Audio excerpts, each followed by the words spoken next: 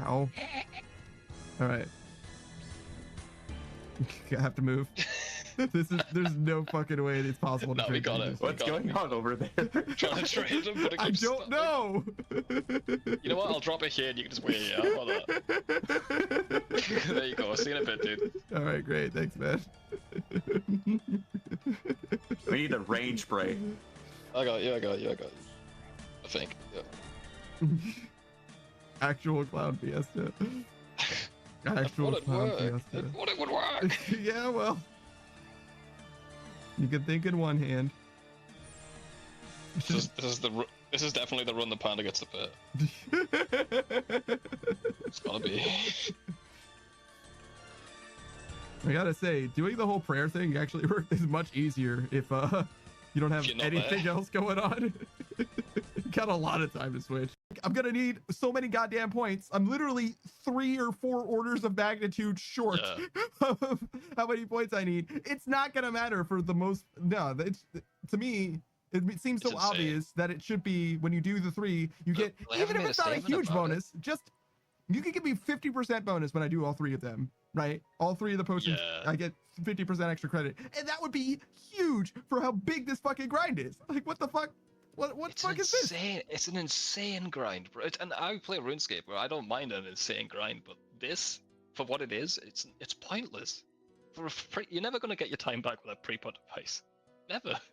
Oh yeah, no shot. Well, maybe if you do cock 30 on repeat for the rest of your life, it's possible. For the rest of fucking maybe, dude. Because some people do like literally raid nonstop, but the thing is the people that raid nonstop, they're not doing this. Do you see this guy with a massive dong, by the way? Oh yeah. He's like holding himself up with it. Pretty cool. He's like fully presenting and like tripoding. It's fucking ridiculous. Yeah. Can't believe this shit. There's a crying clown in here. Yeah. No one with gray hair though. Upstairs in the prison. I didn't even know there was an upstairs. Yeah, no, it doesn't look like it. Did you just kill that man? Jesus! What? Shut up, dude. He's a fucking convict, dude. I can kill him if I want. All right, come on. I think that was a guard. Longbow Ben? Yo ho! Oh! So you're a pirate? Aye, laddie, that we are. Aye, that we be. Nay, always ye say it wrong. 'Tis we are, not we be. I be a pirate, not a scurvy schoolmaster. Ye be a fool, and a disgrace to piracy. Now ye be saying be too. This thy fault. I think I'll leave you two to show this. That was not helpful in any way, but it did fulfill me emotionally. Murder! What a ridiculous assertion. I may be a thief, but I've never killed someone. Starts to kill you. I mean, fuck her up, dude. Adala, this is really unnecessary. I mean, like, Adala, you're really embarrassing yourself at this point. You haven't even hit one yet, Adala. Adala, do you... Seriously, I think we can talk about this. I don't think we... All right, bitch. Yeah, fuck her up, dude. Full fucking defensive prayers, dude. Yeah. Switch to kick. Yeah, it's disrespect. The disrespect. There you go. It's like, whoa, wait a minute. You did 3 damage to me? Nah, get the fuck out of here. You're kind of down to earth. I mean, you're pretty small. Thank you. Thank you for that. And you didn't have a bed for so long that you're basically sleeping on the ground too, so pretty down to earth. My mattress is still on the floor, actually. Of course. Yeah, sorry. At least you got a mattress. Yeah. Now. There was a few days when I didn't have anything approaching a mattress, and then I had an air mattress for 2 years. He slept on a mushroom like a smurf. It's fucking weird. Actually, my laundry is what I slept on. Jesus Christ, Panda. Yeah, okay, he's down to... It wasn't like... Well, it was clean laundry, to be fair. It was like my spare clothes. Like, think of it as like winter clothes or whatever. I slept on a pile of winter clothes. I actually have to catch... Yo, Shuro, I appreciate the redeem, the do a flip. While I'm doing this flip, I'm going to be shouting out Saku Konpaku, friend of the channel, longtime friend of the channel at this point. Very knowledgeable iron. Wait, can I do this while doing... You guys should follow Saku Konpaku because he's so great and he does wonderful things. And weird. It's a weird shout out. He does have mechanics and stuff, but is it just a ruse? Yo, he fucking protected my Void Waker spec. Huh? Holy shit. Oh my god. How did he know? Varlin War Part 2. I've been hearing so much about this in the Discord because of you, Savage, and also others. Yep. So my expectations are on the fucking ground right now. Let's go. No. Everyone was saying the new shit's good because Steel Dragons. What? Okay. Hey, look, man, I did like every one of my Steel Dragon tests. I'll have you know. Remember when we had the argument about the Kodai wand? Yeah. It's like the Kodai wand, but even worse. It's even worse than the Kodai wand. Yeah, instead of doing all bursting tasks with now it, you're a ninja. fucking Steel Dragons. Cool, dude. Not finally teleports like 100k right now. What's going on? You want me to do Corp for 3 minutes? Alright, what does that even mean? I do I even get the Dragon Warhammer? No, hang on. I can lower the stats for you. Oh, the cat tech, I see. Don't start the timer. I'll lower the stats for you, then you can come kill it, yeah? Oh my fucking god, New tech was worth it, by the way. So. The new he found a way to deliver cats wherever he wants. That's pretty good. I want a fucking 50-50 split if you get the drop though. Sure. I swear to god, if I spec this, I want the collection like What if I get the pet? Is there a Corp pet? just fucking cut it in half.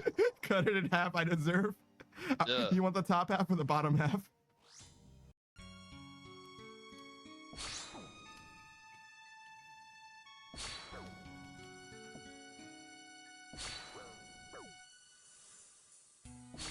All right. Oh my god, he became cats.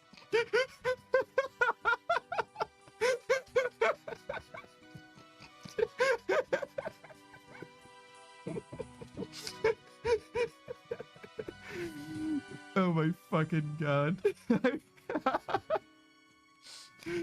Oh my god. I actually, now that I think about it, I think I knew that the cat thing was a thing, but I've certainly never seen. Do I sound like horrible, by the way? No, you sound fine now. You keep telling me I sound like shit when I join. You really hurt my self-confidence, bro. I only tell you you sound like shit when you sound like shit. Well, you sound mean when I join. Only when you sound like shit. Oh man. Bringing me back to high school. Look, man, I mean absolutely no harm at all. Sometimes your voice just sounds really, really bad. Hey, our friend. Oh my fucking god.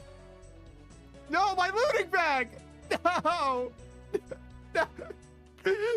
No. No. It's so sad. No. Not my looting bag. No. Why?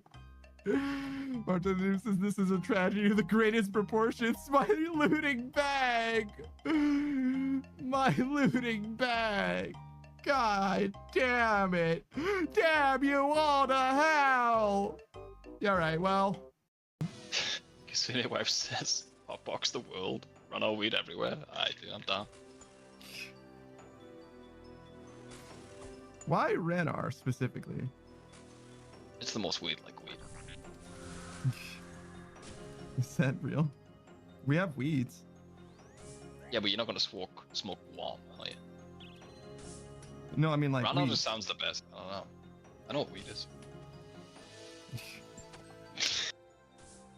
Did you just say I know what weed is defensively? Jesus Christ, dude. I thought it'd be funny. It was funny. Yeah, I think I know what weed is, dude. You have no idea how good I touch chicken butt. All right, y'all.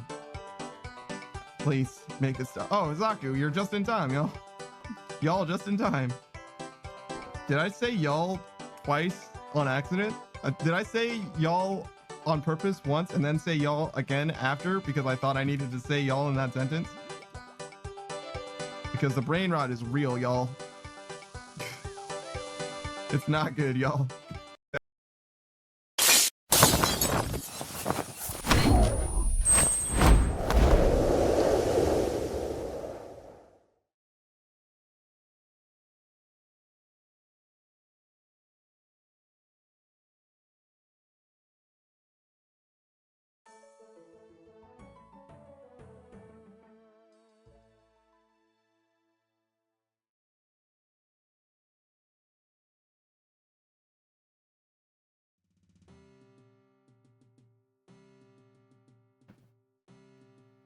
I might have muted my microphone. Hello, I am that Daft Punk Panda. I might have fucked up completely. Greetings.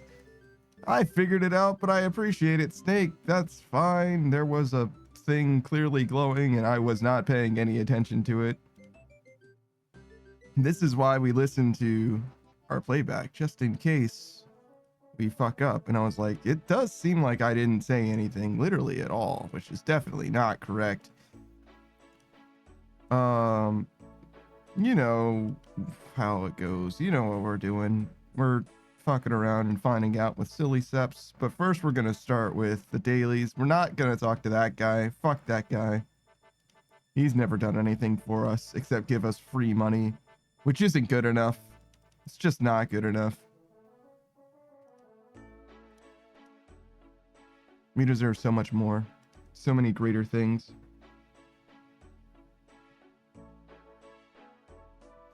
Because he says, don't fuck that guy. You don't know where he's been. Actually, I know exactly where Zaf, the staff man, is, and I know exactly what he's delivering, and it's well and truly good goods for affordable prices. I just don't believe in him personally, emotionally. He might not be good enough for me, is what I'm saying. After all. How's it going, Cozy? We're gonna chop some fucking trees. Because he says, holy shit, you have hella money. Not for very long, I don't. We've determined how much our grind is going to cost, and we have enough money after we get some money from the grind, but not by much. So this is the order that we've actually done maxing, and we're going to stop wood cutting at 12.7 mil. We're going to get 99 mil from doing hunter. We're gonna not do herbivore at all. We're gonna not do mahogany homes. Instead, we're gonna do oak dungeon doors, which is gonna cost us 100 mil, basically the same amount of money that we're making here. We're probably not gonna do Hydra, even though it would give us almost a bill, because Slayer is like twice as fast and will get us some money. Hard to say how much. And similarly, Guardians of the Rift is like 40 hours slower than Arania, and will also give us 50% less money. So yeah, you get the idea, right? We're gonna end up with some money for sure by the time that we finish, but it's a little hard to determine how much money that is precisely because I haven't calculated Wintertide or Temporos at all. And the biggest expense, other than obviously this loss in Oak Dungeon Doors and this loss in the Chaos Altar, is Herblore. It's a 5 mil loss to do Herblore, but the way that Herblore works, as I'm sure you know, is we're going to be buying like unfinished potions and snake grass, right? And making those into potions that we then sell. But the money that we get from the potion isn't part of the loss, if that makes sense. So selling it back gives us money back. But the amount of money that we need to invest is like dramatic. It's like literally hundreds, maybe thousands of mil. Probably not actually literally bill. But definitely hundreds of mil. And that's just way, way, way more than we have actually right now. So we're going to have to be recycling a lot of it, which isn't a big deal. It just means that we're going to have to do it fairly slowly. Because like we spent 4 mil just getting 50,000 experience or something, Herblore experience yesterday. So it's going to be very, very, very expensive for that one. So I am a little worried about that, but I've been putting off the prayer grind already, and I know that Booze is getting more and more anxious about it as time goes on. So hopefully we will send prayer, even though it isn't necessarily the best idea. One of the other things that we want to do is specifically get our construction to 86, because if we get construction to 86, we will be able to get rune crafting experience from Tears of Guthics. And rune crafting experience in Tears of Guthics is like, well, Tears of Guthics experience is very consistent. It's around 13 to 14,000 for me, just because I'm not very super good at it, which ends up being a rate of around like 400,000 experience an hour, which is some of the fastest experience you can get, to be honest. And we're talking versus Arania, we're talking like 5 times as good, something like that.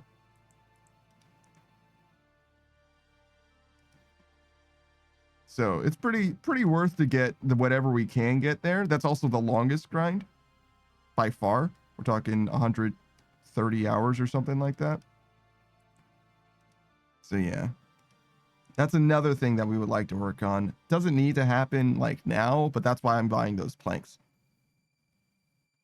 Because he says, I'm doing okay. I just woke up. People go for black chins over red. Black chins is way more money. It's just that black chins, you have to not die to PKers. So yes, but only if they need money and only if they don't get PK'd. But yeah, but it's definitely better. There's no doubt about that. It's just a matter of if you're gonna fucking die or not. Zero says, bro, up early as shit. This has been this way for as long as literally longer than you've known me, actually, because this is day 1. In 4 months, it will be 2 years that I've been doing the same schedule in exactly the same way. My schedule has been perfectly consistent this whole time. I haven't completely abided by it, to be fair. Sometimes I end a little bit early and stuff like that, but I have been perfectly consistent as far as start schedule. I've very rarely been late at all.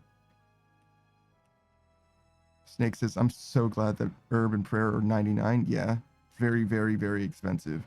Prayer is actually in a lot of ways much less expensive. It's just that you can reinvest your herb lore stuff. Even though it's a loss, you end up getting most of your money back. It's not a very big loss. Because he says, I need a friggin' coffee. Yeah. I don't have any caffeine. Well, I have a little tiny bit in the tea that I have is caffeine free, but it still does have a little bit of caffeine in it. It's just called caffeine free. It's like dramatically reduced caffeine. I'm not sure why they call it that. Right now I have some decaffeinated black tea. Yeah, that's it. Well, I guess they call it decaf. They don't call it caffeine free, right? There is caffeine free tea as well. I guess that would be an herbal tea, which might not actually have any caffeine in it at all, but I don't have any of that right now. I just have black tea. Which, by the way, I didn't brew particularly well. It did okay. I definitely was lacking on the honey front, the sweetener. Cozy says you can get decaf tea as well, if I recall correctly. I might be wrong. I never had it myself. I have decaf black tea, yes. I certainly can certify that. It's just that it's not fully lacking caffeine. It's just got much less. Hey, Wesley's all day and every day. I feel like all you ever say is hello, which is very funny to me. Hold on, we're checking your log. We're checking the record. We're checking the tape. It's, oh my God, it's so consistent. Even to the number of exclamation points, it's consistent.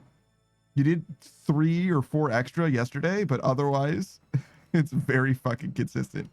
Oh my God. Imagine. Do you copy and paste it, or do you type the same amount of exclamation points every time? I need to know. Does it vary by the level of excitement that you have that particular day? And it's just that yesterday you were popping off? I didn't even notice. I'm sorry that I didn't have the state of mind. You know what I'm saying? I wasn't even conscientious enough to track the number of exclamation points. But now in retrospect, I can see Wes says, you don't have to say my full username each time. You can just say Wes or Wesley. Yeah, that's fine. I do it because I want to. Thank you. If you would prefer that I don't, I can certainly not, but I certainly don't mind. I have nothing better to do except say your full username. You typed it up all the way. And also I can read it properly as opposed to everyone who reads my name, who calls me the Daft Punk Panda, which is certainly not my name. But to be fair, it is close.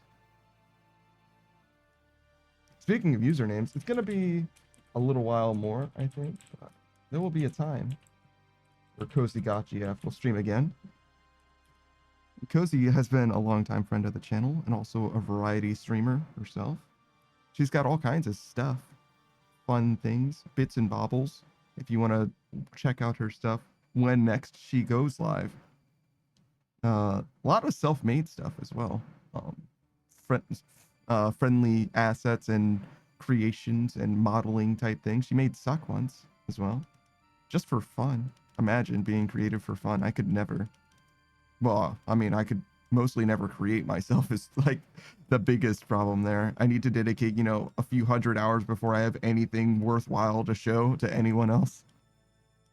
Well, I don't know. Sometimes you can just show off something just because you're proud of it, but you get what I'm saying. In the field of competitive art, if you will, it's going to take, getting off the ground, get past the stick figure stage. Because he says, I'm working on the art as well as fixing my life. Yeah, fixing life. Priority number 2 to working on art, as expected of an artist. Oh my gosh. Yeah, I don't know about that one, Doc. I think you should take care of yourself.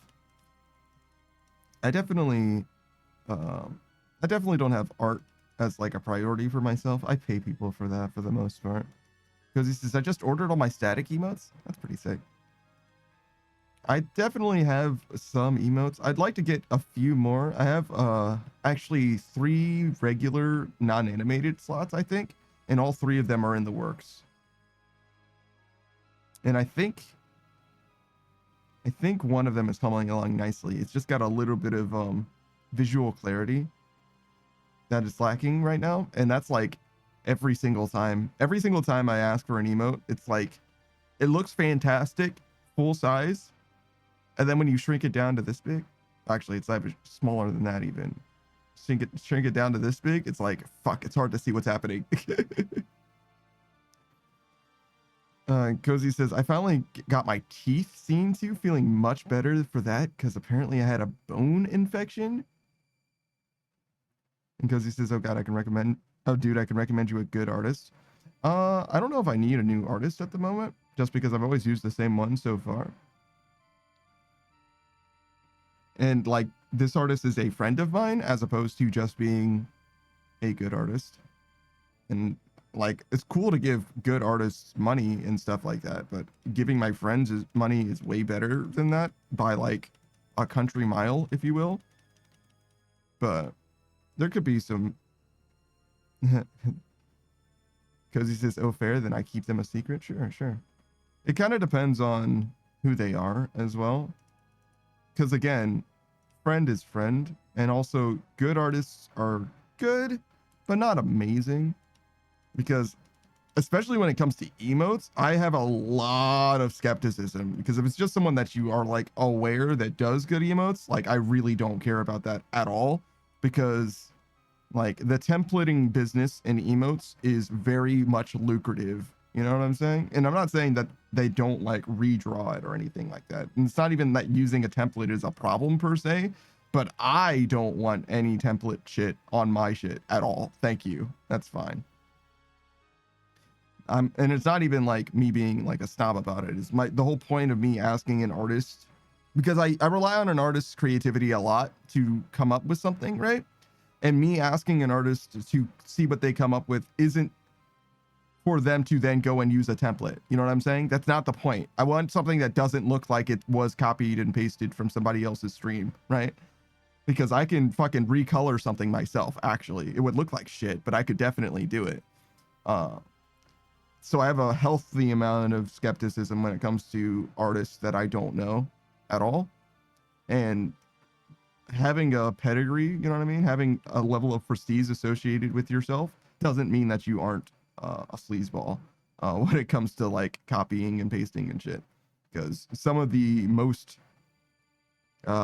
say, accredited, not emote artists, I don't know about emote artists particularly, but I do have a horror story about a model artist, you know what I mean? A VTube studio artist, literally just copying and pasting their fucking rigging type shit, which is like, I kind of get why they would, but when you're paying top dollar, like literally top dollar for the best of the best, that shit is so fucking unexcusable. And I don't know, obviously, that artist that you're talking about has that problem literally at all, but I am saying that I don't know them, and I am definitely more than concerned about that kind of thing. And you would never know, obviously, about that without getting some kind of like work in progress type art. Like, you already have to be working with them in order to like really truly know whether they're like legit, you know? Unless, for me, obviously, for you, you could know, but because you've already worked with them. But I wouldn't know until after I do that. So I have a lot of hesitation about working with new people, for sure.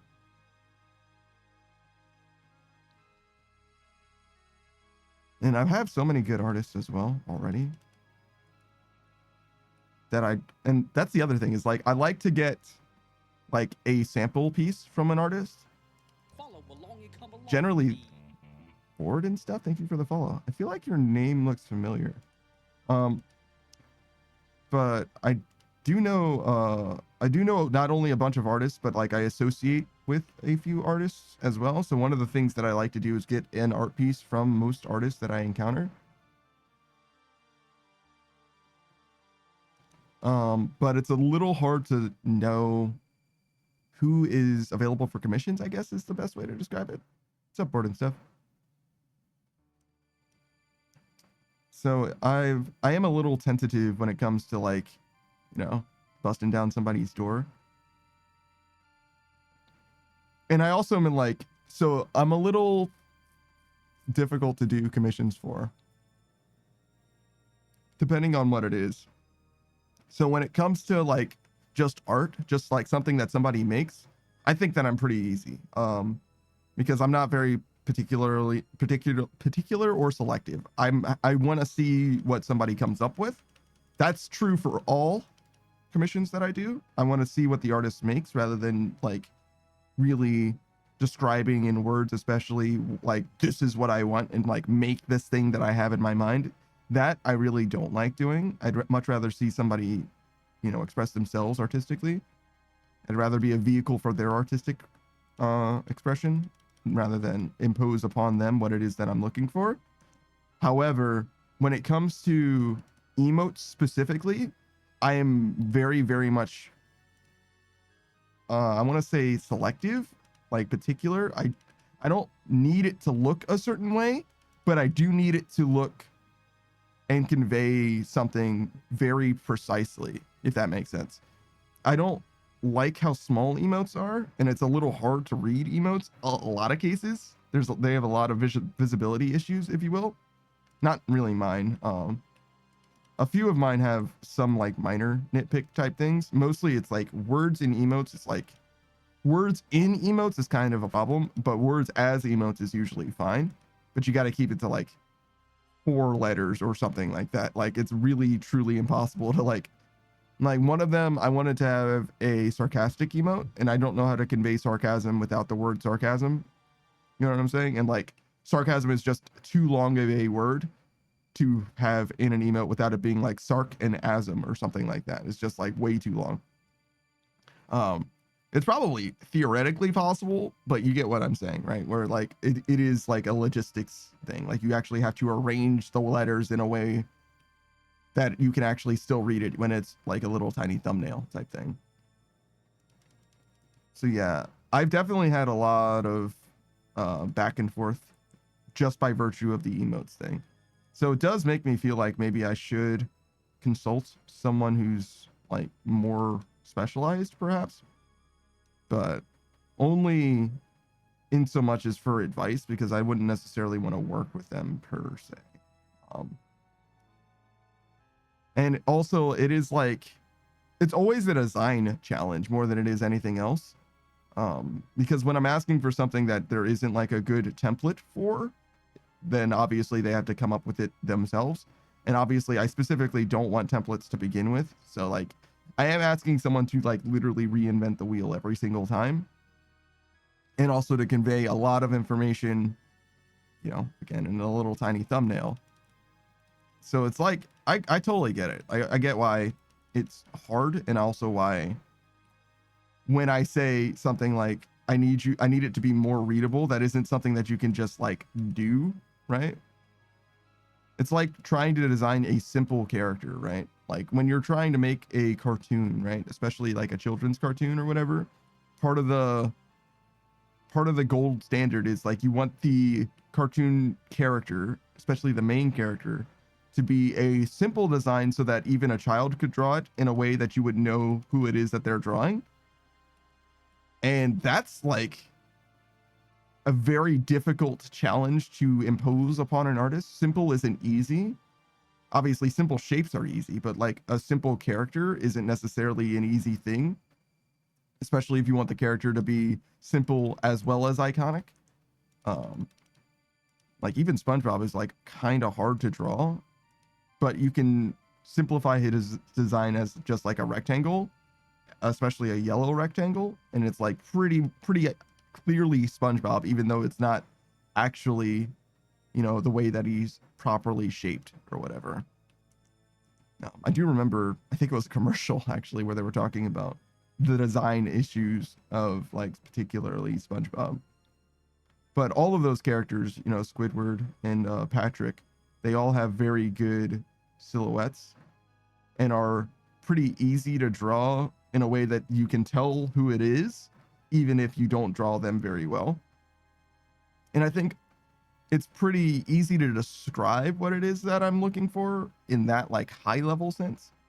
But emotes are very much about like pushing and pulling like features, because like it's supposed to look like me, right, doing an emotion, but the thing that matters is the emotion, not so much my design elements. And my design has a lot of features that mostly need to be ignored, I think. Like the hood is fine and the mask is fine. Both the hood and the mask together in an emote is like probably too much noise. Not that it can't be done. You get, like, I have some emotes that have both just fine. You get what I'm saying? But it depends on like the density of information in some ways, but also just like the clarity, because usually the fidelity of the emote itself is not the issue. It's just like conveying to so many different parts. There is I was looking at Iron Mouse's emotes. I like to look at her stuff because obviously her stuff is very, very good, but also sometimes she'll have like a lot of information density. There's one where it's one emote where I feel like she's either pushing Connor out of the way or Connor's like holding her up or something. So it has two people in it in like a composition, like interacting with one another. And I'm like, how did you even make one emote like this? Fucking incredible. Like, how did you even do this? I mean, like, obviously looking at it now, it's very simple, right? But from a design thing, it's like, man, you had to like squeeze them in there, dude. Because it's like a square image that's, again, way smaller than every time I try to say like this is an emote, it's like this is way bigger. It's smaller even than this prayer icon. It's like this big. It's a little tiny dude. It's a little tiny guy. And also another thing that I've realized that's like really antithetical to the like emote design is the white tone is fine for me. Like the hood part is good, but my ears are dark and my shoulders in the jacket are always dark, which makes it really hard to see against the background that is Twitch. So it's like, one thing that I do for the text is I always add to the white text a black outline, but also I add like a transparency, like, or an opacity, if you will, the black opacity, just so it's easier to read the text no matter what it's over top of. That's like something that I've picked up from subtitles, actually. And the same thing definitely applies to emotes in a big way, where it's like edge lighting, rib lighting, or even just an outline, just like a regular outline, is tremendously helpful for some emotes, particularly dark color dominated emotes, right? Though obviously there is, I think, a light mode for Twitch, but the same thing applies, right? Where you would want to have your dark things be light outlined so that you can see them on dark backgrounds, but it would also work on light backgrounds because the light color would be completely absorbed by the light background as well, probably. So it ends up being the same, right? If you just layer them that way, it ends up working basically all the time. Unless there's some kind of like weird zebra pattern or whatever that it could be a little hard to see. But that, I don't know if being able to read something over top of an optical illusion is necessarily a concern. You know, like the spiral and the squared optical illusion. I don't know if that necessarily is a problem per se, or at least a problem that I'm worried about tackling, because like that one's enough of an individual use case that it's like, yeah, it's fine, I'm sure. Well, what the fuck is that thing? The twin flame staff. Oh, that's the new shit from the Guardians, the Giants, excuse me. I was like, what the fuck? That it looks kind of like a partisan. I finally looked into the partisan again. I used to know what each of the gems did. We raided into Frank yesterday, and he's still trying to get his yellow gem. He had his red gem, I believe, but he got his blue gem just after I raided in, which is cool in a way, but is not even remotely good enough. The yellow gem is the one that you want, and the other gems don't matter. Well, the blue gem is the one that you want to use to kill Calphite Queen, I guess. And also just like Calphites for Slayer, I guess. But like, that's not what he wanted. Like, who cares? This collection log slot is not a good enough stopgap. He really, truly needs the yellow one. The yellow one has like built-in sustain, if you will. You trade like 50 prayer for maximum health. Well, actually, like fully restores basically all of your stats. It's also 75% spec energy, but it allows you to do 500s basically, and also, you know, more than that in theory, without eating any food, like doing any kind of recovery. It basically gives you that ambrosia type healing without, also, we are like completely out of food. What happened? Jesus. Without waiting for the resupplies or anything like that. You can literally just spec one time and instantly get your shit back. I guess we need our desert amulet too, because we're missing a little bit of health. Lots of pets here. I feel like you can tell I'm like really in the end game now, because every time I go to like reset, I see people who are doing like real content. So if I go to the desert shrine, the desert amulet teleport, Narda, I'll see like people, you know, with inferno capes and sights of Atur and shit like that. And if I teleport to the crafting guild, I'll see all kinds of different people using that bank. You know what I'm saying? Like, I'm using the banks of the upper echelon instead of just whatever bank now. It's crazy. It's also funny because technically this teleport is only marginally better than the achievement diary cape, which is what I was using before, and I didn't really see people there either. It is definitely worse technically. This is always 7 and the achievement diary cape is 7 to 9, so it is slightly worse.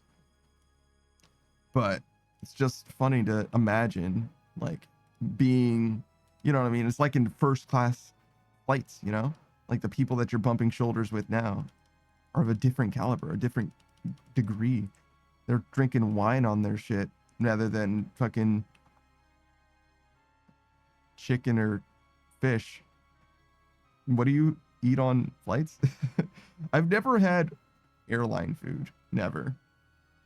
I think it's supposed to taste different because of like the pressurized cabin or whatever, mostly more than anything else, but I've never eaten on a plane. I've never really flown very far either anyway. I've gone from the East Coast to the West Coast.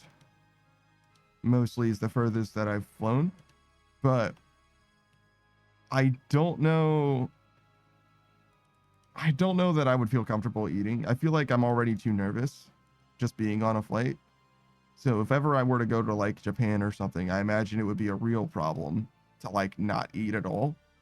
But I think I might struggle through it. Like 15 hours without eating, like, yeah, I think I would probably try for that, because the alternative is that I do eat something and then just like have to endure with just the most severe, I don't want to say like intestinal distress precisely. It's more like just anxiety induced like digestion problems or whatever.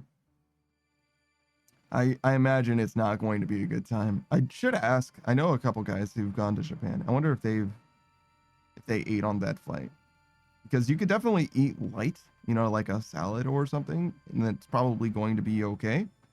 But I also wouldn't want to use like the airlines or the airplane's bathroom if I can help it at all. I mean, obviously no one wants to use that bathroom, but it is kind of is what it is. But yeah, no, I don't think that I would be very thrilled to eat during that. I think it's a bad time.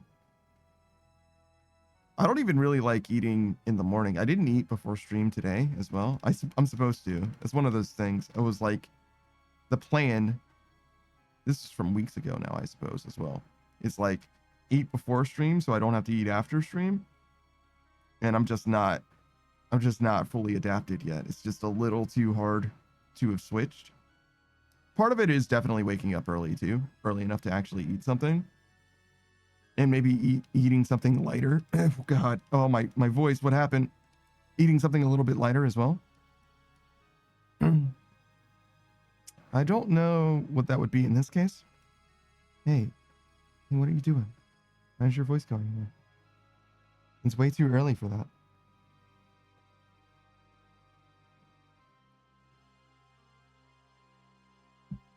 We'll assume that this tea will help.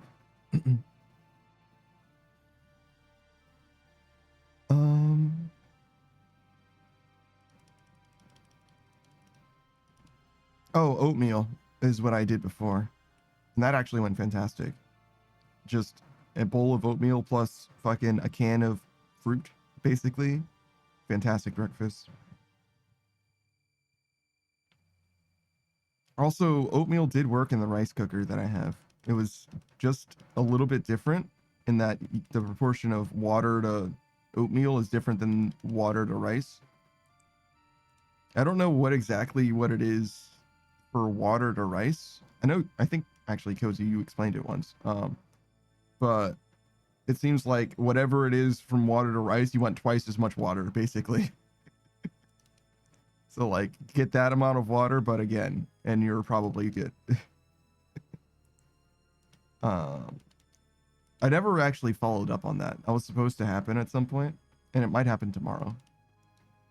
Ooh, will it though? Because if I eat after stream today, that would be very soon after eating that I would eat before stream tomorrow. So maybe that won't actually happen, unfortunately. That's one of those things. It's like, in order to like stop, well, I don't necessarily need to stop eating at night. I just need to start eating in the morning. Like, you really have to like do it progressively earlier in the day every time, I think. Either that or you like need to skip a meal. Because forcing myself to eat is not a good look for various different reasons. Most notably, like,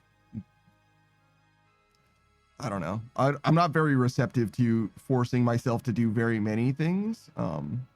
Like, I'm happy to do a lot of different things, but if I would not feel comfortable doing something, then forcing myself is a great way to make me not want to do anything at all. like fully shut down type situation. I don't negotiate with the like you have to do this thing very well. It doesn't feel very good. I imagine a lot of people are like that. Like nobody wants to do the things that they don't want to do.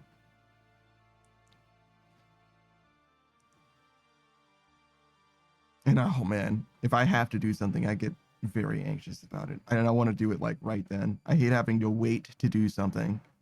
It's terrible, truly dreadful.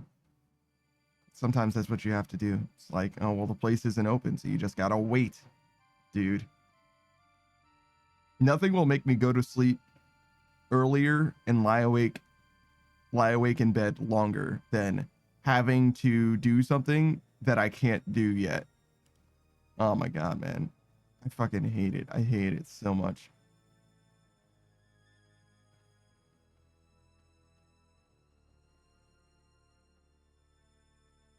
I'm a little worried. Well, I guess I shouldn't be.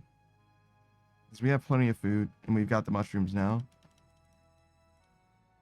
I'm worried about the next run. Oh, did this refresh?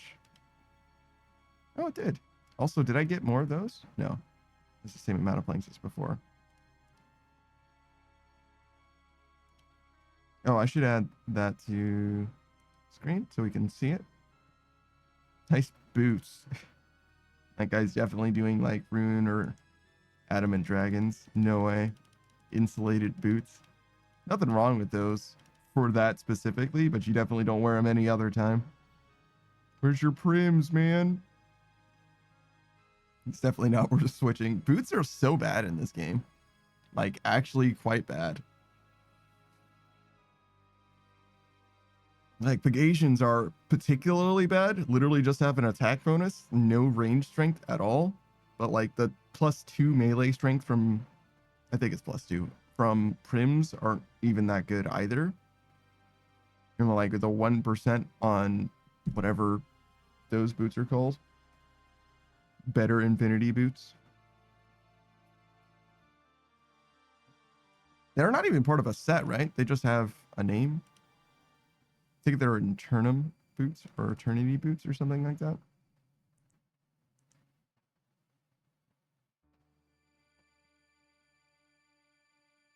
Oh, that does remind me. Tomorrow we're going to start with Satisfactory. That's very exciting. Finally back on that grind. I do want to get this grind done as soon as possible. And when I say this grind, I mean like maxing, not just woodcutting. But there's only so much that I can even do about that. We can't stream more without like actually dying. Mostly, I think. Maybe we could stream more. I don't know if I want to broach that though. It's a very dangerous prospect to just like stream during my 2 days off. Like I very well could like start dying very quickly. Like so I wake up at 8 a.m. or 8:30, whatever, somewhere in there, every day. But obviously I only stream on the weekends starting from then. I just think that it's a good idea to like consistently have the same wake up time. But I definitely do cheat in that I will take naps during the day when I'm not streaming, obviously. And like very concerned, very, very concerned about like having less time to nap during the day, because it seems like those naps are becoming less optional and more necessary. It's like we're gonna die. We're gonna actually die if we don't sleep like when we're supposed to be sleeping, which is kind of helpful. It's kind of helpful that Monster Hunter Wilds just came out, because I don't want to see Monster Hunter Wilds gameplay. I kind of want to experience the game myself. So when all of the homies are playing Monster Hunter Wilds, it's like, I guess I'll just go to sleep early. I say that, but that only has happened like once so far. Usually I hang out for like entirely too long. I really do need to like go to sleep soon after my stream ends, especially on Friday, Saturday, Sunday. Like most other days I can kind of fake it, you know what I mean? It's okay. But like the consistent wake up time is like nice, but really the consistent go to sleep time is pretty important too. It might even be more important, I would say. It's just like I can abide by an alarm that wakes me up. I can much less abide by an alarm that tells me to go to sleep. That one is a little hard to like listen to. But man, does it fuck me up. It does it fuck my shit right on up to just not sleep at all. I say not at all. I very consistently do go to sleep. It's just that I don't sleep enough most days, I would say. Which is probably pretty normal. Like, I imagine most people do go through the same thing where it's like nobody's sleeping enough, but everybody just kind of fakes it anyway. That's what coffee's for. I don't think that coffee actually is a substitute for sleep though. I think that's a very unhealthy lifestyle. It should help you wake up, but I don't think it's supposed to substitute sleep in any way. I think I wake up okay though. I'm a little bit like, I don't want to say tired, more like spacey. But I feel like that's kind of how I always am when I first wake up. I feel like I'm here, I'm present, I'm around. It's a little hard to tell. How do I describe this? When I'm tired, it's hard to tell that I'm tired. I know that about myself. I definitely do feel like something is a little bit weird, that it's hard to place what exactly the problem is. But when I'm like all together, it definitely is. Again, I feel like I'm still myself at the time, but I can more obviously tell that I was tired before, if that makes sense. But yeah, speaking of things being slightly different and changing, one of the things that I would do in previous weekend streams is we would end early fairly consistently, just because we would go, like today we're going to be playing Marvel Rivals with Beatrice, Chuzzy, Savage, Delta, yes. And while we could certainly end when they're done, which is usually around 10:30. Queen of Queens says, I love the VTuber model. Thank you. I didn't make it myself. I just provided the sketch, but Darren Tsukasa did a great job. Yeah, we're going to play probably Marvel Rivals. It's going to be like not 12 hours from now. It's going to be a long time from now. We start at 4 p.m. EST, which is like 7 hours from now, a little less than that, 6 hours and some change. But yeah, we're gonna play Marvel Rivals, and usually we'll end a little bit early, because my stream goes about 15 hours on the weekend, Saturday and Sunday. So the thing is that I usually end early just because it's like pretty natural to go from like the high energy of a collab to like ending, rather than going, you know, we're building up, you know, waking up as we're doing solo steps, and then towards the end of the solo steps, sometimes Savage will join us and we'll do Volcanic Mine, and then we'll wrap up with Volcanic Mine and switch to Marvel Rivals. And then Marvel Rivals is obviously a pretty high intensity game. A lot of stuff is happening. It's kind of chill as well, because it's not like we're doing ranked or anything, so we're just doing quick play, just vibing it out. But after all that, then going, okay, well, we finished with Marvel Rivals, let's go back to solo steps, and it's just like me all by my lonesome, just like vibing it out again. It's not necessarily impossible or anything, but it's very natural to just be like, oh no, it's okay, we'll just end stream together. So that's what I had done before, but we're trying to max very soon. Queen of Queens says, thank goodness I haven't dropped from top 500 in Marvel Rivals. Top 500 in the game? Jesus fucking Christ. That's crazy. That's a lot of fucking time to put into Marvel Rivals. I very much just play the game extremely casually. I'm not even ranked in that game. I just play it strictly for fun. I only play it because the homies play it, actually. It's a very convenient game for me to like play with the friends. That's like literally it. Queen of Queens says, oh, trust me, I barely go beyond 4 hours in a day.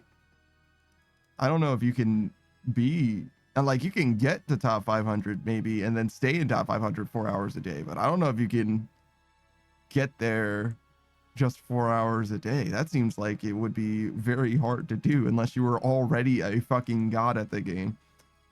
How can you have such inbuilt skill? Or are you just like top 500 in Overwatch and the skills just transfer directly over? Like that's impossible. How? No way, dude. The skill ceiling has got to be really fucking high for that shit. I do know a couple people that are really, really, really good at Marvel Rivals. Ducky's one of the homies. Aster's also one of the homies. Smite experience? What? Smite doesn't feel very similar to me.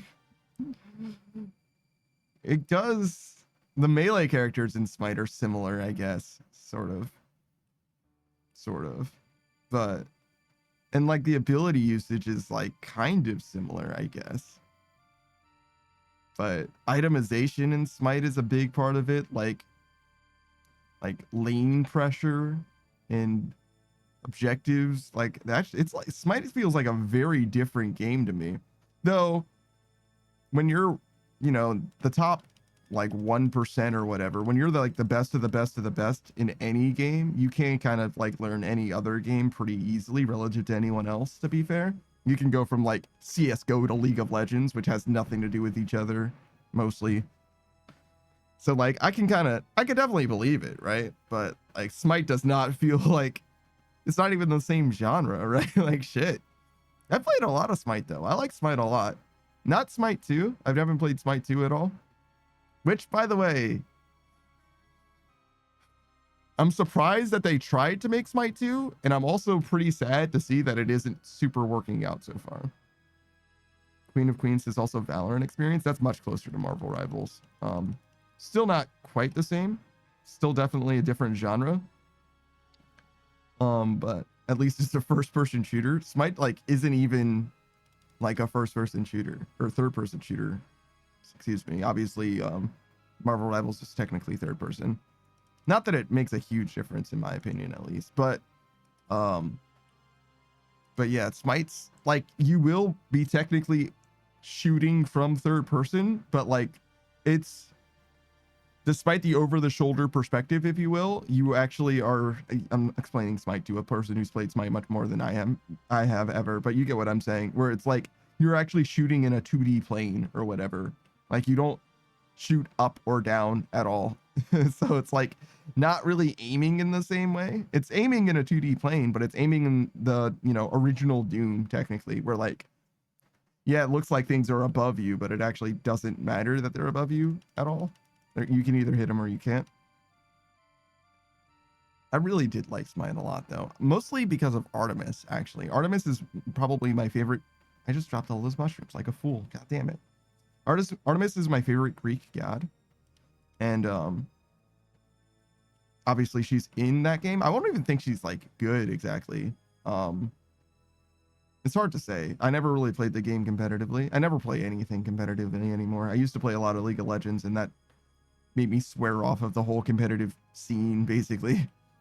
Well, I guess also Halo back in the day. I played a lot of ranked Halo, if you want to call it that, which I guess is technically correct, but definitely doesn't feel the same because I like love that game instead of just feeling like I'm obligated to play it, which is every other ranked game that I've ever played. Wow, Valorant, huh? That one's way too intense for me. I've never played anything Valorant or CSGO. And also like, dude, how do you even aim in that game? It's way too hard. All right, so we're at 6. We need 3 more. If I don't get 3 more here, then we riot. Speaking of League of Legends. All right, sick. So Queen of Queens is a Valorant and Smite player, huh? As well as Marvel Rivals. Who do you play in Rivals and in Smite? I don't care about Valorant. I'm going to be honest. There are characters in that game, but like, You know what I mean? Like they're not as characteristic. You know what I mean? They don't have a strong character definition. They're like mostly the same dude except for like one thing. Like they have like one thing that they can do or two things that they can do. I guess it would be their ultimate plus some other ability as well. Like it definitely feels a lot less different. Like even Marvel Rivals is a little more homogenous than Smite is, to be fair. What the fuck did I just do? I think I just chopped something next to the thing I needed to chop. There we go. I love standing in front of this tar monster and smoking on his shit. I love that for me. Just constantly getting damage rained down upon me.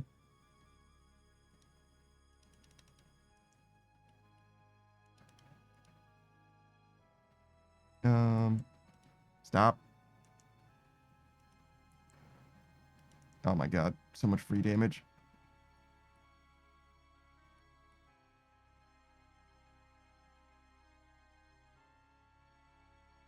Every one of these rare fossils is huge, but I would love to get so many more of them. Which kind of just is what it is, though. I wonder, in leagues, do you get more fossils, do you think? Probably not. If you don't get more fossils, then this isn't actually a very good... Well, I guess it would still be the same because every fossil is worth like 17 times as much or whatever, but...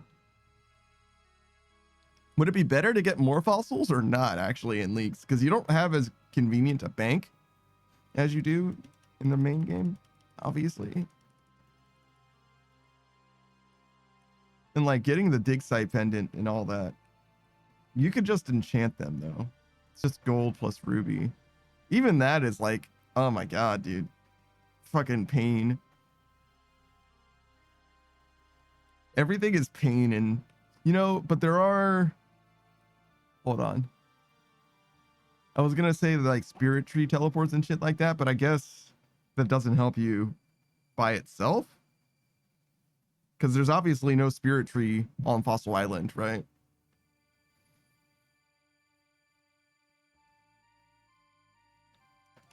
Oh my god, dude. What do you even do in leagues? Like, actually, what do you do? How do you play that game? I could never. Being an iron, except... I feel like it's easier in some ways to be an iron in leagues because obviously you have like the multipliers and stuff like that, but it feels so much worse because I feel like when you're in leagues, when you're doing leagues, it's a time game mode, right? Like you only get it for 2 or 3 months out of the year or whatever. So I feel like everything that you do feels like you have to get it done faster. You have to do it faster. You have to be optimal or whatever. I imagine that's just like me feeling that way though. Like obviously nobody's got a gun to my head, like even to play leagues, let alone do it optimally, right? But I definitely do feel like that pressure would be in my mind as I'm going through it. Whereas in the main game, obviously there's like no rush at all. And even as like an iron or whatever, you can just, I mean, I think that as an iron or even worse as an ultimate iron, there's like literally no pressure at all to like get anything done like fast. The iron experience to me is all about like logistics. Like really what you're trying to do is do things in the right order so that you cultivate like it's like building up like a tidal wave, right? You're trying to like slowly build up and up so that when you're start moving forward, you're able to just like blow over whatever obstacles you might encounter, which are going to be progressively bigger and bigger and harder. But generally you're like acquiring more, like the breadth of your supplies, excuse me, end up being more than capable of accommodating anything. And obviously you don't want to run out of anything at any point. And if you do run out of something, it'll be, you know, when you're finished with something ideally. So it's about preparation, you know what I mean? It's like doom prepping in a way, right? Like your what is it, shelter, you know what I mean? Like MREs type shit. I don't know that people take irons that seriously, or at least most irons do, but I know that there are a lot of people who have figured out that kind of stuff. And also, like, in prepping, it's not like you're prepping for literally every eventuality. You're just kind of like doing this grind that'll help with like a bunch of different things all at the same time. So like one thing that a main would do, let's see.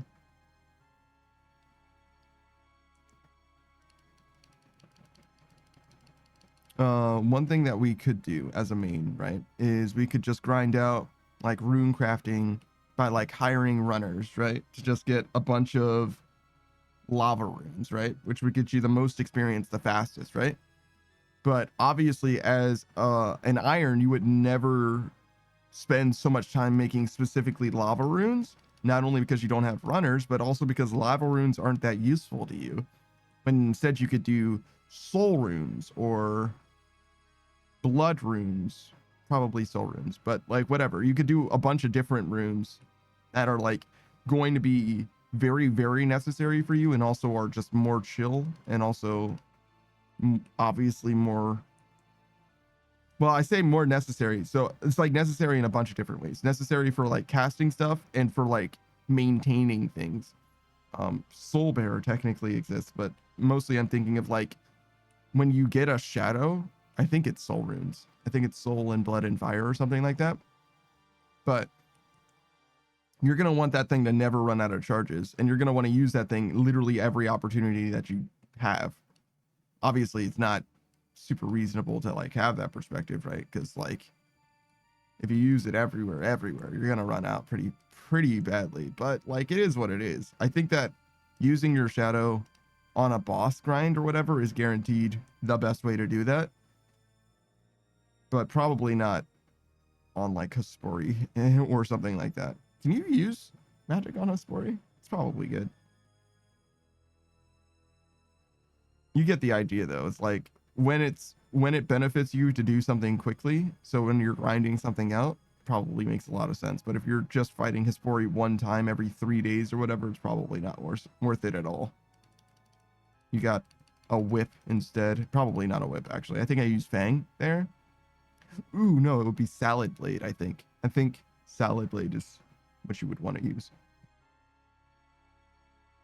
I mean, it doesn't need to be whatever Hespori is weakest to, but it's probably melee and thus Salad Blade, because Mace and the Grazi Rapier are equally valuable and also much harder to get. I'm pretty sure. I think. I don't actually know. How hard is it to get an enhanced crystal teleport seed? You need a Bofa, but does anybody stay for the other enhanced crystal teleport seed as an iron? I don't know about that. I don't know if the Salad Blade is good enough to justify that. Does the crystal armor work on Salad Blade? I know it works on Bofa. Holy shit, I have no idea. I'm so fascinated to know that actually now. Crystal armor. Does it work on literally any crystal equipment?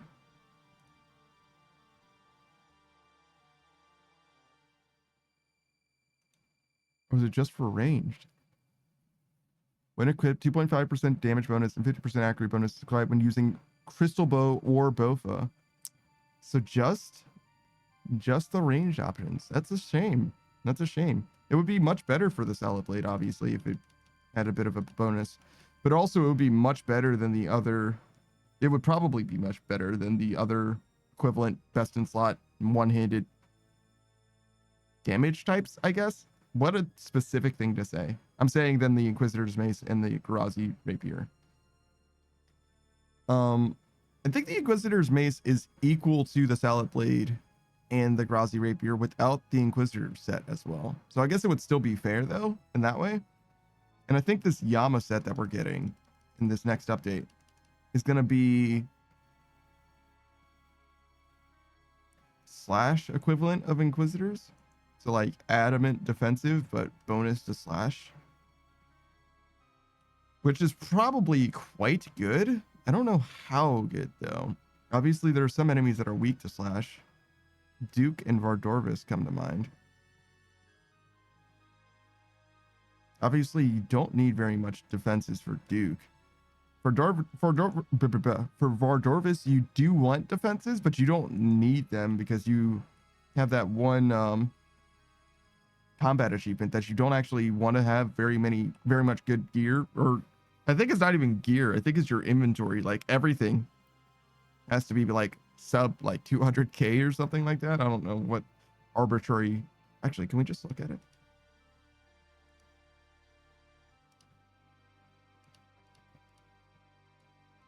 Monster Vardorvis budget cutter with gear worth 2 mil or less in total. So it's not clear to me if it means gear as in gear or if it means gear as in like anything that you have. It should count the stuff in your inventory because you could just switch all of your stuff, obviously. Like, can you imagine if just before you killed Vardorvis, you just took off all of your equipment? Like, literally just remove this stuff?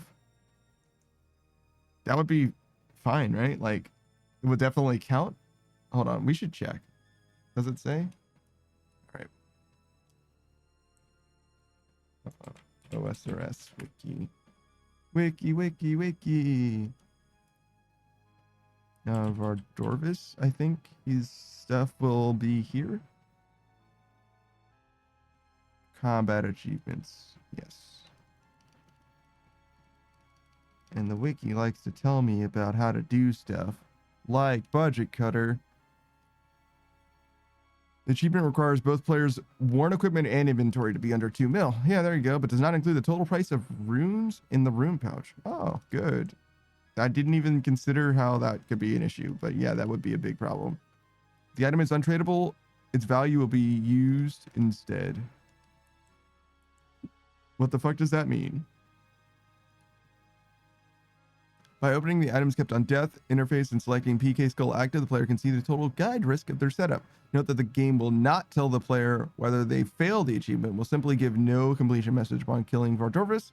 So checking the total value is valid before starting the fight is recommended. Players should use a fairly cheap but strong clash-based weapon, such as Dragon Scimitar or Saradomin Sword.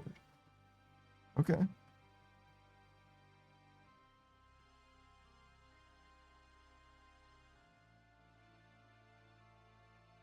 Interesting. So you use the Dragon Dagger or the Crystal Halberd when he's at low health. That makes sense. That's for speccing, obviously. I still want you to use an Infernal Cape because it's not terribly expensive. That also makes sense, I suppose. This is definitely a budget setup. God damn.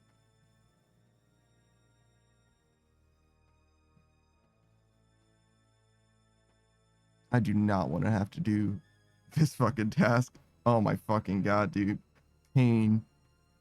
2 mil. 2 mil doesn't seem like enough, but I guess it's fine. I wonder what you eat. Fucking lobsters. Fucking bring tuna with me, dog. Tuna potatoes. Are tuna potatoes expensive? That shit might be expensive. I actually don't even know. I know it's easy to make in that it takes a long time to make, but it's not like... You get what I'm saying, I think. What are we doing? Oh, we don't have any food? I think we do... God damn. I'm really struggling. I think we can do one more.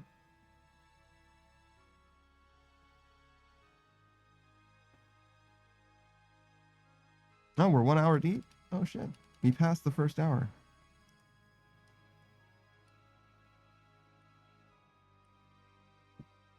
I really like Majora's Mask. I wish...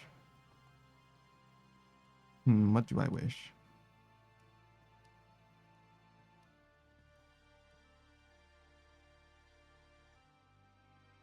I was more familiar with it, maybe? I don't think I've ever beaten it. I definitely haven't gotten at all of the masks, but I've definitely challenged Majora once. But I don't Obviously, I didn't have the Fierce Deity mask or anything like that. I don't think I beat him or anything like that. Because, like, the couples mask was, like, way too hard for dumbass Kid Droid me. I don't even think I beat all of the dungeons, though, to be honest. I'm pretty sure definitely I got all the transformation masks. Definitely. Did I beat any of the dungeons, though? Do you need to beat any of the dungeons to get all of the transformations, or can you just, like, go and do them?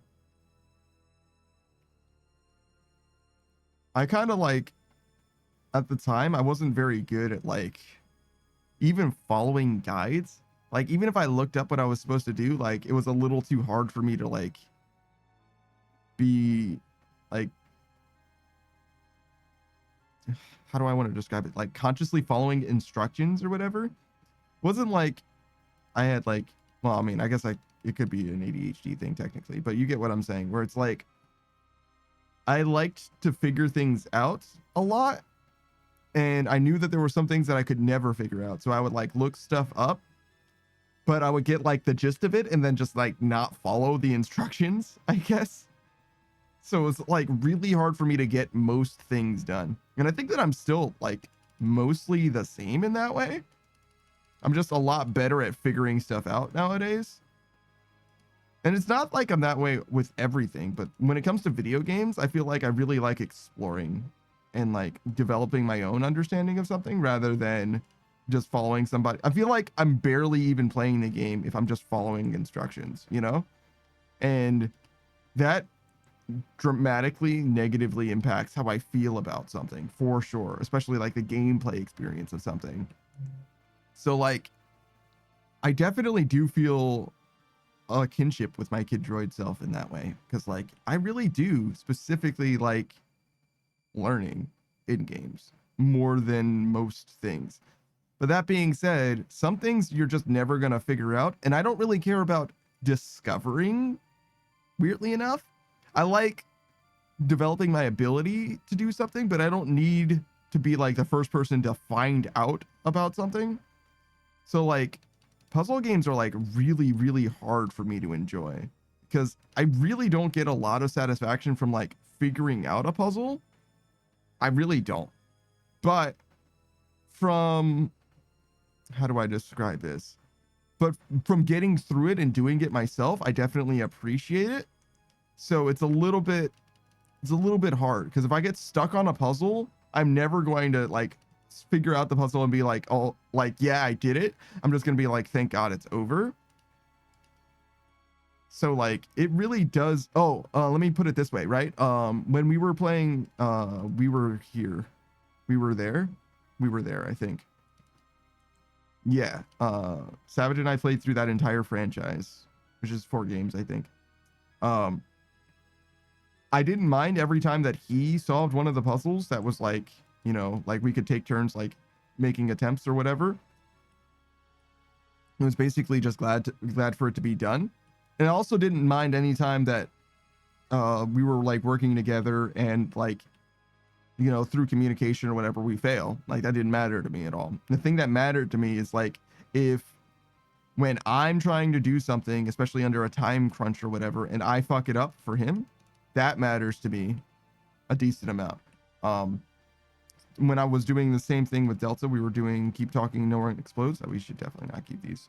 We should just reset. I really didn't like being the reason for us to explode, but, like, to some degree, it didn't bother me when I'm, like, literally doing my best, right? Like, if I'm at my best and I fuck up or whatever, like, it kind of is what it is. It's when I feel like I underperform, when I feel like I shouldn't have made that mistake, which is hard to quantify, but I definitely can feel the difference. You guys can probably feel the same thing. When you know that you aren't doing as good as you could have, that is the shit that bothers me the most in all circumstances. And when it comes to Keep Talking and No One Explodes, that one, I really didn't feel very much guilt at all at any point, because it's hard to, like, have all of the rules in my mind. So I'm not so I'm not so hard on myself to like think, oh yeah, I need to have all of them like memorized, right? It was more like organizing things. It ended up being like a logistics thing. It's like I need to be able to look at a bunch of different things and also to like track the memory puzzle. Like I needed to develop a system for that, which I felt was somewhat cheating, but I also felt like there's just no way that I could remember it without having some kind of like notes for it. Like I feel like someone probably could, but like just the way that my mind works, like you really need to write down like, okay, so the first thing that we saw was a 4, and in the first step we needed to press the third button which had a 2 on it, right? That's like 4 pieces of information, 4 1 3 2, right? And you can't, in my opinion, have all of that for all 5 steps. You would have to know 4 1 3 2 2 1 3 4 2 2 6. Well, it's up to 4, so 2 2 3 2 or whatever. You know what I mean? Like that. I guess it would be 4 by 4 sequence of numbers is like way too hard to memorize and also to adjust to every single time. I could probably do a 4 long sequence of numbers, a 4 long sequence of 4 numbers, 4 sequences of 4 length numbers. That's it. I could probably do that, but it wouldn't be able to do it every single time, switching as needed, maybe even doing it twice in one bomb. That's just way too much, I think, to memorize. When instead you could just write it.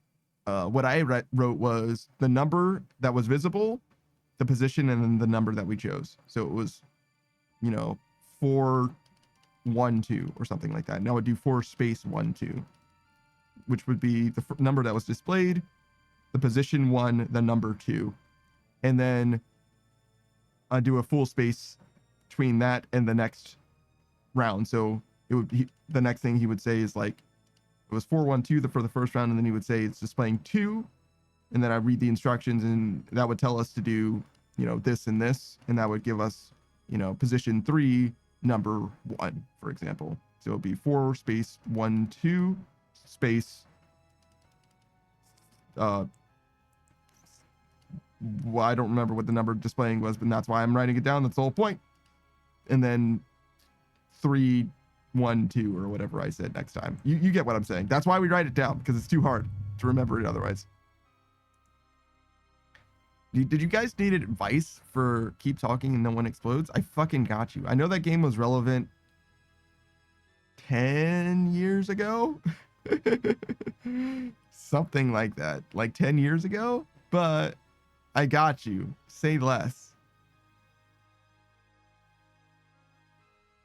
I don't think I have any other advice for that game, actually. I think the rest of it, you just kind of have to, like, feel out. I really don't like complicated wires. That one challenged me in a way that I still can't put into words. I think it's like my spatial cognition is just, like, not very good. The way that they organize the key for that is just really frustrating for me. So it's a 1 2 3 4, I think, 4-way Venn diagram. Yeah, so you can have, they're complicated wires in that they can fall into, or there's 4 different categories, and they can be all of them or none of them, right? So the wire can have, I think it's red and black. It could be other colors as well, but the only ones that are relevant are like white and black or white and red or something like that. There's 2 colors that they can be that are relevant, and it can be like also blue and yellow or whatever. And if the person that you're working with says blue or yellow, you just have to ignore that. That doesn't help you. And then it can also be striped. The wire can be striped, or it can be connected to a star. Like on one of the ends, it can have a star on it. And if it has any of those traits, it is included in a different part of the Venn diagram. There's like, this is the circle that represents if it has a star. This one is if it's white. This one is if it's striped, and this one if it's red, for example, right? So you have to be like, okay, we're talking about the red ones that have a star that are striped. So it's all three of those. And then you have to say, okay, but is it white also? And if it's not white, then it's the part that doesn't include the white part of the Venn diagram, which will be just one individual letter. And then you have to use that letter in a table and say, okay, well, since that letter is D, that means we don't cut it ever. Or if it was C, that means we have to cut it all every single time. But if it was S, I need you to check the serial number and see if the serial number is this, which means that we cut it. If so, if not, we don't cut it. Right? Like, it's not fun. It's not fun to remember all of that. I'm going to be honest. And mostly, again, the problem for me was the Venn diagram part. Like the table part I can do, no problem. But like reading the Venn diagram sucked a lot. The way that it worked, part of the way that the data was encoded for the Venn diagram is that the circle, each of the circles was encoded. Like there was a solid circle here, and then like a dotted circle, and then like a dot dash one, and then like a dash only one. It's not a very clean way of expressing it to me. I would much rather if the circles were like colored or something. The entire manual is in black and white, so I get why they didn't do that.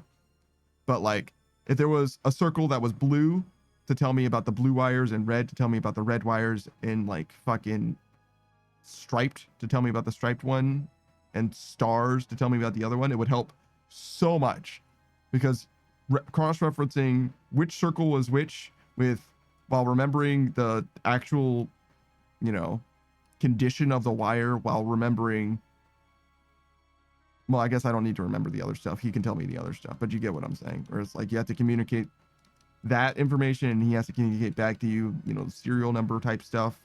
It's not fun. I mean, it wasn't like terrible. I guess it was fun, but it was a lot to remember.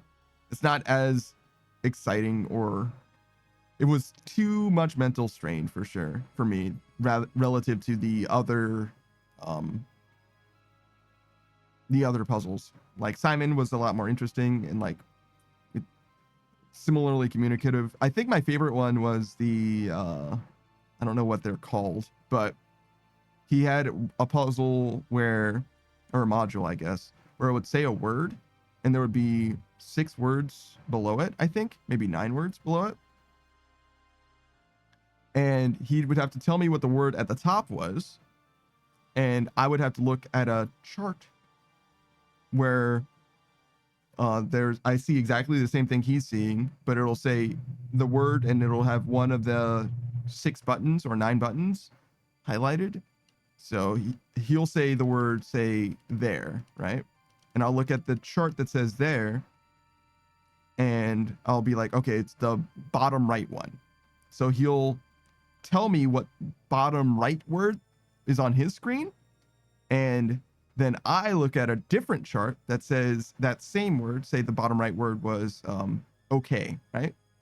I look where it says okay, and I have to read off a sequence of words, and the first word in that sequence that appears in any of the buttons that he has is the one that he presses. So it sounds very, very complicated, but it ends up being a very efficient exchange of information, right?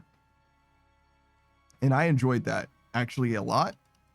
The trick, aside from how much information, how many different points of exchange is going on in that, is that I use the words okay and there on purpose, because there's 3 theirs in the English language: THERE, EIR, and EY''RE, right? And all 3 of those would actually be present in the puzzle as well. Not a good time for those of us who are dyslexic, but I don't think Delta or I are, so we didn't have that kind of problem. But yeah, very much you have to develop some kind of a shorthand where it's like IR for, EIR, and ''RE for there, or I guess that would be, you get it, the one that is a contraction. but yeah, they're over there. You know what I'm saying? You want to communicate pretty efficiently because you're always under a time crunch as well. Shout out to the timer.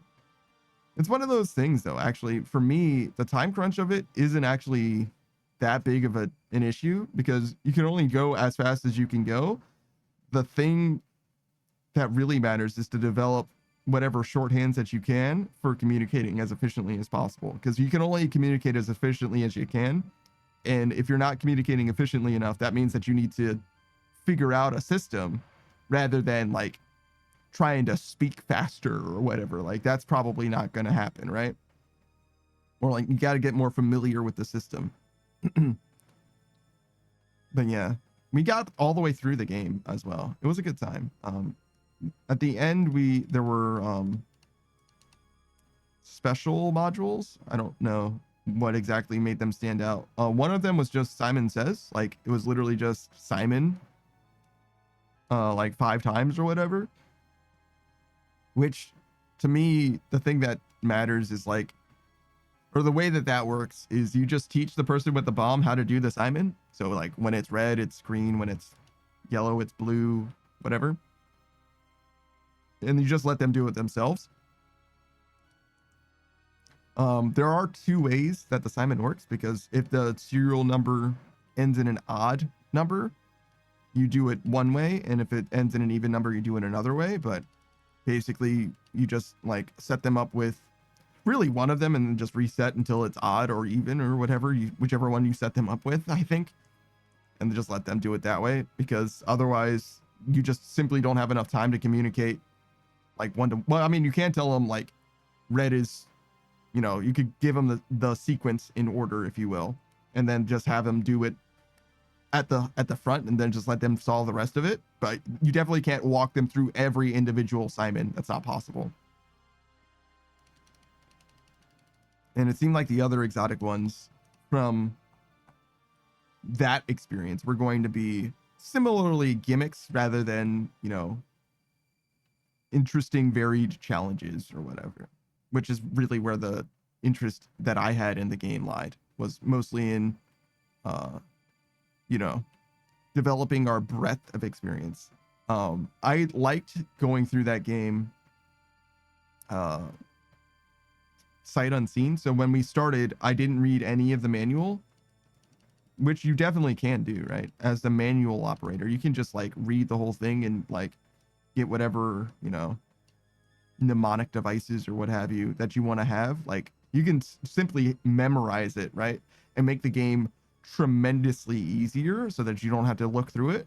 But I don't think there's any fun in that, right? I wanted to like develop my ability, you know, more or less alongside his. And I thought it was more compelling to just like learn over time. Like don't know what any of the modules do at all until we encounter them. And when we encounter them, I have to like figure out which module it is. It's more interesting that way, I think. It's a more interesting way to play the game. But, you know, it's obviously far from optimal, which you would much rather just like have, you know. But in like some ways, I feel like that like takes the fun of the game out of the game. Like the more optimal way to play a puzzle game, right, is to look up a speed run, right? And then you just do whatever the speed run does instead of playing through the game at all, right? Like that's, if you're trying to complete a game as quickly as possible, that's the best way to do it, right? It's like you just use the speedrun strats that you can employ without, you know, hours of practice, and do as many skips as possible. You know what I'm saying? Like that's not a very fun way to play a game though, right? Well, I mean, people enjoy speedrunning, but you get what I'm saying. For like a first time playthrough, like that's definitely not a I would say a designer's intention for you in any way. And hopefully the game designer, hopefully all game designers are fairly good at designing a game to be the most fun as possible. Usually the intended gameplay mechanisms are the way that you have the most fun in a game, or a generic you would. Obviously you can do what you want. Yo, that was definitely wasteful. Not terribly though. It's just like an extra 7 or so food because I'm also regenerating health. But anyways, I'm definitely not here to gatekeep the way that you play games. You certainly can do what you want, and that's definitely what I do. I play the way that I think will be the most fun for me. which I think is fair. I did have one person tell me, was talking about Borderlands 2. So my first time playing through Borderlands, I think I played through it mostly solo, but I played through it maybe 2 or 3 or 4 times. I really enjoyed the first Borderlands, but I played it with people, without people, stuff like that, right? I had a great time.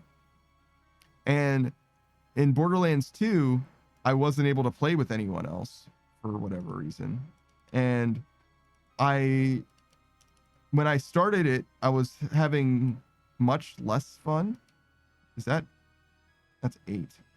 That's unfortunate. I guess we can just eat this. And I was a little concerned about having as much fun as I had in other Borderlands games. And when I looked at all the characters in the game, Zero and Maya, and there wasn't a DLC at the time, so Krieg and what was she called? Technomancer or whatever? She wasn't in the game yet. Neither of them were in the game yet. There was the soldier equivalent as well, I guess. So Zero, Maya, the soldier equivalent, and one more, Salvador or something like that. I think the dual wielding guy was also in that game. And I looked at all of them, and I had played the Siren the first game. Well, I originally played Mordecai, and then I played the Siren after, and I enjoyed all of the characters. I even played through as Brick, who I didn't think I was going to enjoy at all. And I didn't super. It was fine, but he was probably my least favorite playthrough. But I played through every single character, and I started up the second game, and I was like, okay, let's see. I enjoyed the Siren the most, so maybe the Siren will be the answer. And I looked at the other characters too, and I was like, I don't really like any of these, but I guess I'll go with the Siren. And starting the game up, I think I put 1 point into my ability at level 5. I'm pretty sure that it would happen. That's what happens. The first 4 levels, you don't get any skill points, and then you get 1 skill point that you could put only to unlock your actual active. So I did that, and I really didn't like it, which I didn't think I was gonna like it. So I was kind of right, and I was like, whatever, I guess. You know what? We'll do. That 1 skill point is the only skill point I'm allowed to use, right? So we'll try and make the game more interesting by trying to make it so that I have to play around the fact that I've only got 1 skill point. And I always liked Jacob's weapons the most because they were funny one shot, basically, big damage. So I was like, okay, we'll also separately do Jacob's only. And that combination of stuff was interesting, and also made it so that it was, relatively exciting every time I found a Jacob's weapon, so I could actually have a potential upgrade. But it didn't really make the game, an extremely exciting one to play. But it's what I chose to do to try to make the game more interesting. And somebody was like, dude, you just ruined the game for yourself. Of course you didn't have a very good time. And I'm like, well, I mean, you say that, but I might not have even beaten the game. I did beat the game. I might not have even beaten the game if I just used all the skill points and used all the weapons. Shit might have been even more boring for me. You know what I'm saying? Because I imposed that on myself to make it more interesting. I tried to do that to make the game more compelling.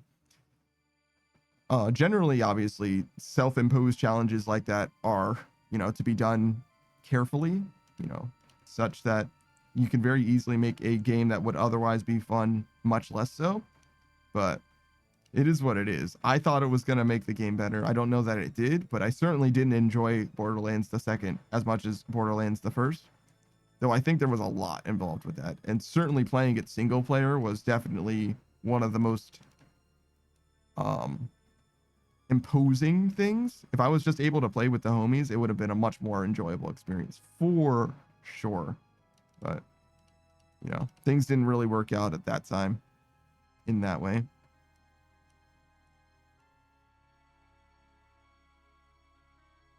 Oh my goodness. Only 8 slots left. No, I got an extra food. I even wasted a whole food. That's okay.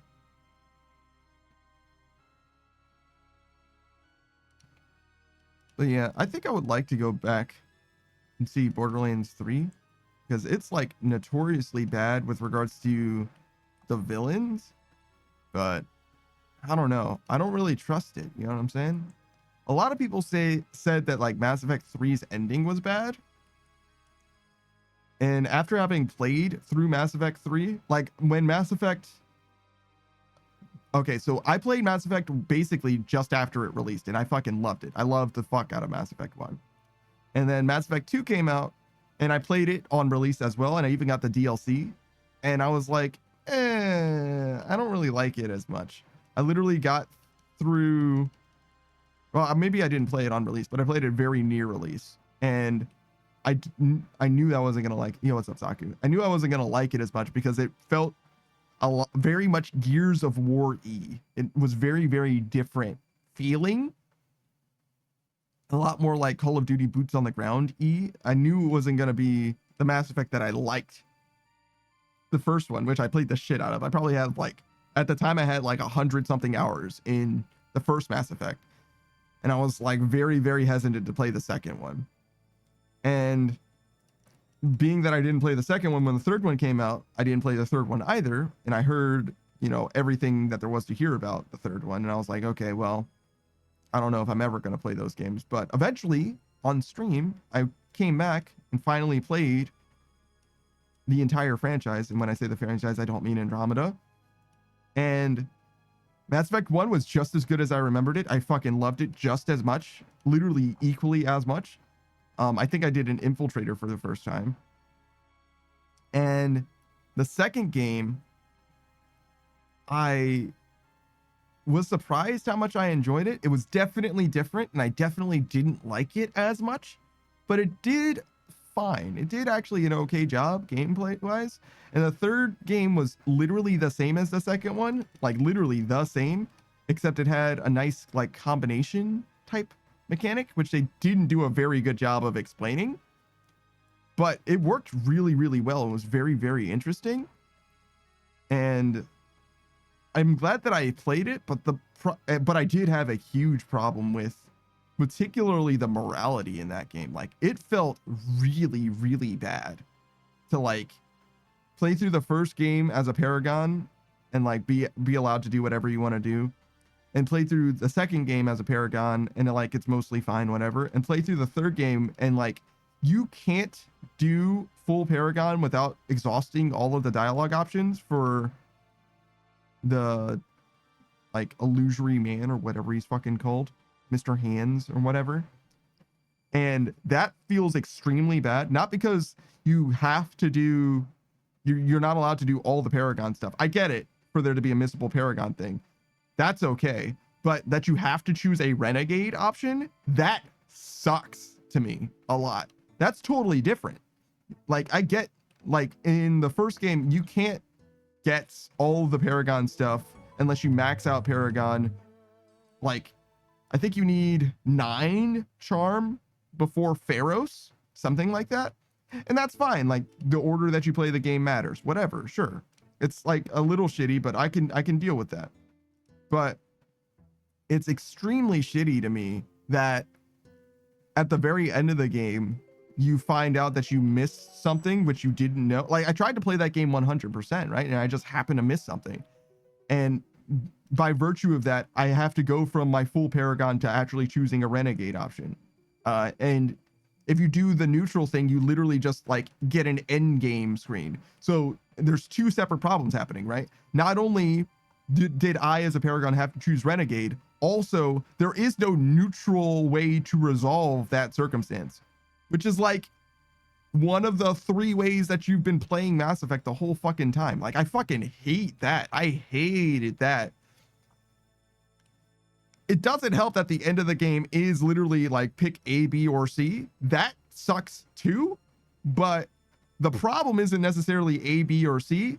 It's twofold in my opinion. It's that it is A, B, or C, and they said it wasn't going to be, which is a fucking lie, and you just shouldn't have done that. You should just not have lied like that. If it's going to be A, B, or C, just don't fucking lie about it.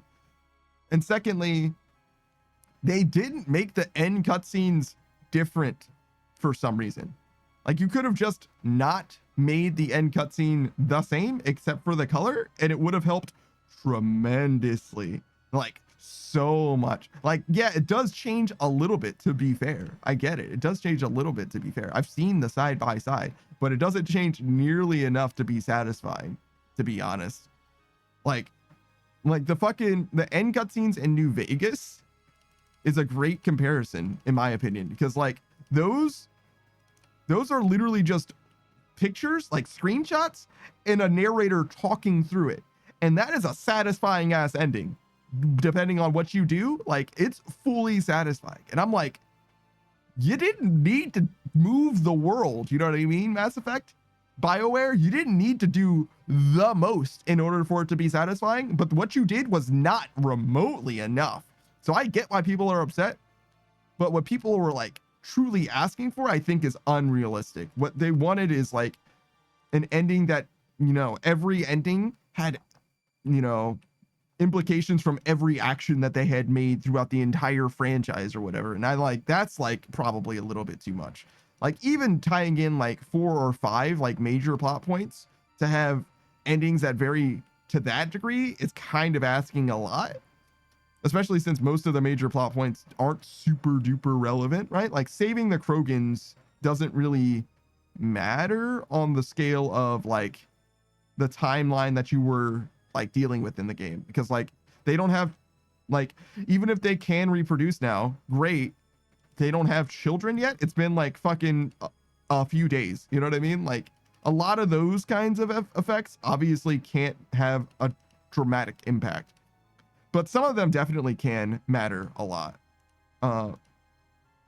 Beatrice says, are you a silly little guy? A little bit today, just a little bit. But yeah, that's like the pushback I would offer in favor of the BioWare devs, but they definitely should have done more. And I don't think that anybody's arguing that, but I feel like the simplicity to which people come, like all they had to do was, it's like, well, you can't really say that, knowing that your peers at the very least are saying like they want everything possible to like have mattered in a big way, which part of the reason that they felt that way, one reason why they're saying that is because that's what it was like kind of advertised to be. They were like, oh man, you're gonna get your mind fucking blown Peter Molyneux style or whatever, right? Like, yeah, obviously they shouldn't have done that, and I don't know why they do that shit. Just don't fucking listen, don't lie about your games, you know what I mean? If you're making a video game and you know it's gonna be kind of shit, I'm not saying that you gotta tell everybody that it's going to be shit, but you should not lie about how bad it is. You know, like that's crazy. That's actually crazy. No Man's Sky, why are you doing that? Just look, you can say what you want the game to be in the future, but you can't act like the game is that way now. It's literally not multiplayer, dog. You know it's not multiplayer. You know there is no multiplayer in that fucking game on release, dog. Like, what the fuck are you talking about, man? Just don't. Just don't. You know you're a fucking relatively indie dev or whatever. He had like fucking 30 people on his team. He's not fucking making... What the fuck? Stop. Stop it. Speaking of stopping it, you know who's never gonna stop stopping? Wait. No, he's gonna never keep... Wait, hold on. Saku Kenpaku is a Soul Mage VTuber. He's got a nice, strong frog theming going. I don't think he's streaming today, but he will be streaming twice tomorrow. Once with us in the morning, Satisfactory, and then once in the evening with his good friend Kitsune. He's going to be playing Pokemon. He's playing through his very first Pokemon game. It happens to be the latest, Scarlet and Violet.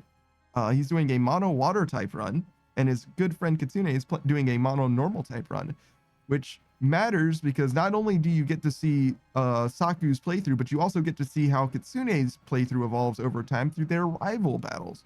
They're playing it in parallel. I don't think you're going to be able to see Kitsune's gameplay at all until they actually are, you know, duking it out in the streets. But yeah, Saku's a first-time Pokemon player, and Kitsune's a former competitive player.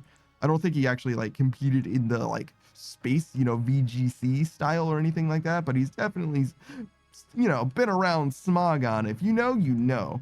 But yeah, I know. I definitely enjoy Pokemon myself. I haven't been able to watch them because unfortunately I stream all day long on Sunday, as I do on Saturday, so I don't get to see it. I'm busy that day, unfortunately. Beatrice says, should you, Savage, and Saku be the animal pack? What? Because we're animals? That's like a very broad It's a very broad thing, and also Saku is a mage, not an animal. Saku says forces of nature. Are souls natural? Beatrice says he's a frog. He really isn't, though. So probably not, no, I would say. So probably not, I would say no.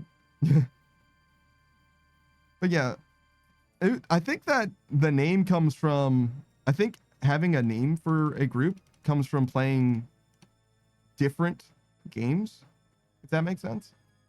Or like having a consistent like group, if that makes sense. If the group persists, then it warrants having a name, I think. We haven't done one for you, Beatrice, Chuzzy, Delta, and I. And I think that's because we like didn't really intend to switch games. We just ended up switching games because Zomboid got like super duper fucking stale, to be honest. I say super duper. It wasn't like the worst thing, but I was genuinely concerned that Chuzzy was never going to stop playing Zomboid, to be honest. I was very concerned about that shit because like Chuzzy like was doing the same thing same thing at the start of that playthrough as at the end of that playthrough, and I'm like, Chuzzy, this game is literally never going to like stop being this game. You realize like this is Minecraft. It's never gonna stop being Minecraft. Beatrice says you three hang out whenever you play OSRS, which is like check notes every day.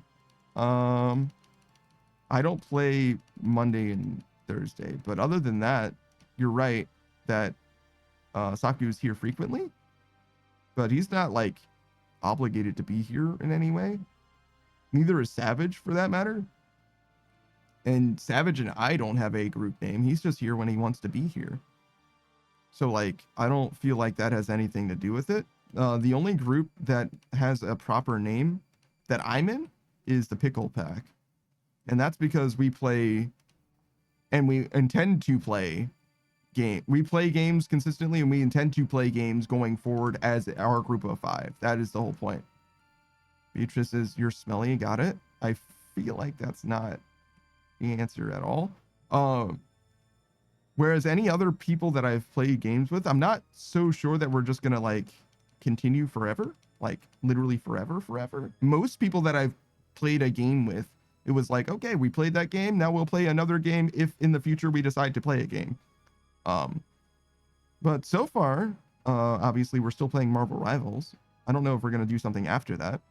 And Sasuke Cat and Zephyrus, well, specifically Sasuke Cat, I guess, has really been trying to helm the idea of us going from Deep Rock Galactic to something else. So that is different. But those are the only 2 collabs that I have that are like actually persisting in any way. Beatrice is only death is forever, silly. Yeah, but that's the idea that you're going to have the same group of people continuing to play different games isn't something that is normal for collabs. Generally. Usually you just like free yourself of that engagement and like reconvene with either the same people or largely or often different people, just, you know, to suit the game that you're going to be playing next, rather than just always playing with the same people. Because like, as much as Chessie's content is fan-fucking-tastic, I do not want to keep talking and no one explodes with Chessie. I do not want to do that. That seems like it would be needlessly stressful for me, specifically. And similarly, like, I probably did enjoy Zomboid, but I think that I wouldn't want to play another survival game either. I think that games that require direction and collaboration are not games that I enjoy playing with someone who's... It depends, because Chessie definitely does operate independently, so it's not really a Chessie problem. It depends. In the case that I'm thinking of, like, people who need like direction, people who not maybe need, but who want to be like, hey, what am I supposed to do? When we played Stardew Valley, Laurie was very much of that mind. She was like, "Oh man, I just want to know what I'm supposed to be doing. Like, I don't know how to play this game. I don't know what I'm supposed to do." And it's like, just explore, just like live and like have fun. Like you don't need us to tell you what to do. But she really wanted to be told what to do, and I don't think that I want to do that. If that makes sense, I would rather you just like do what you want than constantly be looking to me for guidance. And games like Stardew and like Minecraft and like Zomboid are relatively open-ended and tend to lend themselves to people just doing what they want to do rather than having, you know, guidance be a major part of the experience. And if that ends up being the thing, it has to do more with the players than the game in that way, right? I would rather not play that game. You know, I would rather do something that is a lot more specific about what it is that needs to happen. Abiotic Factor is decent actually at that, in that it always has an objective on screen. But I also don't particularly like Abiotic Factor net. It's like a fine game, I guess, but I'm gonna be glad when we're done with it. And if we ever come back to it, I hope it'll be to beat it, like fully beat it, rather than play through it on every update. I don't like it that much, to be honest. Especially if the updates are frequent. Like, we don't need to, maybe we can tweak it so that it's like less silly. And I think that game does need some like rebalancing things. Turning off the mini game was pretty good for discovering technologies, but I think that more can happen. Like making it so that either leveling is permanent and faster, or, which I think we did. We made it permanent, but we didn't make it faster. And make either doing that so that it's faster and permanent still, or so that it's temporary and much faster, maybe? I don't know, something like that. Just because the grinding in the game, I think, is like really, really fucking pointless. Like really, really pointless. I don't see very much value in like grinding out a game specifically like that. As someone who's grinding 99 right now in woodcutting in RuneScape, grinding in Abiotic Factor feels like a waste of fucking time. It's like grinding up in a fucking roguelike, you know what I mean? Like, it's just so not worth it at all in my mind. Like, yeah, you can do it, but why the fuck would you? Like, you're just gonna lose everything. Except in that game, you don't lose everything in Abiotic Factor. You just don't gain anything is really the problem, if anything. I mean, you do gain some things, but it just doesn't feel worth it, I guess, ultimately. So yeah, it definitely depends. Definitely depends. And it's also impossible to know until you start playing a game as well, how it's going to shake out, especially games that you're not familiar with and people that you're not familiar with as well. So there's a lot of different things that go into it. I'm glad that I don't or haven't been like trying to organize stuff like that. It's kind of a nightmare to like, how am I going to make sure that everybody's having a good time? Like, who should I get to like combine to make this game good? Whatever. Seems like a nightmare, especially the scheduling thing. That's like the worst part. I like that my schedule is very simple. Well, it's simple for me, I guess. It's not necessarily simple for everyone else. My simple is consistent is the thing. Beatrice says it's not your job to make sure everyone has a good time. It actually is. That's actually, it's not specifically my job, but it absolutely is my responsibility, as it is everyone else's responsibility in a collab to make sure that everyone's having a good time. Yeah, absolutely it is. I fully disagree with that. No, part of the like idea of like professional courtesy, like it's one thing to play a video game with other people, right? Like, you're right, I'm not responsible for other people having a good time if we're just playing a video game. But if we're playing a video game together on stream, no, it's fully each of our responsibilities to try and contribute to a positive experience. Fully, yeah, no. It's like a professional courtesy. Yeah, absolutely it is. Yeah, no, I totally disagree with that. I'm not very good at it, I'll give you that, granted, but I do feel like it is my responsibility in some degree to make sure that you are able to have a good time. And I am literally trying to facilitate that in whatever way that I can. Yes. Beatrice says contributing positively does not equal making everyone have a good time. You're right, because I can't make everyone have a good time. That's not something that is in my capacity to do as a person. I'm not able to control your neurochemistry or whatever. But I and I think everyone is literally obligated, like socially, to do what they can to make sure that that is the case. Beatrice says, Panda, you overthink is crazy, bro. Take a breath. I don't know what you're talking about. And it's not overthinking. I literally said the same thing that you did ultimately. I don't know what you mean. You just didn't like the way that I was saying, like, I'm imposing it upon, I guess. But like, it's the same thing. Like, I'm trying to make sure that everyone is having a good time. And that's like, it's not necessary in all settings, but when you're talking about being on stream, no, I think that every streamer and person is obligated to make sure that, yeah, it's supposed to be an entertainment thing and it's supposed to be a positive thing, like a fun thing. Yeah, no, and I think that you all have to try to do that. Beatrice, I don't know, you're like Doctor Strange trying to calculate all the realities or something like that beforehand. Yeah, because if a collab doesn't go well, that can destroy a relationship. It actually can.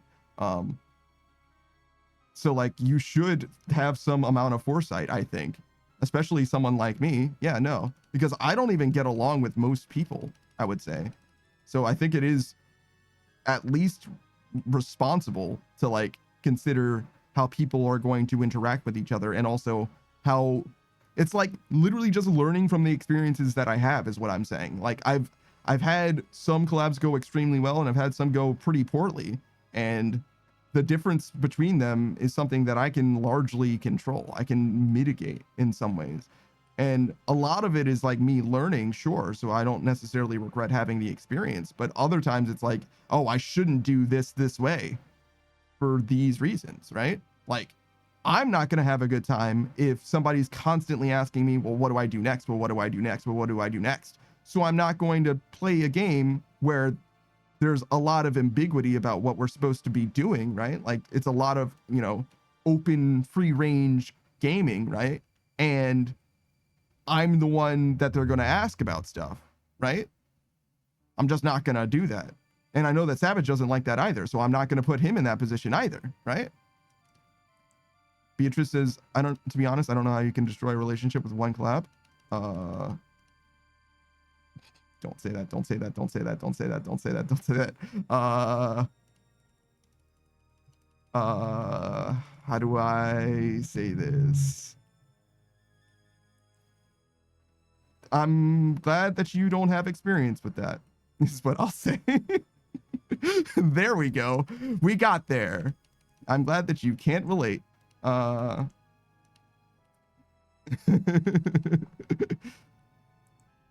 yeah. So yeah. Beatrice says, I mean, if it dies, does that mean that the relationship wasn't that deep? That doesn't matter. It doesn't matter how deep the relationship was. And I don't need to like forge all of them through fire necessarily either. I'd like to be able to just be on speaking terms with people.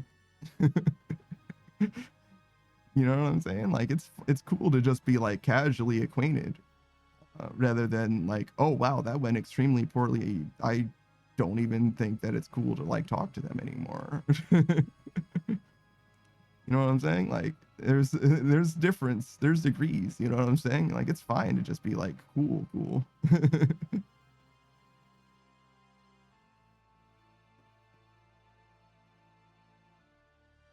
But yeah.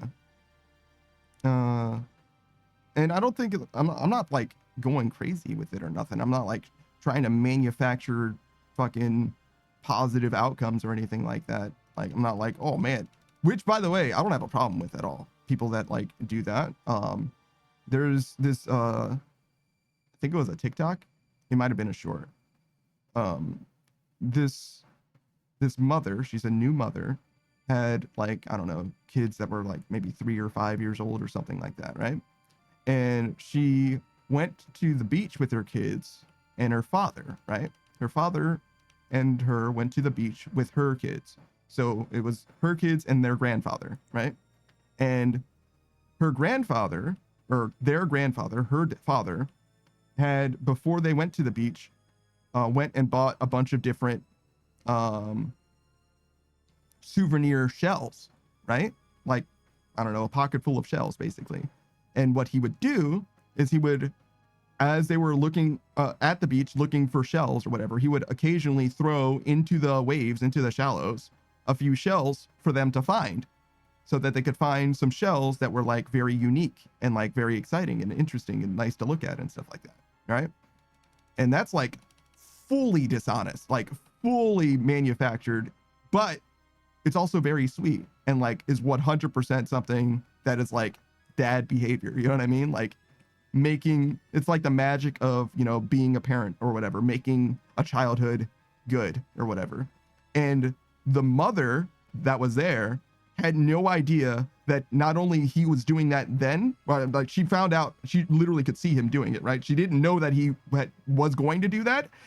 And then she realized that he had done that every time that he had taken her to the beach when she was a kid as well. In that moment, she was like, oh shit, my childhood, you know, it wasn't a lie, but it was a sweet mistruth created by my father. Like he did this on purpose. Like, holy shit. Beatrice is there, Panda. Okay, my turn. I use brain power just for you. Praise me, please. You used brain power just now? Oh, well, you shouldn't have wasted your time. Sorry. I'm sorry. But yeah, and I think that it's totally possible to make similar experiences like that happen just in your life around you. Beatrice is fuck you, praise me, motherfucker. Yeah, no, I'm sorry that I baited you into to having a conversation like that. I didn't intend for that. I'm just thinking out loud. But yeah, I fully think that it is possible to do something along those lines as well. Lining up people that you think will get along well and have a good time together. And it's a little bit meddlesome, but I think it can be fine. Beatrice is why you like this? Why did you expect me to be different? But yeah, I think that I think that I'm better now, and I think that I will continue to get better as long as I continue to experience things and learn from them, which will inevitably happen in some capacities. But I do think that I'm like sorely lacking when it comes to like foresight. I think that I can develop that ability tremendously more. What's up, Saku? Hello. How's it going, man? I'm doing good. Good. Good. You're gonna do more blast furnace today? Yeah, have to. That's unfortunate. I hope you get to the other side of it, brother. Because that's a long grind, huh? You only got the one level, right? Net. Only got the one level. Oh my god, dude. But it's okay. You got the stamina potions. You're gonna click on the right side, and you're gonna click on the left side. And then you're gonna click on the right side, you're gonna click on the left side, and then you're gonna click in the middle. It's gonna be beautiful. You're gonna do that for a few hours, I guess. I mean, it's not terribly different from what I'm doing, right? We're clicking on trees over here.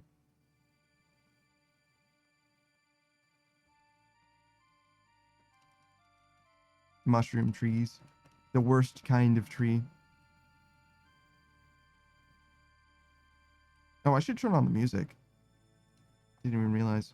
Let's do this one.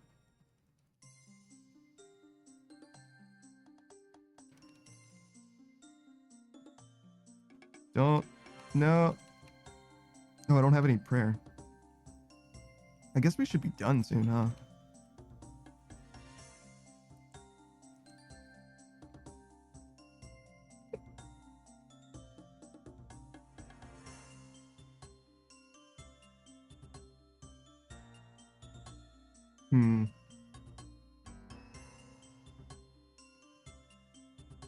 So, what else do I want to talk about?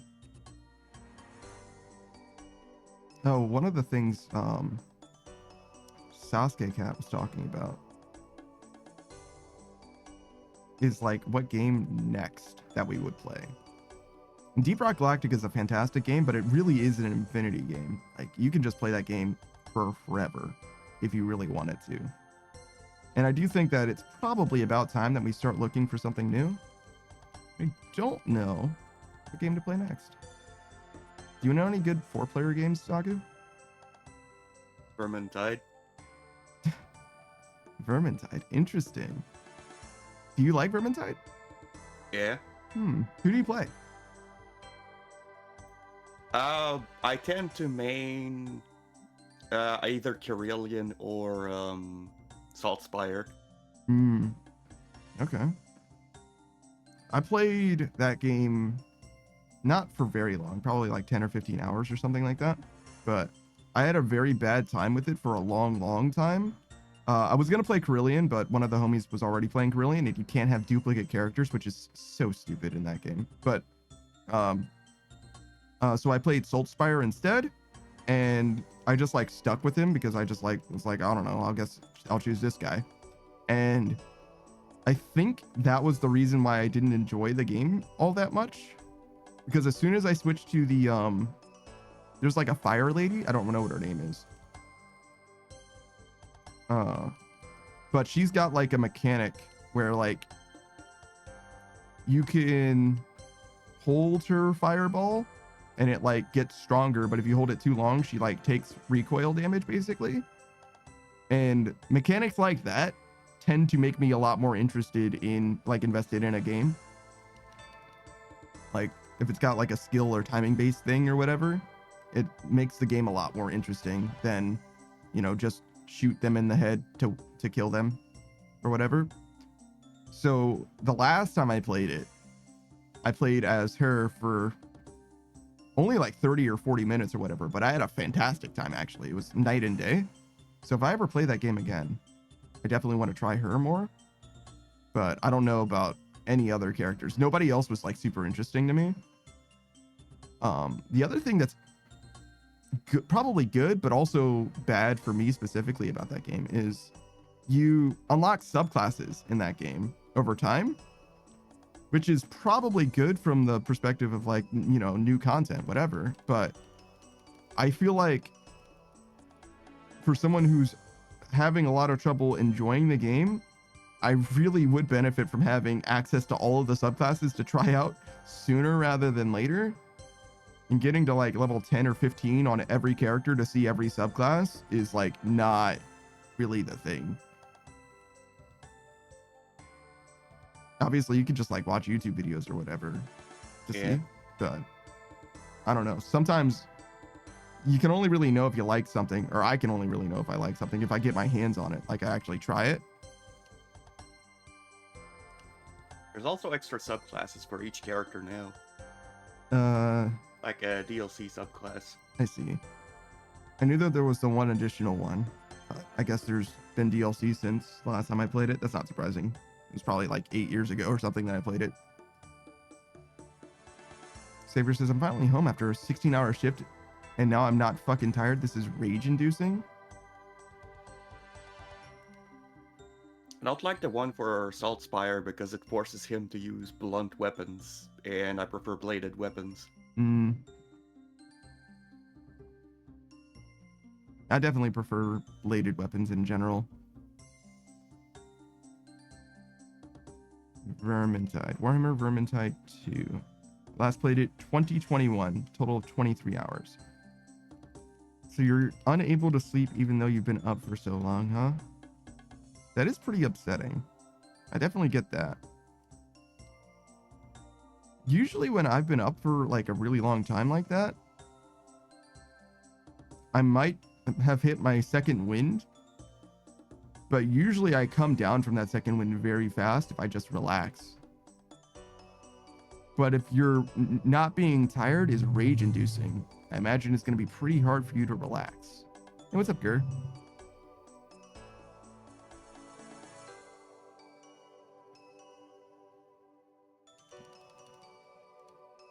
Probably not even looking for notes, but that is unfortunate. I definitely feel you on that. Vermintide, huh? I haven't thought about Vermintide in a long time. That's a good option, though. It is kind of another forever game as well, though. I guess you could just play through it and just like be done with it. To be fair, that's kind of what we did with Space Hulk Deathwing, which is almost the same thing as a Vermintide. Very similar kind of game experience.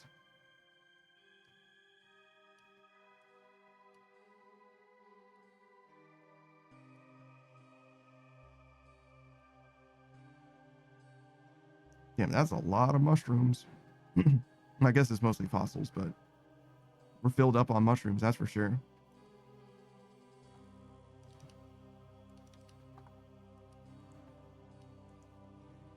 No, you can't pray, bro. You don't have any prayer left. It's so interesting that prayer and hit points are the only resource skills in this game.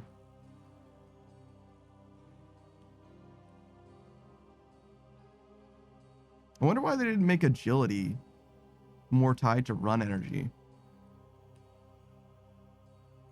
Because then you would only have one run energy in free to play, I guess.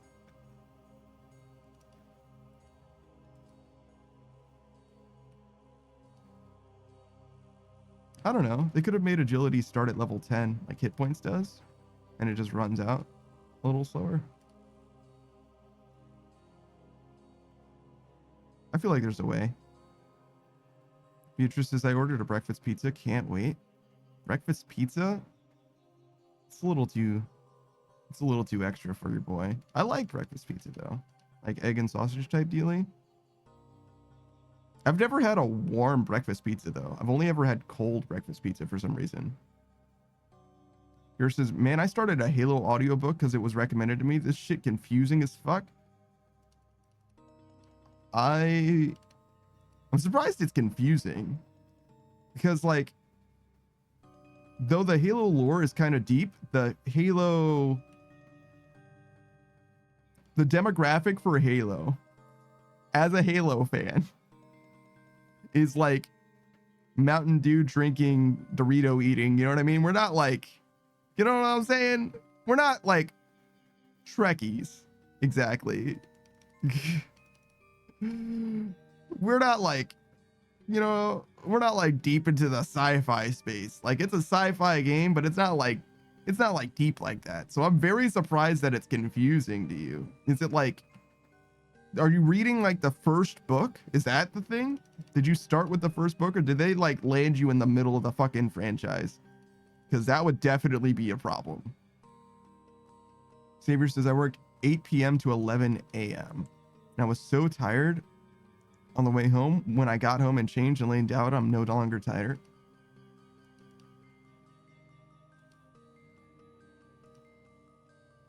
I'm sure there's a reason for that, but I couldn't tell you what it is.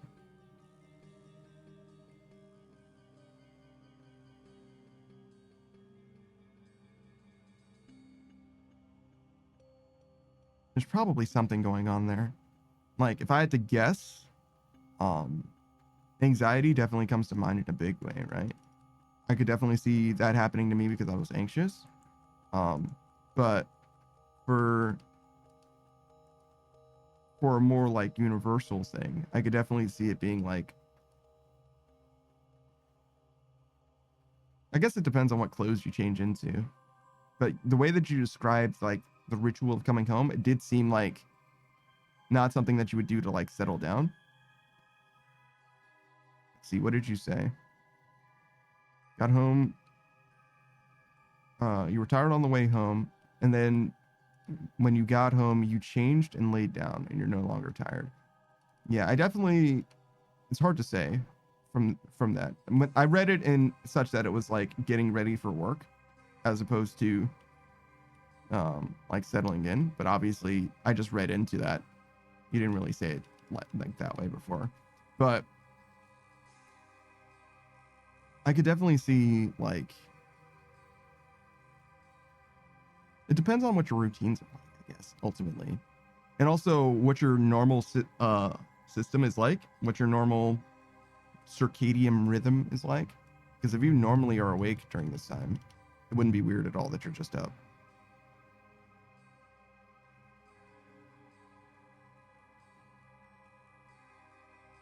Saver says, you could hit me with a Mack truck so I could go to sleep.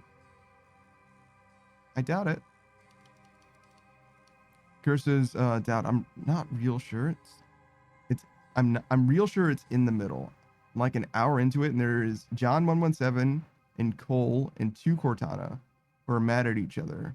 And Ringworld's left by old civs and a gray team.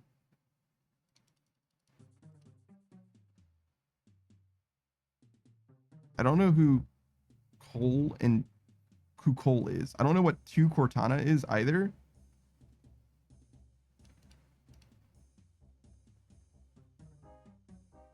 Maybe there's 2 Cortanas. Oh, 2 Cortanas who are mad at each other, I think is what you mean. That's interesting. I'm not even sure where in the timeline you are then. Maybe it's her being rampant in like Halo 4-ish? Halo 4-ish, Halo 5-ish? I don't think she was rampant in Halo 4. Maybe a little bit.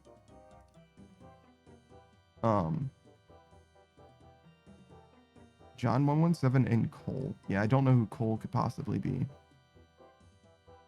And Ringworld's left by old civs. Those are probably the Halos. And Gray Team.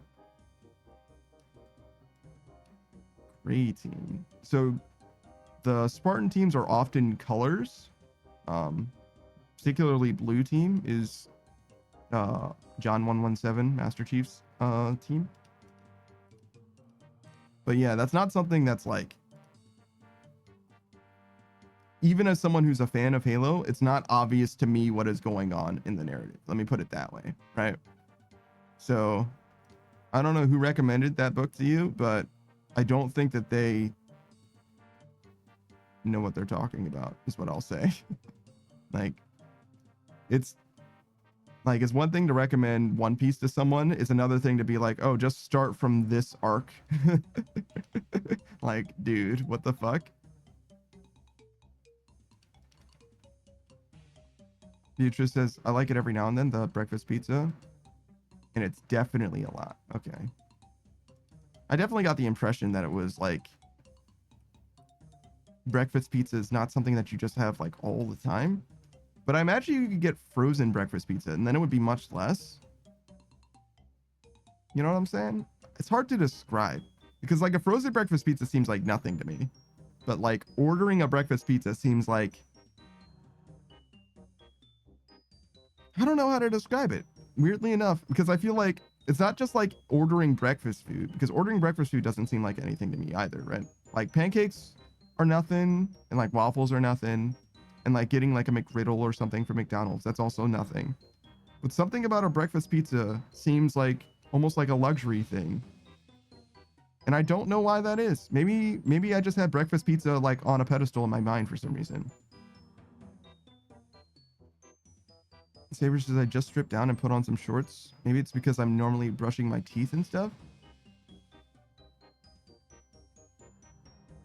It definitely does help to have rituals, I think. I think humans are naturally creatures of habit, and if you do something the same way every time, it'll be easier to do it that same way. Thank you for the hydrate, Beatrice. I think that that's the case, but I'm not sure.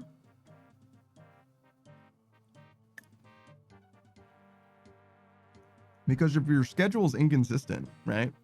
If you're just normally awake at this time, even if you got your second wind from working long hours, I think it's unreasonable for your body to just like turn off, dude. You know what I mean? Even if you were tired before, because like you're back in your space at the time that you're supposed to be there doing the stuff that you're supposed to be doing, right? Which would be like being awake, you know? I don't think it's unreasonable for your body to be like that way.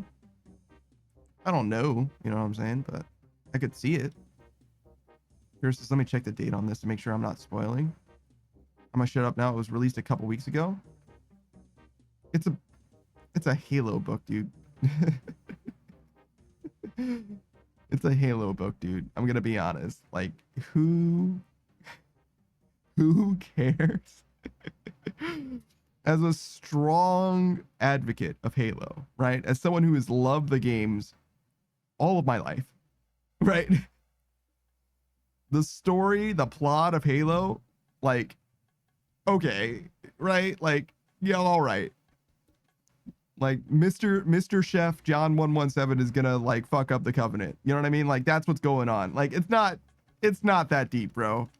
You know what I mean? There isn't like, there's lore, there's deep lore. In fact, I think there's even deep, compelling character narratives in the expanded universe of Halo, which is to say the books, right? But that book shit is nerd shit, dog. You know what I'm saying? Like it's not what, like, I'm not saying real Halo fans don't read the book. Not even. Probably the opposite of anything. But you get what I'm saying, where like there's a very clear rift between the people who play the games and the people who read the books. Now, the people who read the books probably play the games too. Don't get it twisted. But like there is a skill gap there where like no way, never shall the two streams cross. You know what I mean? The people who are in the game space are firmly in the fucking game space. And anything that happens in the books might as well not even be a thing. Like, who gives a fuck? You're not gonna spoil the books for a Halo player in any capacity at all. And the people who are excited about that shit are probably finished reading it already, to be honest. It's been out for a few hours. Pierce says, yeah, squares and rectangles. Yeah. It's not even remotely, you know what I mean? I wish I could give you a parallel in like a different space or something like that, but I really couldn't tell you. I guess like it's the difference between people who like love football and people who love the statistics of football. Or like, actually baseball is like really, really rich in stats. Is there another sport that doesn't have stats as strongly? I don't know. I don't know sports ball as good. Sorry. Oh, how about this for cars, right? It's the difference between someone who loves cars and someone who works on cars, right? Because people who work on cars can talk to guys that love cars, right? But the people who love cars can't know the works on cars thing as well. You know what I'm saying? It's not quite the same. There's like a level of knowledge for mechanics that's just like totally fucking different. It's just totally different. Because you can be like, oh man, I fucking love that car. It's so sexy and so smooth. And if I had, 50 grand, I would love to get a car like that. And, it's got like this kind of an engine and like this kind of a transmission and like it could do this and this and this, right? And then it's like, okay, yeah, but like if you needed to replace this, how would you do it? And they're like, what? You know what I mean? Like, I would just take it to my mechanic. You know what I mean? Like, it's a totally different conversation, right? Like the Halo lore is like that, where it's like, yeah. I know the games. I know what happens in the games. And it's not that deep, by the way. The game story is like pretty straightforward 99% of the time. And then I know that there are books that tell you about a bunch of other stuff. But like, as someone who's played the games, you could think that there is exactly one Spartan left until Halo 5? I think so. I think something like Halo 5, because you don't even know that Sergeant Johnson is a Spartan from the games, but he is. He's one of the first Spartans, in fact. And like Sergeant Johnson, like canonically dies at the end of the first game, and then they just retcon it cleanly in the second game. Literally at the start of the second game, they're like, haha, just kidding, Sergeant Johnson's still around. We decided we like Sergeant Johnson, so he's gonna continue to be in the games.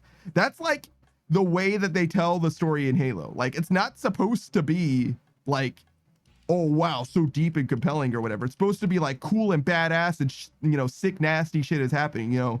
Look at Master Chef do his fucking work. You know what I mean? Master Chef is cooking. You know what I mean? That's what Halo is supposed to be like, right? It's like fundamentally designed to be party first-person shooter type of experience. Like, you and the boys who have never played first-person shooters can like get together around your fucking Xbox and have a good time playing Halo. That's what Halo was supposed to be from the very, very beginning. Whether you're playing through the campaign or you're doing some split screen, doesn't matter. You can play Halo together. That's what Halo is, right?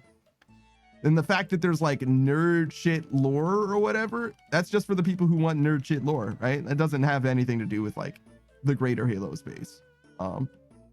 Which isn't to say that it has nothing to do with it, but it isn't like tying into it. Yours says, yep, that's my knowledge of it. Yeah. It's crazy to me that someone would recommend to you a brand new Halo book, because oh my God, Halo is like fucking disgusting. Like, Halo used to be, let me read what Beatrice is saying. Beatrice says, no, I want it fresh and I just got a small, so it's okay. A small breakfast pizza. I hate small food. I like when I get too much. If I order food, I want there to be too much of it.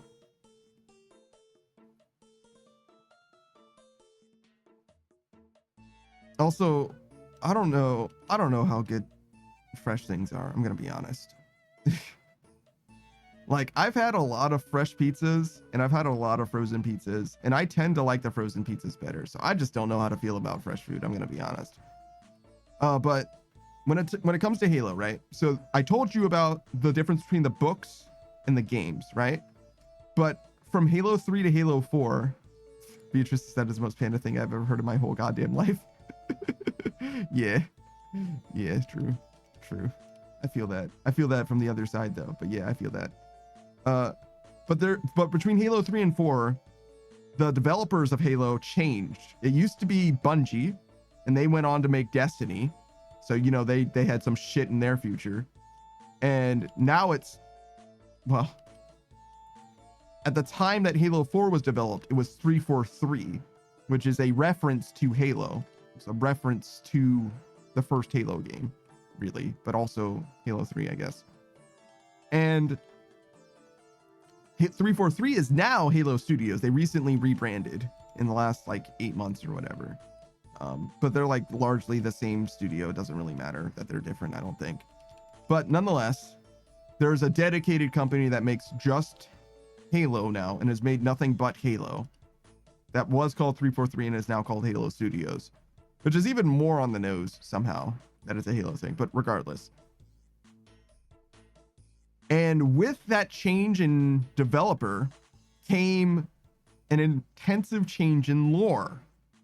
So I mentioned before that Sergeant Johnson famously dies at the end of the first Halo. Like, there's a cutscene where he's seen, it's kind of like an Easter egg, but like, it's like hugging a Covenant in their last moment. A Covenant elite, like they both realize they're gonna die and they're like, hug me, brother. Like, that happens, right? That's a thing that happens. And it's mostly an Easter egg, but like, it happens in the game, like demonstrably happens in the game. It is legendary, so it might not be canon, whatever, doesn't matter, because the second game starts up and Sergeant Johnson is obviously there and survived, which means that inexplicably from that hug, he was able to get onto the ship and escape, or more likely he wasn't on the ship to begin with, whatever. He lives. He's in the second game. He was in the first game, whatever. To me, that tells you that Bungie didn't take the like story part of the story super duper serious, right? It was supposed to be like a dude bro fun time experience. That's what Halo was supposed to be. And the conceit, the design philosophy is obviously there, in my opinion, from top to bottom. That's what Halo is supposed to be. It's supposed to be a party FPS. It's not supposed to be sweaty MLG or whatever. It's much closer to a Smash Bros. C Melee. And it just ended up being an MLG kind of thing in a lot of circumstances, right? It just ended up coming that way. Now, I bring this up because 343 had a very, very different perspective on Halo.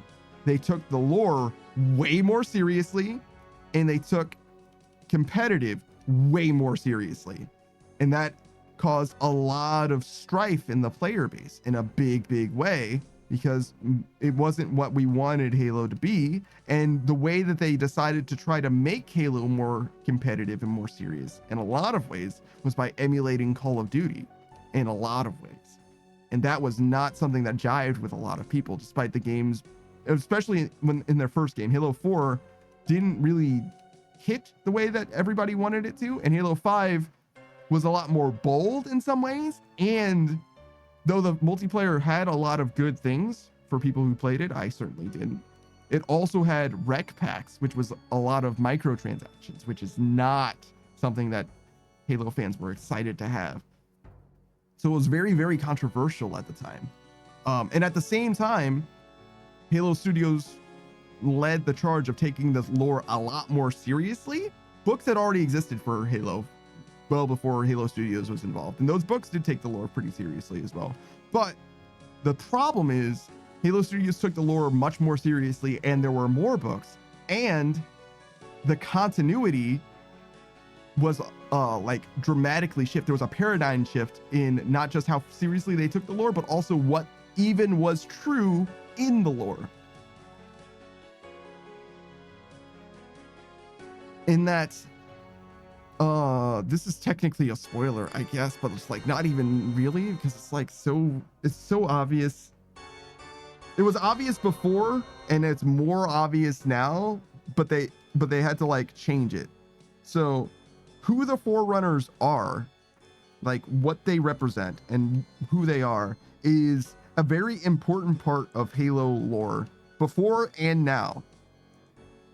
It is obvious from the very first game, if you're just paying attention, that the Forerunners were humans. And up until Halo 3, that was true. Forerunners were humans, point blank, period, end of story.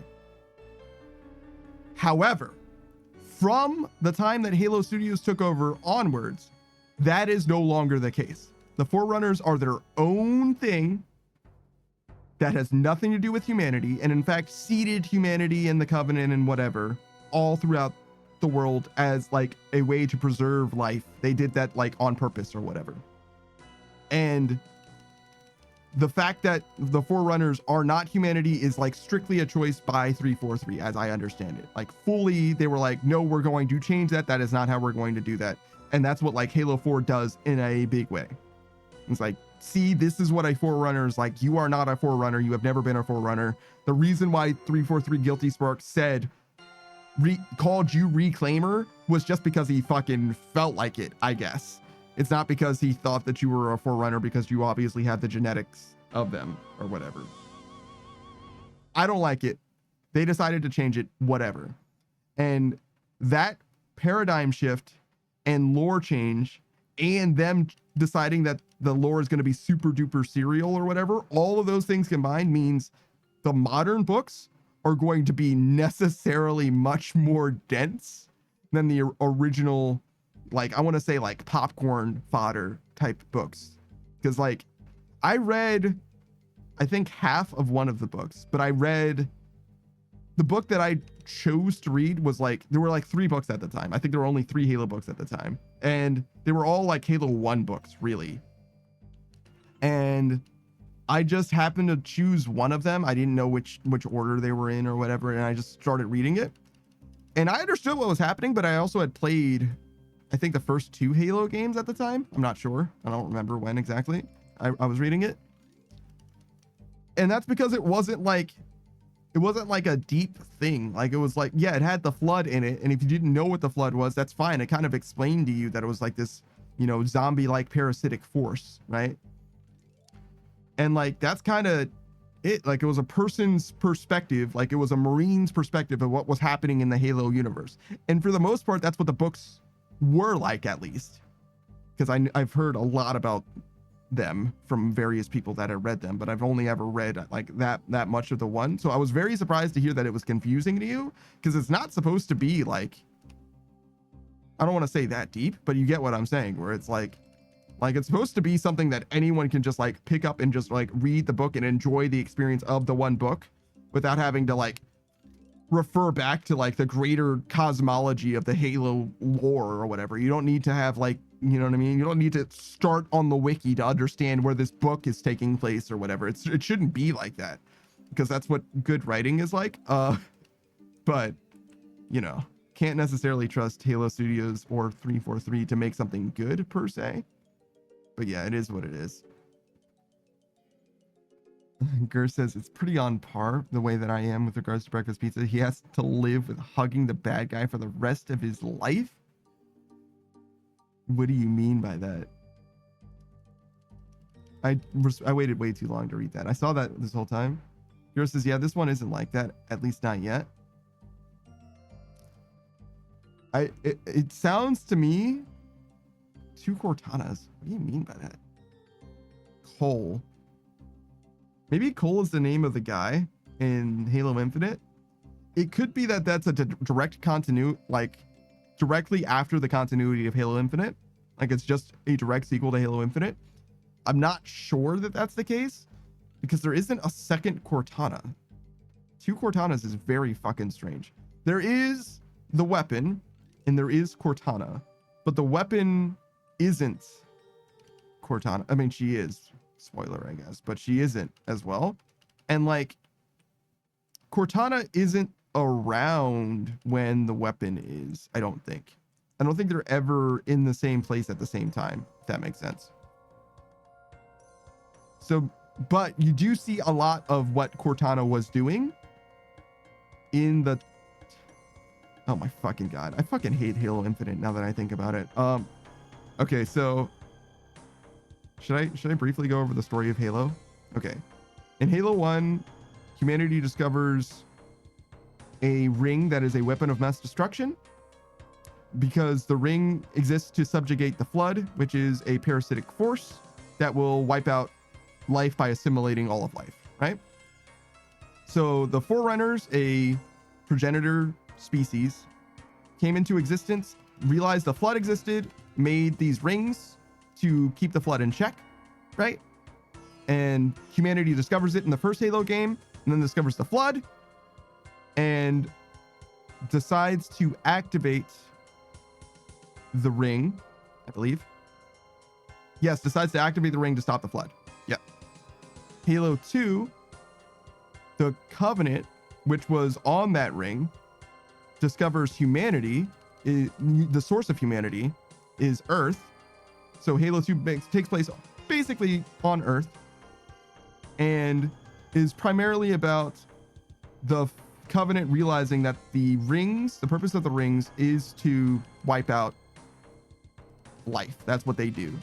So the Covenant worships the rings as like a way of ascending to a greater realm, basically. Like the rings are the vehicle for what they call the Great Journey, right? And they think it's going to allow them ascension in the same way that it allowed the Forerunners ascension, which is technically true, I suppose, in that it killed all of the Forerunners and it would kill all of them as well. Humanity just thinks that they're weapons of mass destruction, which is correct. Over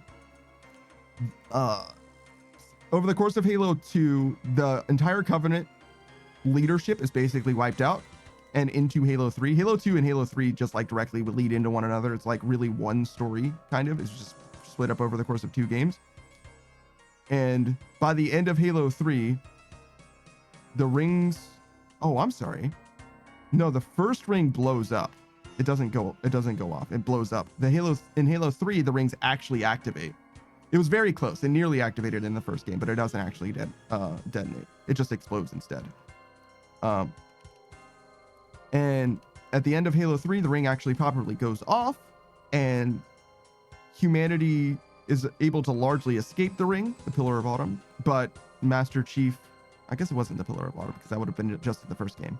But anyways, Master Chief is trapped on the wrong side of the slipstream, the like warp space thing that they do. And so he goes into cryogenic stasis. And after he wakes up, much later in Halo 4, the Covenant, which humanity had like made a like fledgling peace with, like they had allied themselves at the end of Halo 3, they have inexplicably they're at war again. And it turns out that the Didact exists, which is like a Forerunner entity or whatever, which is like just a whole needless thing, to be honest. It's kind of a cool idea, but it's just like, what the fuck is going on? The thing that mostly matters is over the course of Halo 4, Master Chief is back into the game. Like he's awake after cryogenic stasis, and the Covenant is very much still a thing and still a problem. And as Halo 5 comes around, Master Chief is trying to recover Cortana, because Cortana kind of goes rogue-ish, sort of. Her goal, Cortana's goal, she's an AI that's been along the whole time helping out Master Chief, is to, oh god, claim a bunch of Forerunner technology. Forerunners, again, were the guys that made the rings. And she's like, I am going to be like the master dictator and make the world perfect in my own way by controlling all of this Forerunner technology. And at the same time, there is a Spartan, his name is Locke, and he's gonna take Master Chief back to fucking military court because Master Chief is trying to recover Cortana, and that's against the rules. So yeah, we don't like Locke. Fuck that guy. That guy's an asshole. And at the end of Halo 5, Cortana wins and Locke doesn't get Master Chief. So Cortana basically fully gets control of all of the Guardians, these Forerunner constructs. And in between Halo 5 and Halo Infinite, the whole plot line with Cortana is just resolved. like yeah, she had control of the Guardians and stuff. She lost, don't worry, it happened off screen, don't worry about it, it's fine. And it's like, why is Halo Infinite this way? Like, what the fuck is going on? It's not good, guys. It's not good. As confused as my retelling of that story is, the fact that they just decided to resolve literally everything that happened in Halo 5 off screen is so much worse. It's so much worse. Oh my god, dude. Halo used to be so good. What happened? I see Monkey Boy has a rice pack as well. Pierce says, wait, there isn't, bro. I'm even more confused now. I thought old Cortana went crazy during some insane battle. Now there's a new thing, also maybe Cortana, to destroy her. To destroy her? No. Cortana... So, in Halo Infinite, as I said, the plotline with Cortana is resolved. So, it's revealed that there is another alien faction like the Covenant, but not the Covenant, that the Covenant was running away from and warring with the whole time. Surprise, right? I forget what they're called, but it doesn't matter. They're the Covenant, but they're red instead of blue or purple. And they're led by a badass, I guess, brute, whose name I also don't remember. And he was directly at war specifically with the Covenant, but also with humanity, and also separately kind of with Cortana, which is kind of what Cortana wanted the Guardians for. And ultimately, oh god, who did Cortana lose to? They were exchanging blows. Again, this all happens like off screen entirely, so it's like a little bit unclear to me, having played Halo Infinite and not read any of the books or anything.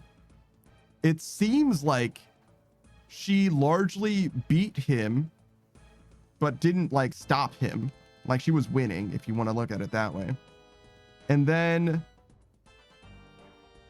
I believe she dies either to him or because there's also separately from the Forerunners and the Covenant and the other guys that aren't the Covenant and humanity and Cortana, there's also the Eternals, which I think only is introduced in Halo Infinite, but I think Cortana knew about them.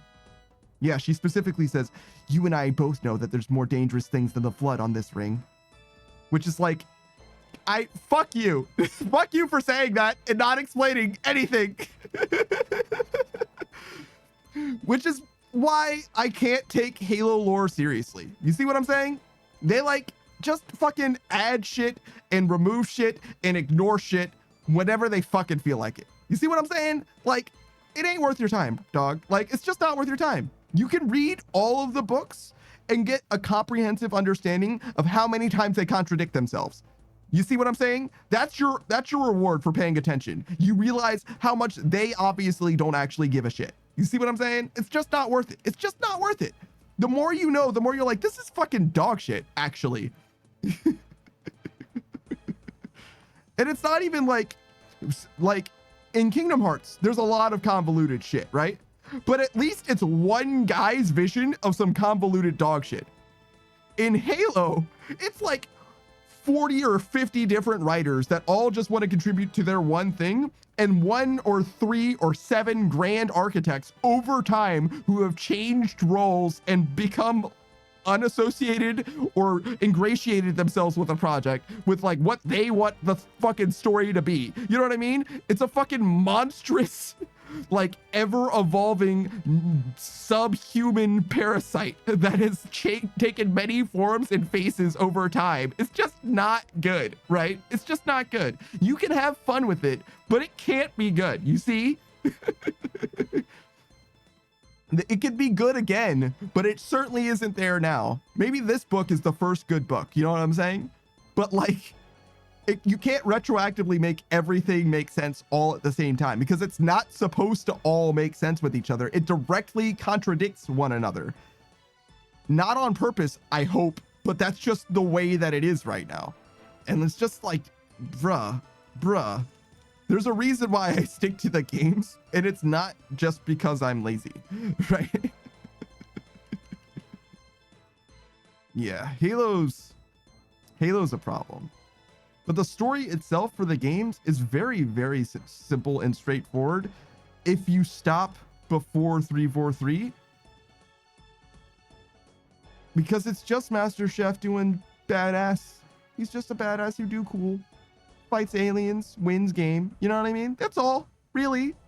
There's like some subterfuge and like deception and like, oh wow, the great journey isn't actually real. The Forerunners were humans. There's stuff like that, sure. But like, you're supposed to be able to watch or play through the games while eating popcorn and get everything that's going on. You know what I mean? You don't need to like go out and like do extra reading or whatever, and you'll be there. Up until like Halo 4, where a lot of shit is like very, very unclear. And Halo 5 is like introducing a lot of complexity as well. And then Halo Infinite, like they fully skipped Halo 6 could have existed with its whole ass plot of like things that are important happening. And Halo Infinite could still exist exactly as it does now. And it would not be lacking. You know what I mean? Like there could be a Halo game in there that explains everything that happens in between Halo 5 and Infinite. It would not feel out of place. It just, that game isn't a thing for some reason. Well, I know why it isn't, but like, stop it.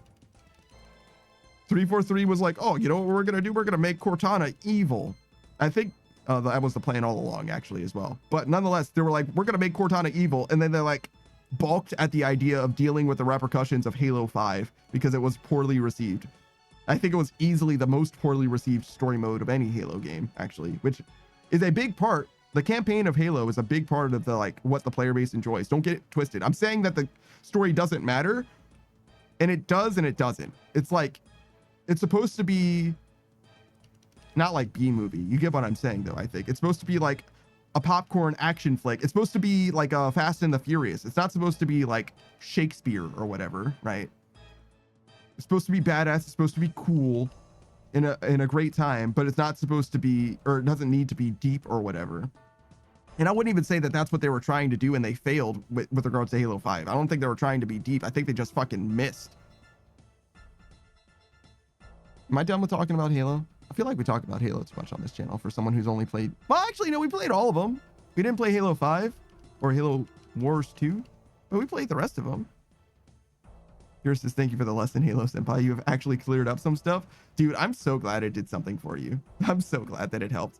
I wasn't convinced that I was speaking to anyone. You know what I mean? I was definitely popping off about Halo, but I wasn't sure if that was doing anything for anybody, to be honest. Beatrice says, so should I play Halo?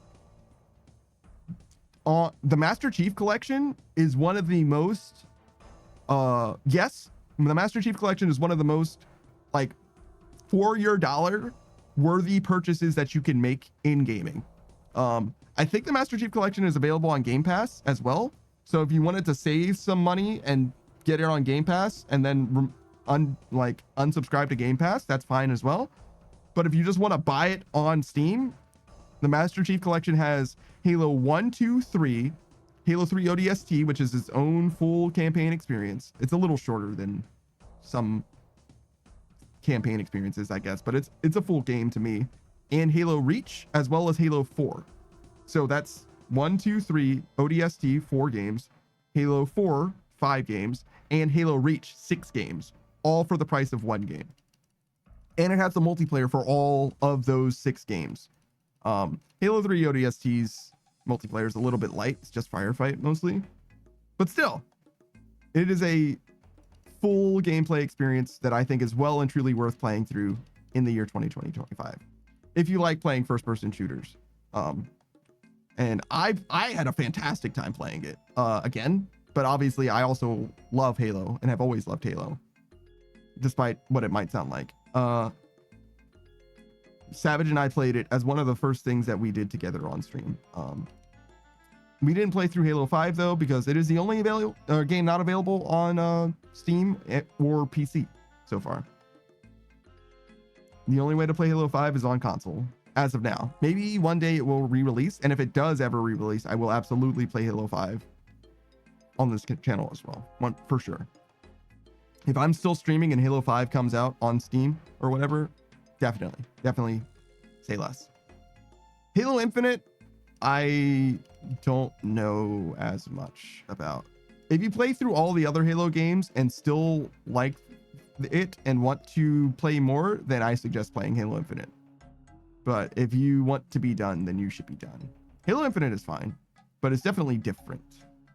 It's definitely different.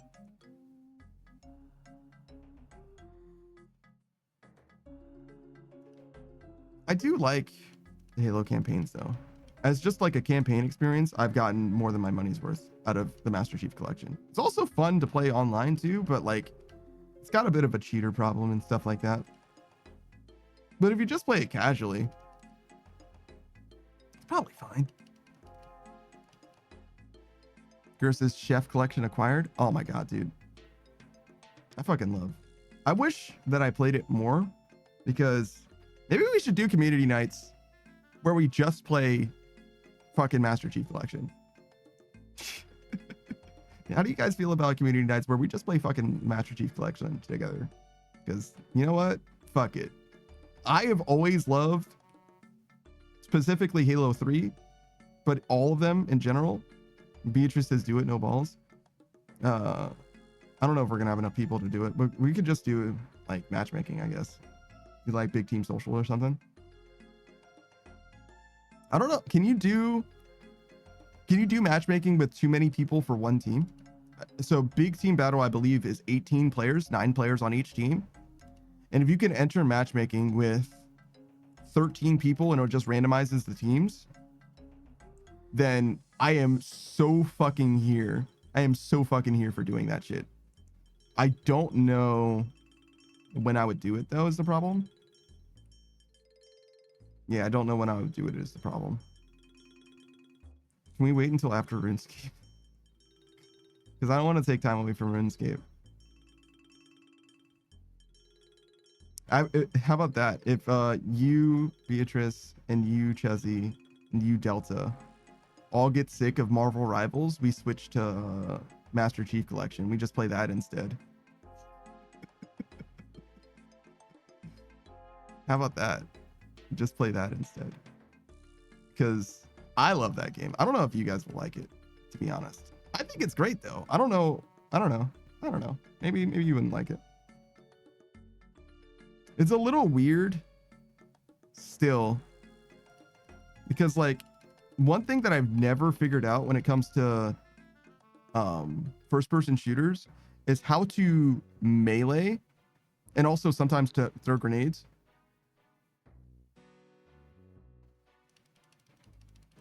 Whoa, that is fucking a crime. Beatrice posted a meme that says British people's One Piece, and it shows Doctor Who, David Tennant specifically, and like, no, how dare you? I've seen a decent amount of Doctor Who. It's not that. It's British people's Star Trek. It's not. It's more ubiquitous than Star Trek is culturally. I'll give you that. One Piece is too big. Is it? How strong is Doctor Who? Doctor Who is very big in the UK. But One Piece is like really, really big.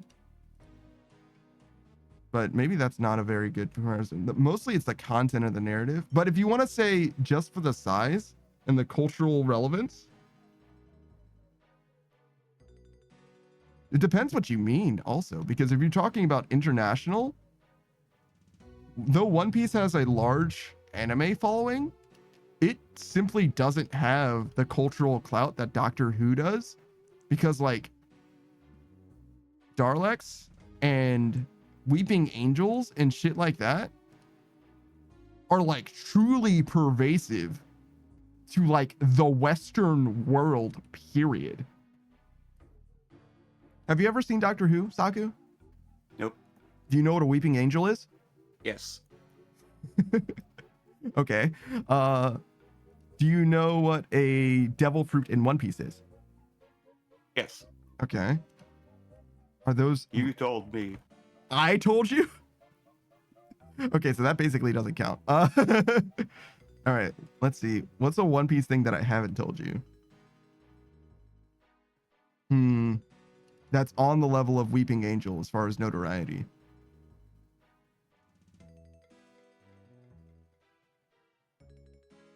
Trying not to use a meme either.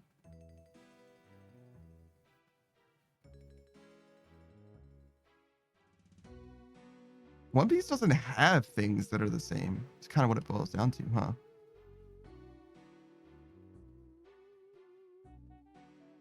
It's got a lot of story beats and like spoilers, but it doesn't have...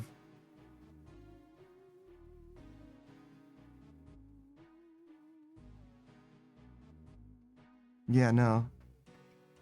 That's kind of what I'm saying though. It's like, as far as like cultural adoption, like Naruto, for example, Naruto has like the hand signs, right? Which I think is like endemic in Naruto and only references Naruto. Like it is like, what is it? The Kuji-in or whatever. It's like a ninja thing technically, but like, as far as modern society is concerned, it is a Naruto reference to do the hand signs thing and nothing else. Hand signs can mean gang signs and Naruto and nothing else. One Piece doesn't really have that.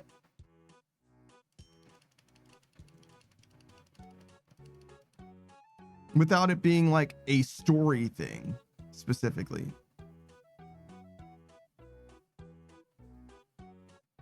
There's two power systems in One Piece, Haki and Devil Fruit. But nobody cares about Haki in the same way that they would care about like Jutsu and Naruto. And Haki doesn't have the same like mass exposure that the hand signs do. So you don't like, for the most part, you don't like do shit for Haki. Like you have fucking aura. Like it's kind of how it works. It's like an aura thing more than it is anything else. Hey Starfy. So yeah, I don't know. In some ways, One Piece is too much, and in other ways, Doctor Who is too much, which I guess means ultimately, maybe I do agree. Maybe it is similar.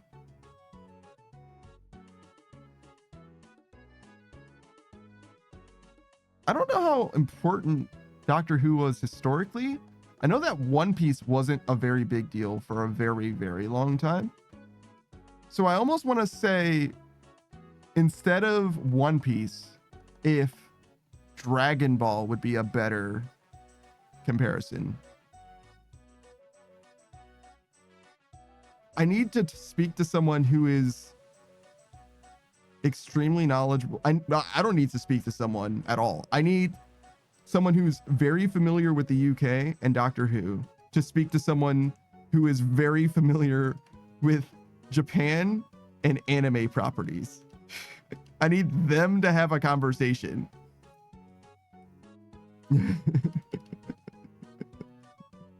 Because I don't know Japan's history with anime properties, particularly One Piece as it evolved from being, you know, a manga that was running in Shonen Jump to one of the big three,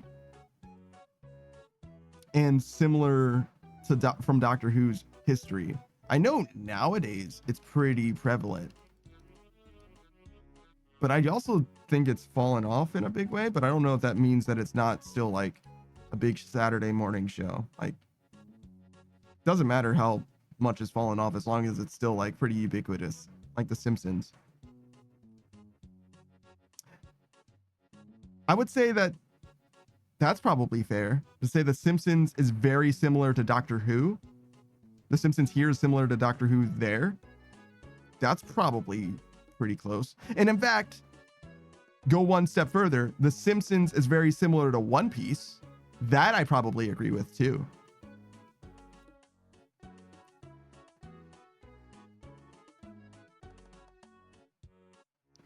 The biggest problem that I had, the why I had such a strong knee-jerk reaction was because One Piece's demographic doesn't feel the same as Doctor Who's. Though Doctor Who feels like it isn't a kid's show, it really truly is. And One Piece feels a lot less like that. It is Shonen Jump as opposed to, you know, Seinen Jump, I guess. But Star says I have to go make food. See you later. Okay.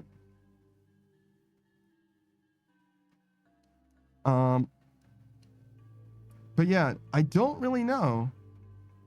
Maybe it is fair to compare them, actually. The more I think about it, the more I'm like mellowed out on it. But if they feel like very, very different things. But also, you know, the UK and Japan have very different cultures too, to be fair.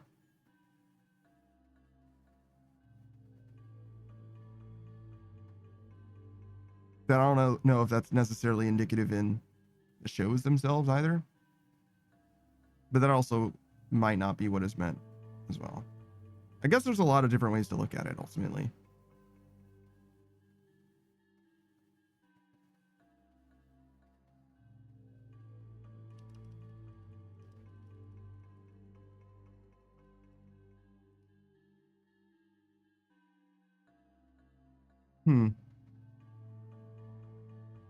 I do think I like The Simpsons as a Doctor Who parallel a little bit better.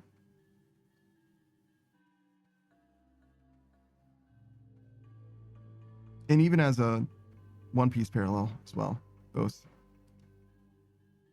Question, where the fuck is the music?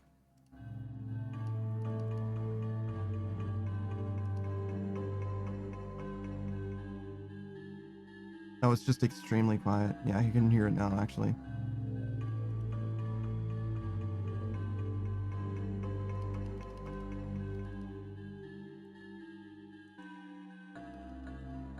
What was this? Unturned stones?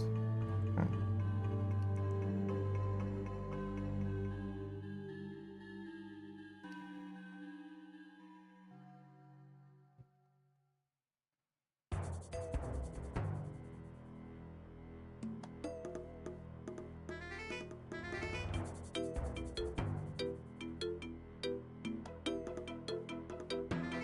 Do I feel like the song is way too loud now? Unturned Stones was Desert Treasure 2. Interesting. Yeah, I think so.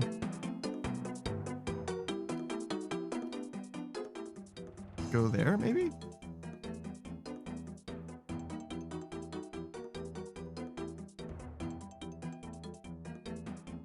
better. I hate that it's been like, I literally didn't hear the music that entire time I was talking about Halo. and I have no idea how long the music was completely fucking inaudible. God damn it, game. Fucking, for all I know, that was one song though. It was like one 40-minute song or whatever that was.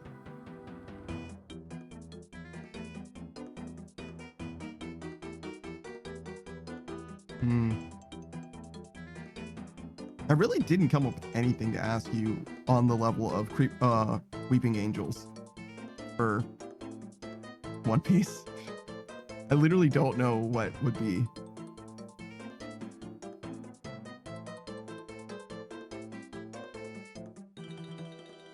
Like, if you had seen all of Doctor Who, you would remember the Weeping Angels because they stand out. So if you had seen all of One Piece, what's something that everyone would remember that isn't like a spoiler or like a story beat?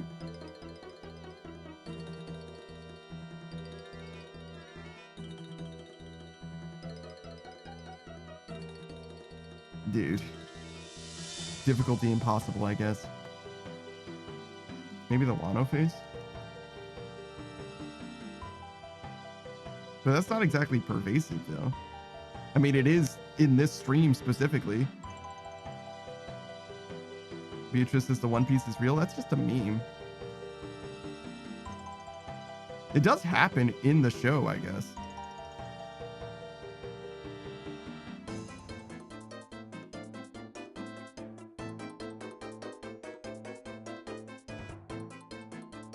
I guess it's about similar level of prolific, and it is like a one-off thing. It's actually not even that like important of a thing that happens.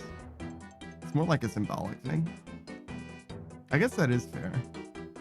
That was one of the first things I thought about, but I was like, that's just a meme. I guess memes can count though.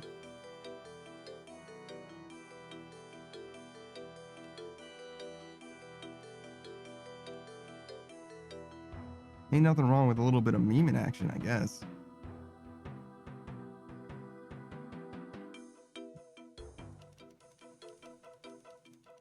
What are you, a meme hater?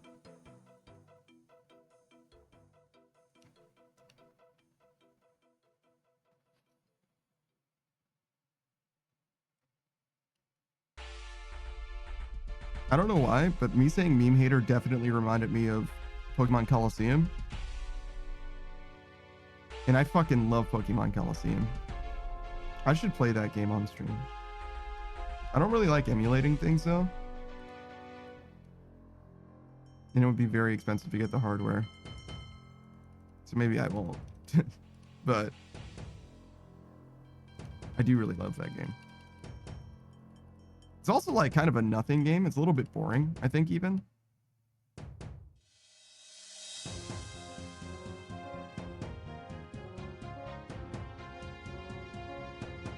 Certainly not a very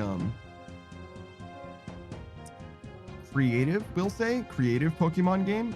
You're very restricted in what you can do and how you can go about things.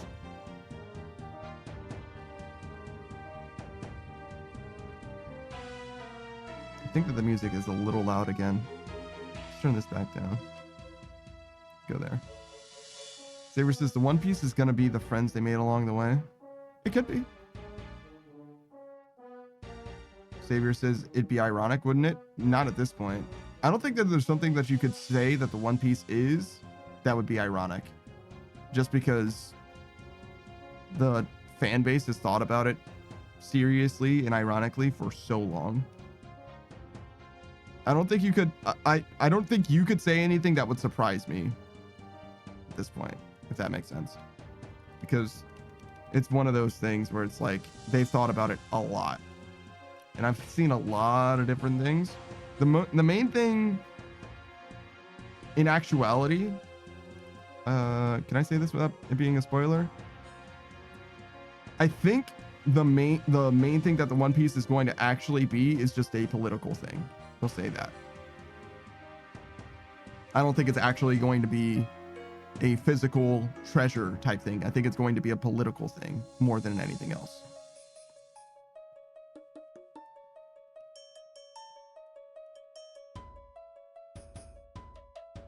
One Piece is kind of political also. In like a big way. Like right from the beginning, especially, but like it becomes more and more like, yo, you're trying to say something, aren't you here? Like, because the Navy is like definitely demonstrably the bad guys, and the world government in particular. Saber says they've been after the One Piece longer than I've been alive, to be honest. Sort of. Not exactly. Luffy's goal is more so to be the king of the pirates. It's just to be king of the pirates, you kind of have to get the One Piece, sort of. But even then, it's like really a background thing. They've mostly been adventuring and faffing about with the boys and like trying to make the world a better place everywhere they go. Like, it's really not like that. Like, if you said like Naruto was all about Naruto trying to become the Hokage, it's like, not really, dog. Saber says One Piece aired in 99. I was born in 2000. It's not even when it airs that matters. It's when the manga came out, to be honest, but sure.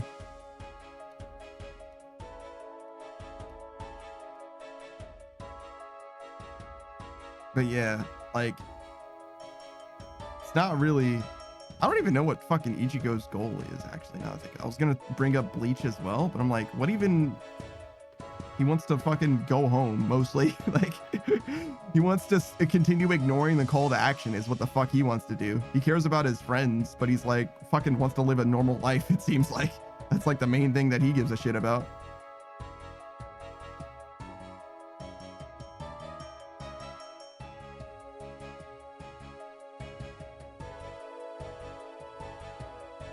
Is that true? Do I not know Ichigo's character that well? Is there a Bleach defender here? I think Booze likes Bleach, right?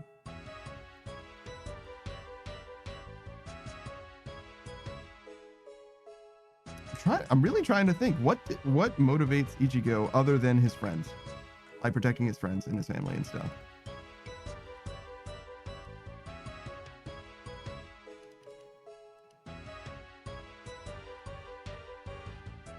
Saber says I use the anime because I don't got time to read manga anymore, and now Ichigo is just me for real.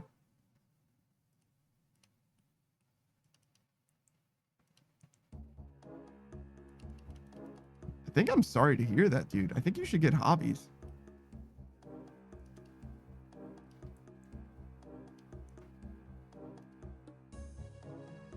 Saber says I just want to go home.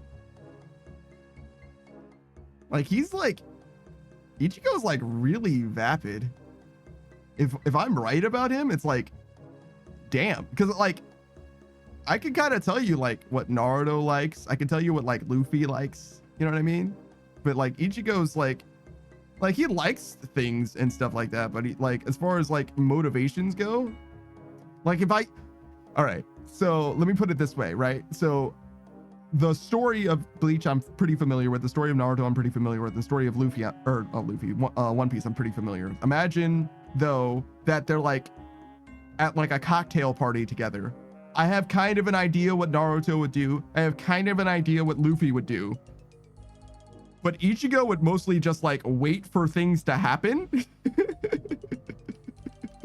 or go home, right? Like, you know what I'm saying? Like, I have trouble imagining, like, if there was no plot, right?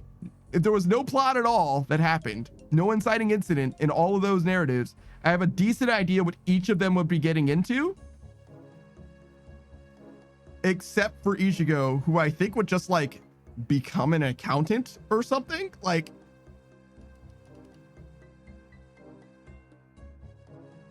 Savior says, my only hobby is gaming because I work a lot. Yeah, well, that's not what I'm saying. Like, I don't think that Ichigo is a gamer. You get what I'm saying? Like, I don't know that he would do fucking anything. You know what I'm like? If you gave Ichigo $1 million, I don't know he would spend that money on anything, right? If you gave Naruto $1 million, I have a decent idea of what he would spend that shit on. if you gave Luffy $1 million, I have a decent idea of what he would spend that shit on. Ichigo is a fucking question mark to me. Do you see what I'm saying? Like, if I gave you $1 million, Savior, your shit would, I would know from one day to the next that you got $1 million, right? Like, it would not be the same. Like, shit would be different. Savior says, oh, I thought you meant me when you need a hop. Well, I did say you, but I didn't like mean you. You get what I'm saying? I meant like, if you see yourself in Ichigo, I'm worried about how many hobbies you have, right? But it's not that you need a hobby. In your case, it's that you literally just don't have time, right? Like, it's not like literally you lacking like the personality or whatever. It's because you are just busy, right? That's a totally different thing, right? Whereas like Ichigo, I feel like is, if given infinite time and infinite money, he is just as dull. You see what I'm saying? Whereas like, if I give you time, you're gonna make some shit happen. You're gonna fucking investigate. You're gonna be fucking a nuclear physicist or whatever, just because you fucking can be or something. Like, there's something that's gonna have that's gonna capture your interest or whatever.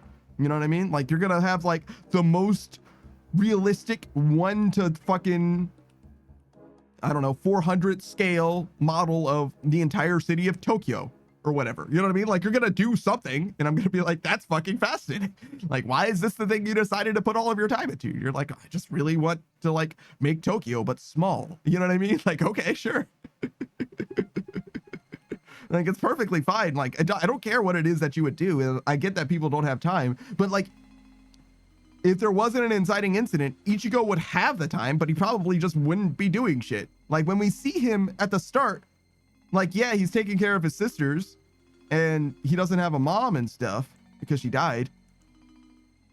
And he's got like kind of a weird-ish relationship with his dad, but like, he's mostly like, they're mostly like agreeable and it's fine or cool or whatever. But like, he really doesn't have shit going on.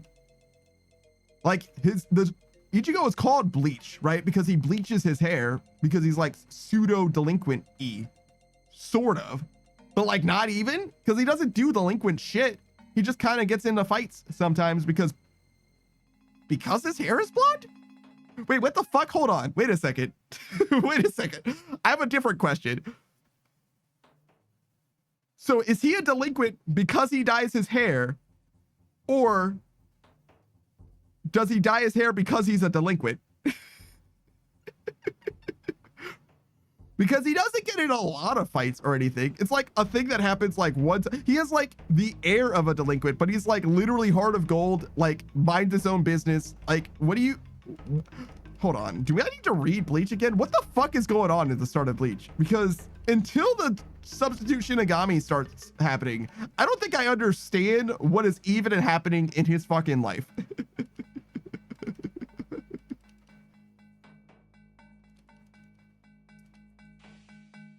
Savior says, if I got $1 million, I'd use it to pay my bills and go back to school so I don't have to work while I went back to school. Savior says, how is he a delinquent? It doesn't make sense. But like, him having blonde hair is like indicative of him being a delinquent. That's what blonde haired people in anime means. And I don't mean like blonde hair as in like they have blonde hair. I mean, because you could be American as well, but like, he's a fully Japanese guy with blonde hair. Well, it's orange, but whatever. His shit is bleached, like why it's called Bleach, right? And that's because he's supposed to be like a delinquent, right?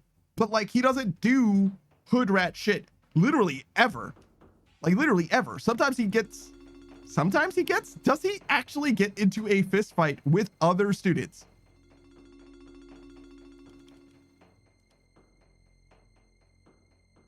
Yes, he does. Chad gets bullied because he is brown skinned at some point, and Ichigo fights with Chad against those bad guys. I think that happens literally once. Savior says, I mean, he got into that fight in the pilot episode. That probably, yes, because of like the bird or the ghost boy, he fights someone. You're right.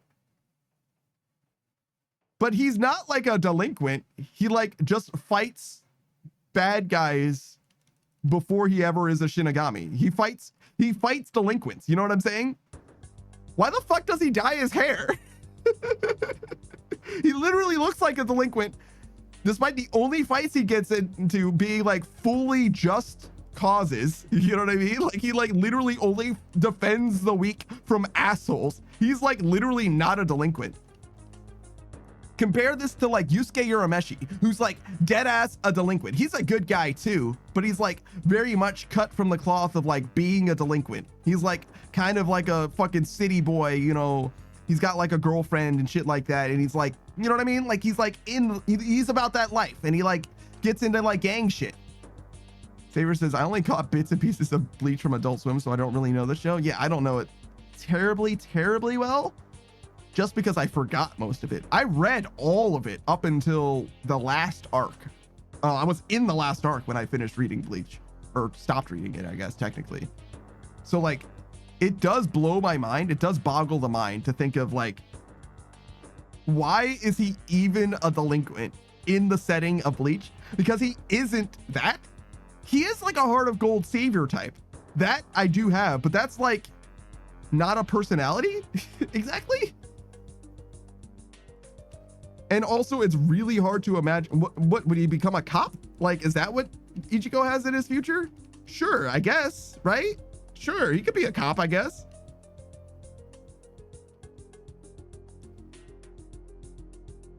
He wouldn't be a very good cop though, because he like really cares about cops. The best cops, it depends what you mean by best. The best cops are the ones that follow the laws, like fully, to like follow the law. They don't do anything outside of the law.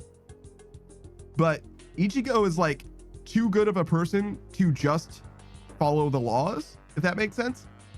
He's like neutral good, not lawful good, right? You want all cops to be lawful good, in my opinion.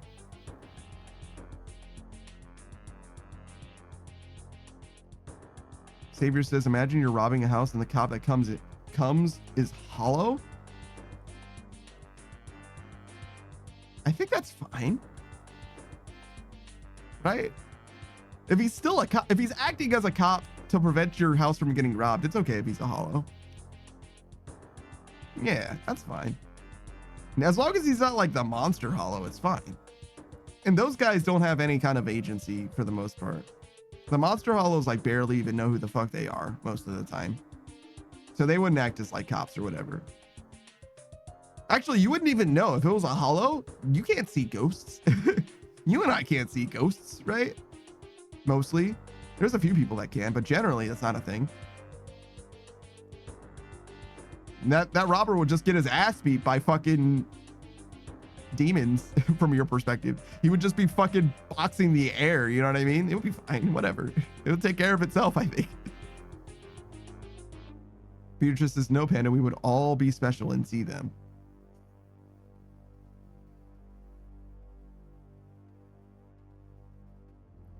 We would all be special and see them. I wonder what that would mean in the context of the narrative. So there's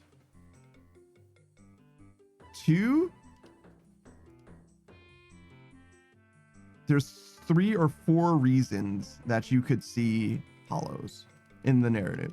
There's random chance.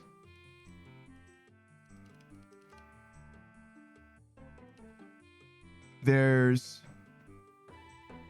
if you're a member of the clan, the Ishida clan or whatever. Wait, no, Uryu? The Quincy's. If you're a Quincy, which is like a bloodline thing.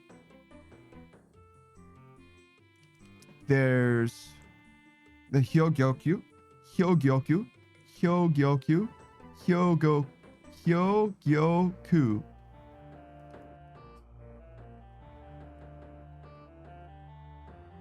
That's the one. Fuck it. The magic orb thing. Fuck. There's that, which should really have had a name in English, but whatever.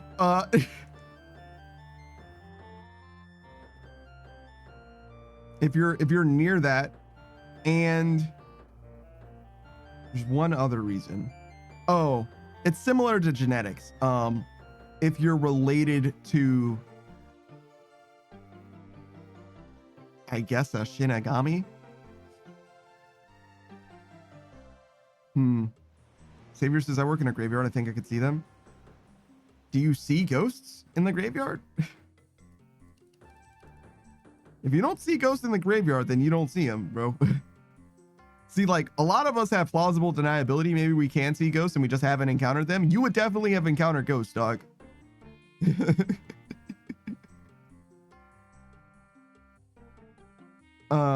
If you work at a graveyard, there's no chance that you would know if you could see ghosts or not, I think. But yeah, no, I'm thinking there should be something that makes us all in common with one another. So like, we're all kind of like VTubers or VTuber adjacent, right?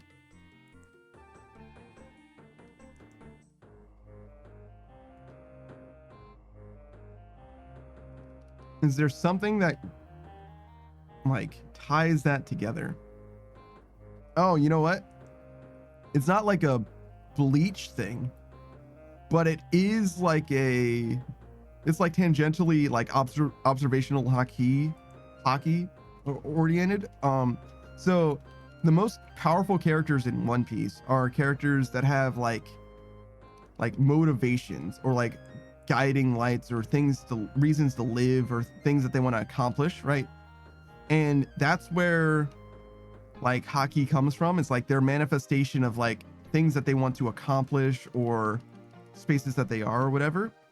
So being in the VTuber space, it is more than possible that we would be in touch with the fantasy of the world, and by virtue of that, more in tune with the lands between the like ghosts, the mystical, that kind of shit.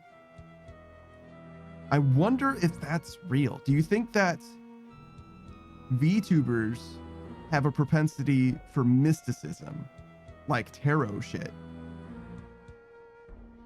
What do you think, Saku? I don't know. It's just an avatar on the screen for me.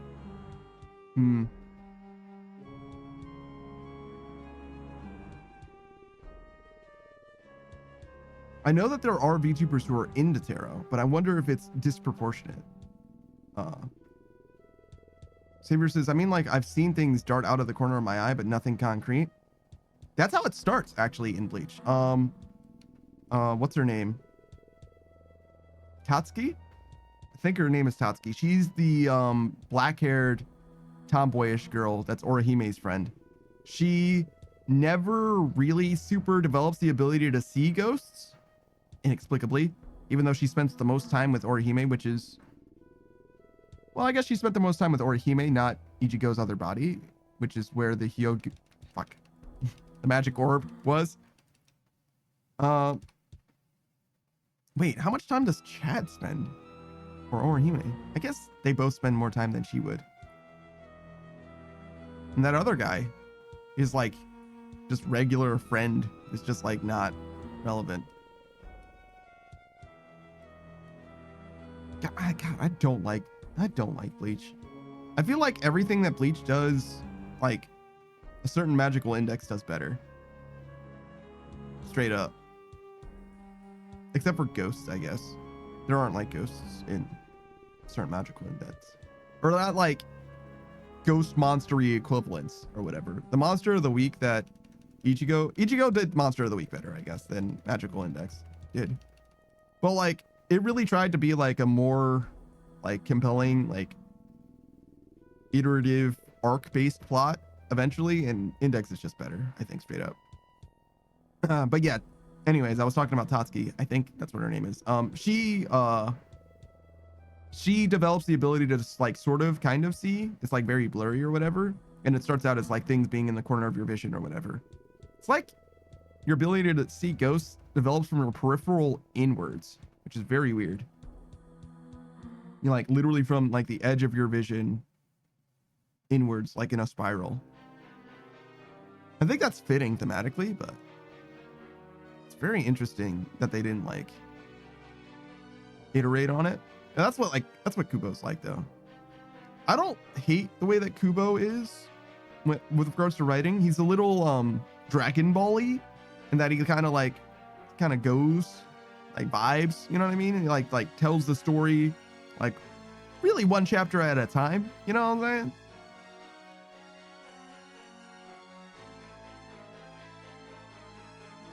Which isn't bad or nothing, but I just don't like the story that he told, I guess, ultimately. It's just not for me. I mean, it kind of was never for me anyway. I never like hated it or anything. I just, as far as like being one of the big three, like, nah, dog.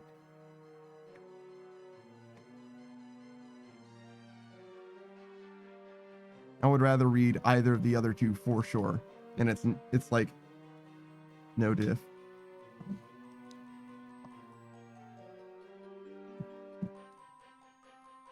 Saber says, I will say that I've heard like steps or whispers and felt more presences than I've seen. Yeah. That's how it starts. Yeah, that's normal.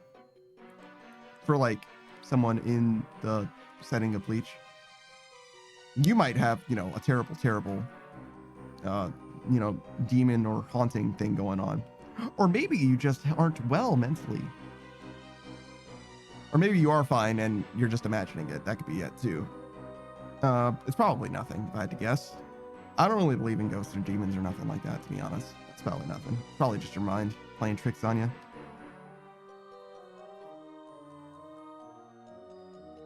I'm not sure what the feeling presences thing is as well.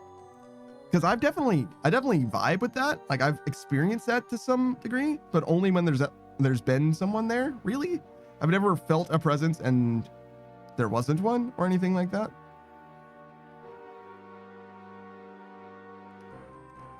But, you know, shout out to like cats and also like children or whatever, just staring into space. Like, bro, there's nothing there.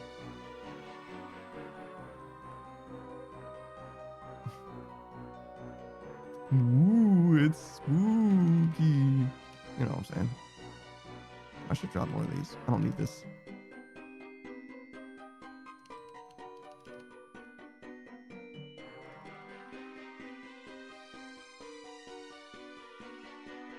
Saber says, it could be sleep deprivation, to be honest, but I'd like to sort of believe that there's an afterlife of some sort. There's nothing wrong with wanting to believe in an afterlife or even believing in one, I would say. I'm just highly skeptical of that shit. I'm reasonably sure it ain't a thing, bruh. Afterlife is just like before your life. You know what I'm saying? Ain't nothing. Ain't nothing but a thing, brother. In my opinion, obviously. But, you know, people believe different things, have different perspectives on that shit. Yo, what is going on? Are you good? Oh, it is certainly not good. Yeah, that's a lot of drop frames, bro. All right, well, I hope that it's fine. Looks like it's mostly fixing itself. Just for a second, it was a problem. Yeah, seems like it's okay now.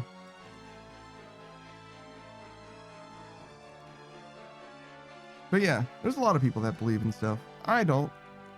It's kind of the end of it for me.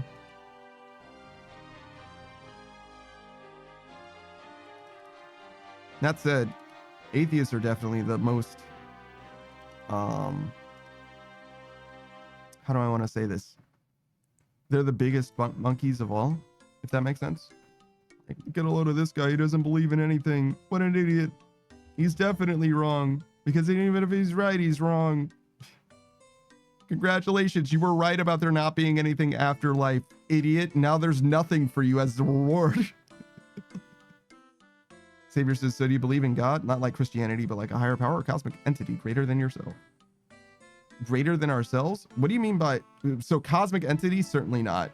Greater than ourselves? That could be like aliens. In which case, yeah, probably, I guess. Sure. There could definitely be aliens out there that are greater than us. Like better at stuff than us. But I don't think that they're around or nothing like that. And if they are around, they're like very, very secretive. But I don't think that's the case. I don't think it's a they live situation. But yeah, no God. If there are aliens, they aren't around. No other cosmic entities, no devas or angels or demons or spirits or none of that shit.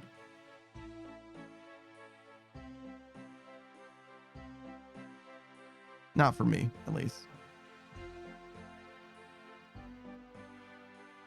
Funny people do believe that shit though. For various, mostly personal reasons, right? Mostly personal experiences. Like, one of the like most important parts of like Christianity, for example, is like having a personal relationship with God. Like you speak directly to God.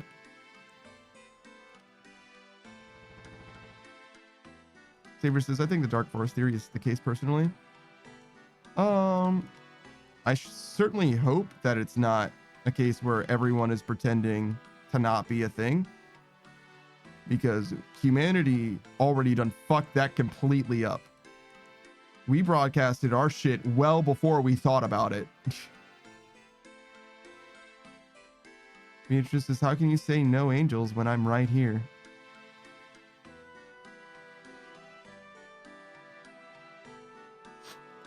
Call an angel.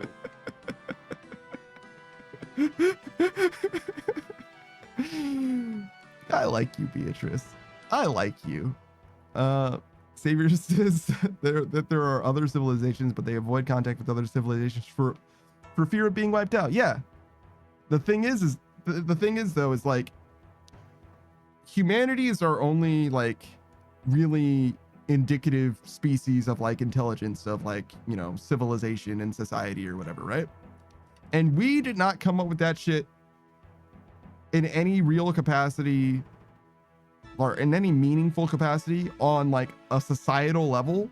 Well, we don't have a societal level of that shit today, to be clear, right? So even now, we don't agree that we shouldn't be broadcasting fucking radio waves ambiently into the fucking cosmos, right? But even if we did now, that like even if we came up with that decision today, right? We all decided, okay, we're not broadcasting that shit randomly into space ever again, right? It's fucking how many years? It's like 80 years late. We have like 80 waves of fucking shit projecting from Earth at the speed of fucking light in a radius around us.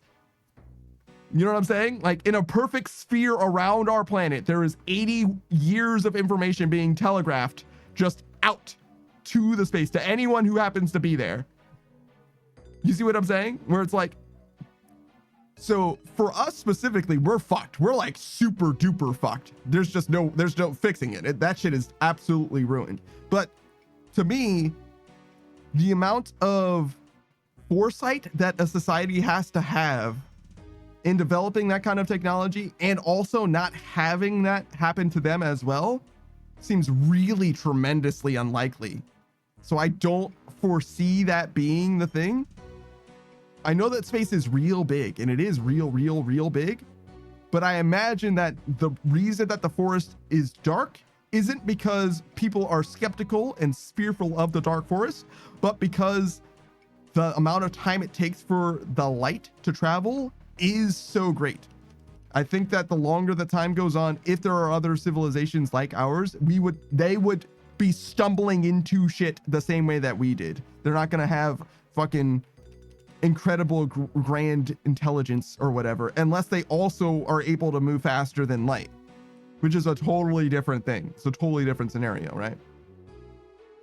In which case, I would venture to say that if you have faster than light travel and all that shit, like you don't really need to be fearful of most things that you're going to encounter, because you stumbling into them, it's much more likely that you're much more powerful than they are, generally at least. Just because that's a lot to have had. And it's not like they're going to have advance notice of your arrival. You're moving faster than light. There's no way for them to know that you are coming until you're already there. And even then, like, it's a reactive thing. So you literally have mover's advantage, peeker's advantage type shit. I don't see it as being a real problem, personally. Saber says, do you believe UFOs are alien species? I believe that well, actually, it's not even believe. Most UFOs are confirmed not aliens, right? The vast majority of UFOs we know for a fact are not aliens, right? A UFO is an unidentified flying object, and we can source what most of them are. There's like all kinds of papers publishing them. Now, the thing that's interesting is that some of those papers have said that we do not know what it is, right? Like the CIA have released like, hey, we went through all of these UFOs, right? Fucking 85 or whatever % of them, we can say for a fact are not alien, right? And it's like, well, what the fuck? Wait a second. What about the other 15%? For me, almost certainly none of them are alien. Almost certainly. There you go. 4, 5, 6, 7, 8. So I guess I hate this. But that's just for me. I just don't think aliens are contacting us directly. Savior says, I'm getting stoned and I'm loving this conversation. Good for you, man. Saber says, which we shouldn't, to be honest, because what if the aliens aren't friendly? Yeah, no, I get it. It's too late is the thing. It's like literally too late to be worried about that. I understand though. You're right. They could be not friendly. I think that the hope is that any society that we encounter as humanity is advanced enough to be post-war and that we then don't fuck it up. That's kind of where I'm at. I'm more worried about us as humanity than them as aliens, to be honest. Beatrice says, I mean, humans aren't friendly. Indeed. And I think that's the problem. Yeah, I think our problem is that humanity isn't friendly. And I think that humanity should be friendlier before we worry about aliens being friendly. Because we can at least control for one of those things. In theory, sort of. We can only control ourselves, but you get what I'm saying.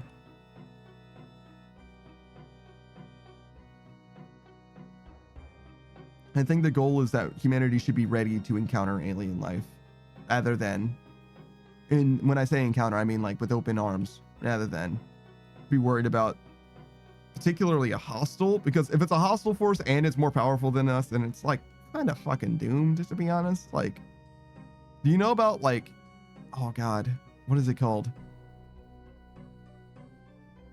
Yusaki, you might be familiar with this. It's like arrows from God. The idea is like an interspace or interplanetary, I guess, an interplanetary weapon that is literally just like a fuck off big rod of tungsten. Like not even a huge rod of tungsten, like maybe as big as the International Space Station, maybe bigger than that or whatever. And you just accelerate it to fuck off fast, like just real fast, like a significant proportion of the speed of light, and just let it run into something. Like the amount of damage that would do is like incredible. Like just truly would wipe a civilization off of the surface of a planet. Just like you don't even need to hit the right part of the planet. It'll just fuck it up. It just doesn't matter. Like you get it to a certain speed and it just becomes destruction. It just becomes actual death. It's like, okay, cool. And that's literally just like a decent sized rock going fuck off fast. You know what I mean? Like, so yeah, if aliens are like truly intelligent or whatever, they could just fuck up our shit just like instantly. It would just be, we wouldn't even know what would happen. Like you might be able to see it coming, but like not in a way that it matters. You know what I mean? Like, goodbye. Oh, you can see it coming. Now what will you do about it? Yeah, exactly. Congratulations. Fucking nothing. Yeah, exactly. Especially with like war also happening in real time on our dumbass planet. You know what I mean? Like, okay, well, too bad. Can you imagine if that asteroid or meteor or whatever that we saw was like instead of it being like 5%, it was like closer to, or 0.5% or whatever, it was closer to like 85, 100%. How much humanity do you think would work together to do something about that? Fucking none of it, right? No. Like America might do something, and also like, Western powers or something, they might try to do something together. Not if they don't profit from it. Yeah, almost certainly not. But like the most that they would do is like the Western bloc would do something, and like maybe the Eastern bloc, you know what I mean? Like maybe Russia and China or something would like try and do something about it. But we wouldn't even work together to try and do something. Like that tells you, right? Like fucking doomed, fucking worthless. Humanity, like literally you have an existential threat that's equally fucking up all of you, and still you're like, I'd rather war. Like, okay, cool. Like, all right, whatever, man. Look, after a certain point, like, fuck it. Like, you guys don't even deserve it. Saber says, before we start contacting aliens, we should all be in agreement on all things that come with meeting a new intelligent race. I don't know if we're going to be able to be in agreement of fucking anything, to be honest. To be real, like you can hardly say, like, make a statement that everyone on the planet will agree with. At the very least, because people are contrarian sometimes. You know what I'm saying? Like, you can scarcely say one thing that is, like, universally actually true for humanity. Yeah, you can say that the planet is round and there's still flat earthers. Mm-hmm. I just, like, there might be something there, but, like, brother. Saber says, send a pebble at the speed of light and it'll land like an asteroid. It'll burn up in an atmosphere, actually. Saber says, PDFs are bad. PDFs don't agree with that. And if you don't believe me when I say that, look up what the acronym MAP stands for. Enjoy that. Enjoy that mind virus that you just have, that you just acquired yourself. No, it's totally fine. We just feel the way that we do, or we would never act in any way. Like, okay, cool. All right, cool. That's a thing that exists. Beatrice says, no, thank you. Indeed. Indeed. I see what you're saying, Savior. Even that one. Nope. Nope.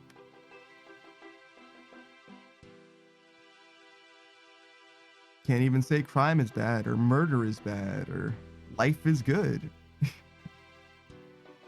Can't say that dogs are good. There are people that hate dogs. You know what I'm saying? Like, it's fucked up out here, man. It's bad. Guess we're done. We don't have any space no more. We ran out of sauce. That guy's worried about getting his split. It's unfortunate.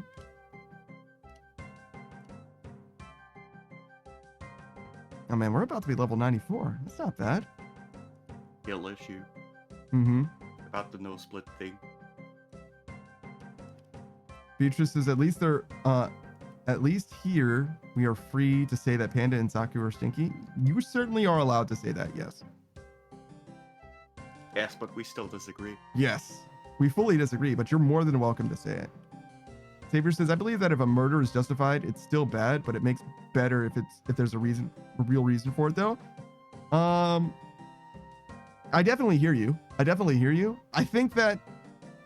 think that you're contending with the fact that people would disagree with you, though. I think you're just giving me your perspective, and I don't actually disagree at all. My favorite murder, well, maybe not my favorite murder, but certainly one of them. There's this woman, right? She had a daughter, and her daughter was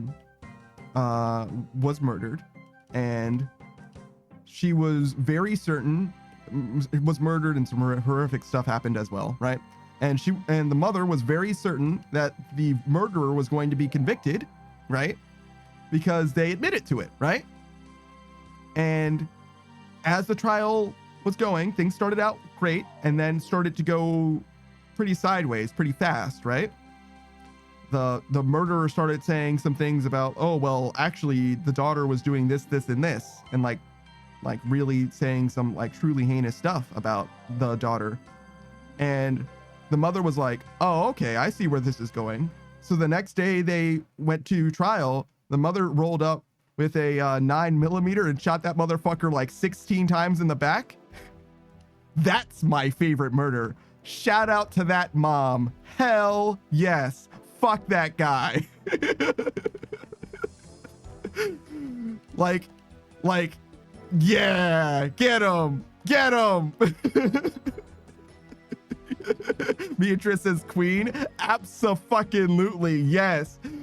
That mother was like, I don't like where this is going. I'm not sure he's gonna be incarcerated, and I don't like how much he's saying about my daughter. Fuck this guy. I'm solving this problem. And she fucking sure did. She solved that fucking problem. That problem was never a problem again.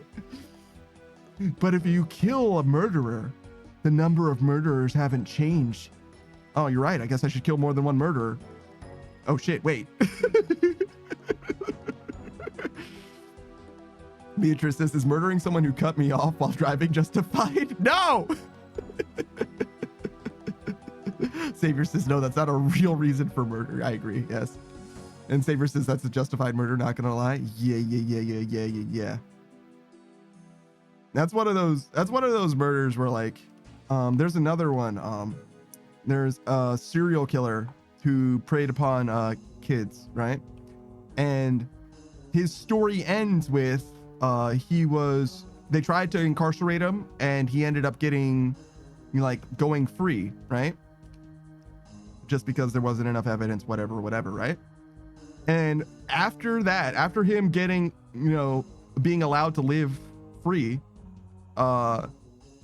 his story just like ends, like nobody knows what happened to him. And it could be because, he went back to doing his murdering and was never caught again. But more likely is that he was freed from the courtroom and everyone in his community knew exactly who he was and exactly what he did. And they made sure that he never did anything ever again. And that's the way I like to think about it. They were like, oh, justice failed? Don't worry. We've got this one, boys.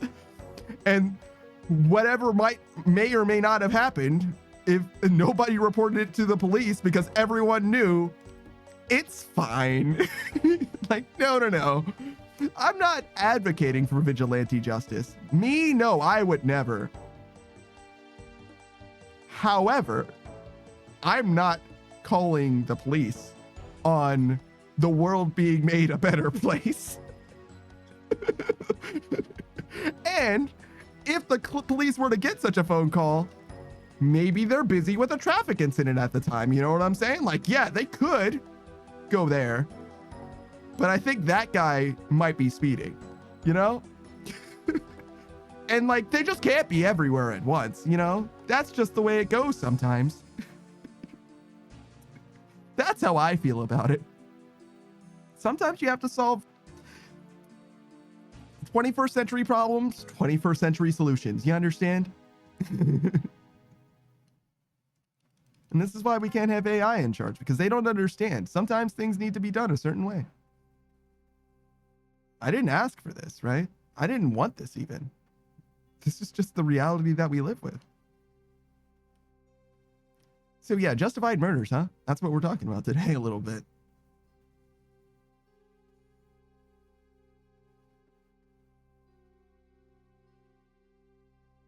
So how do you feel, Saku, about talking about the splits? How do you feel about somebody who agreed to split before, but then they get the shadow and they just like peace out forever? Like, he's an asshole. Yeah, he sure is. He sure is. Hope he gets hacked. Damn. That's fair, I guess.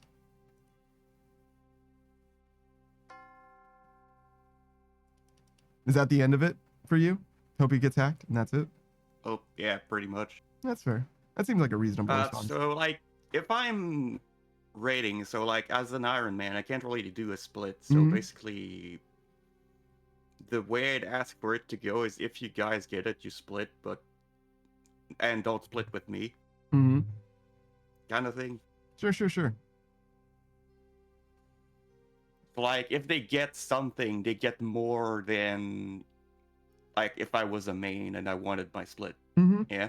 Yeah, sure. And if you get something, I obviously get basically nothing. Yeah, unfortunately. Yeah, nature of the beast, to some degree. The only thing that you could do is have your main have enough money to do the split for your iron. Which is theoretically possible, but very, very expensive, right? But for me, that perspective is fine. I don't really care about splits, to be honest. If I'm doing something with an iron, I fully just expect them to just take it. It's fine. And similarly, if somebody were to like say that they were going to split and as soon as they got something, they pieced out on me, that would reflect poorly on their character. and I would never trust them again, but that would be kind of the end of it for me. Well, yeah, he wouldn't show up again in your life. That's the thing. Yeah, obviously. Well, some people are like that, dude. Some people will stab you in the back and then just expect you to be like cool with it years later or whatever. That happens sometimes. Maybe not in RuneScape specifically, but I imagine that has happened in RuneScape as well. Nah, RuneScapeers are cowards. That's probably true too. Just look at the wilderness and how they quote unquote look for fights. Yeah. You can't blame all PKers for that though, to be fair. Yeah, only 95% of them. Maybe so. Maybe so. Certainly anybody who uses the camera system. Right? And to me, that's like PKing. I'm a lot more okay with PKing when you're doing something like if you're trying to kill somebody that's like getting Void Waker pieces or whatever, because you're fighting someone in a dangerous situation when they're prepared to defend themselves, right? That's your intention, right? When you're fighting someone who's running to the Chaos Altar or who's fucking hunting Chinchampas or who's thieving the Rogue's Castle, like you're literally looking for someone who's wholly defenseless. That's what you're trying to do, right? Like you're fully like, no, I want what you got. And I'm not trying to be honorable about it in literally the slightest. Like, I fully want to take advantage of you in your weakened state. Which is like, again, well within your rights as a PKer. But it's definitely much, much less honorable than where you could be otherwise. And even then, obviously, when you're fighting someone who's fighting a boss, they're not only fighting the boss, meaning taking damage and all that, but they're also geared to fight a boss, not to fight a person, and you're geared to fight a person. So it is a little bit different then, but it's at least much more fair, I would say. Obviously, it doesn't matter tremendously, particularly in mind with like the bosses that I would be interested in doing are the solo bosses, and they are shallow enough in the wilderness where you can just teleport out anyway. So it's not really a fight so much as like, did you tag me? No, well then I'm gone. Unless you specifically teleblock me, I'm just gonna leave.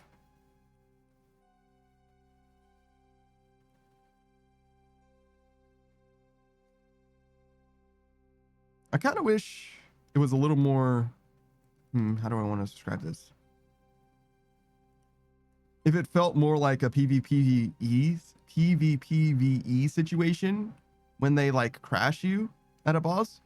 Because it does definitely feel like somebody shows up and you're fighting the boss and that person at the same time, as opposed to the boss at least being impartial. You know what I mean? Like 50-50 odds that the boss attacks you or them. Seems like the boss is like very much honed in on you consistently. Or maybe I'm crazy for that.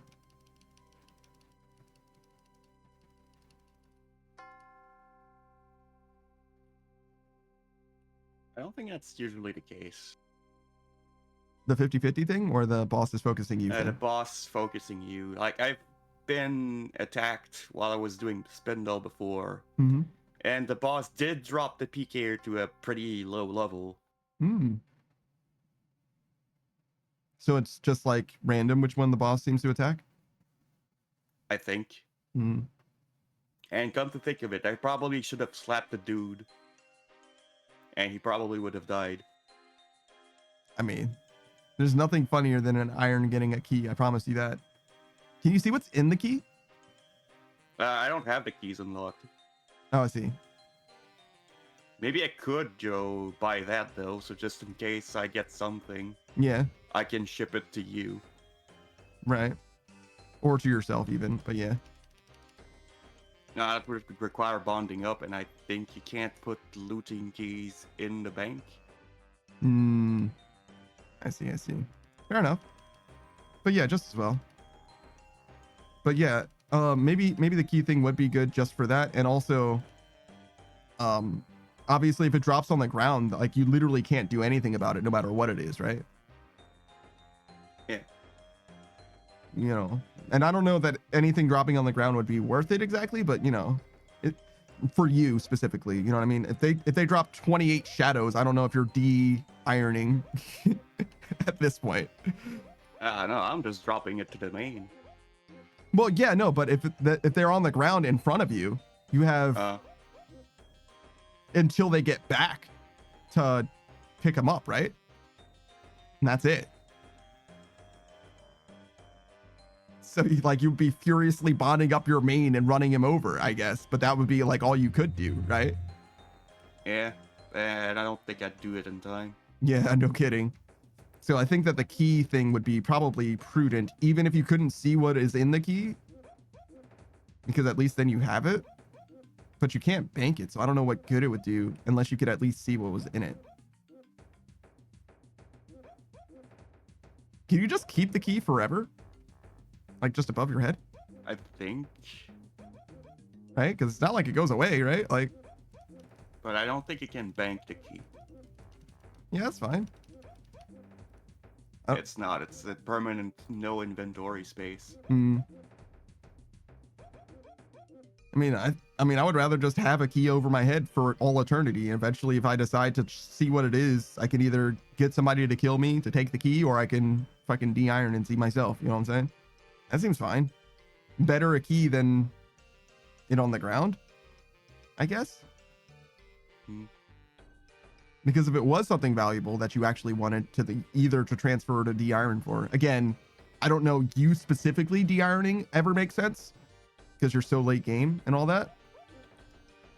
Maybe if you had a new account. I think Rorn like finished his iron and he de-ironed his iron because he has this hardcore iron that he cares about at this point, and he just wanted to have a main to do stuff with.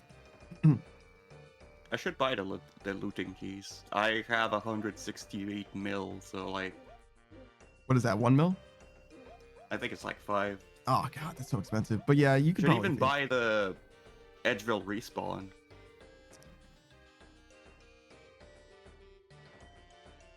Yeah. Isn't that a better respawn spot because the bank is so close? It is better. It's better than Lumbridge, that's for fucking sure. I don't know if it's better than Ferox Enclave. Ferox Enclave is very similar. It's also very near a bank, but it also has the rejuvenation pool. I don't know how much you need it, obviously, since you just fucking died. You know what I'm saying? So, like, I don't know. I don't know. But Edgeville, yes, definitely is better. I spawn... I just want something close to a bank.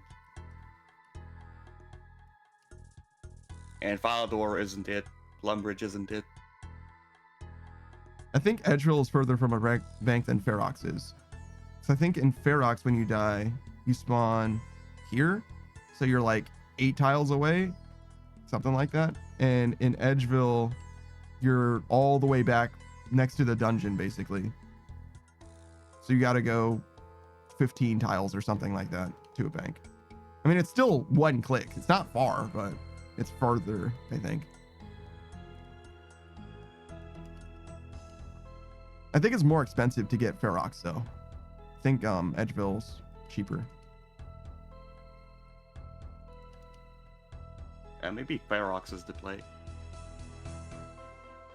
I would double check what the wiki says about the distance. I'm sure the wiki says bank distance because that's like the main thing that would be relevant. I think I got both of them. I know I respawn in Edgeville now. If I got both of them, I think I could just switch. After you buy it, you can just switch it. It's like buying... Wait, no, it's not like the house. The house you have to pay for every time, I think. I think you just pay to unlock it, though, in this case.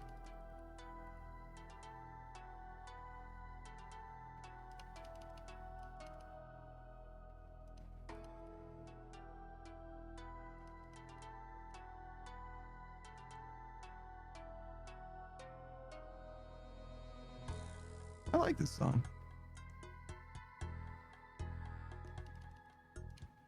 All right, so it actually does mention the banking, the amount of tiles you're away from a bank. Mm-hmm. For Edgeville, it is 19 to 25. And for Ferox, it is 15 to 22. Really? It's much further than I thought it was for Ferox. That's not, it's so, the both of them are so far, it's not that big of a difference, to be honest. But I'm very better surprised. than most other places. Yeah. Wait, there's an altar over there? Why? There's a ladder over there? What the fuck is this building?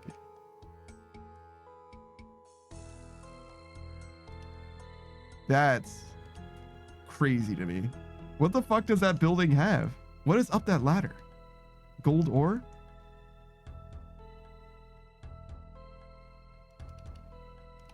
I might need to do a little bit of an explore. I think we need to know. We're not going to do it with this gear though, because I'm not losing and literally a single bit of what I've got going on at the moment. But very soon, I think we're going to have to check that, because I'm very curious.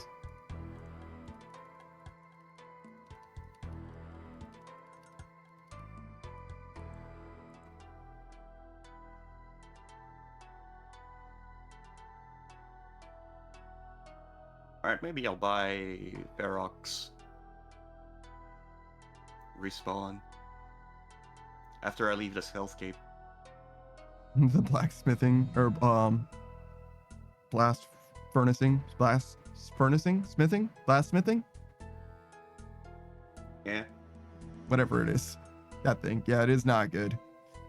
I'm glad that I didn't do that all the way to 99. It would have made me money, but it would have cost me RSI and also time. I did that for a while on the main. Mm-hmm. It was like doing a daily 1 hour of it.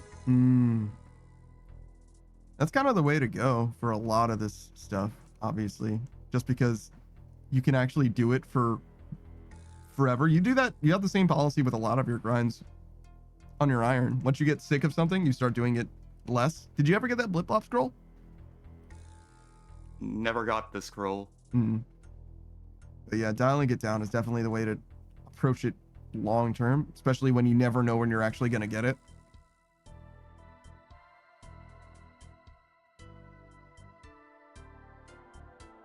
I might as well just farm the Venator bow instead.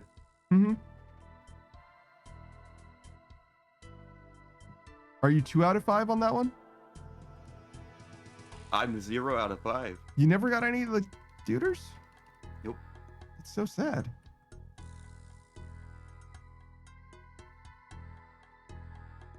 You didn't want a lot of dust anyway, but you're gonna end up with a lot of dust if you never get the pieces.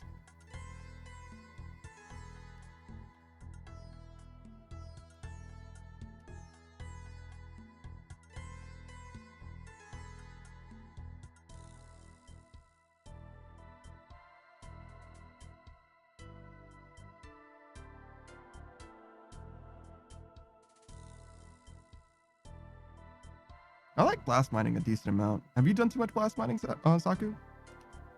Nope.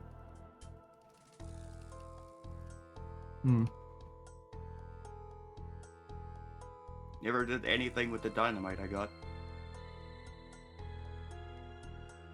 What? When did you get dynamite? Why do you have dynamite? From the guy? From Wintertodd. Oh, right. Yeah, you mentioned that before as well. What a weird thing for Wintertodd to give.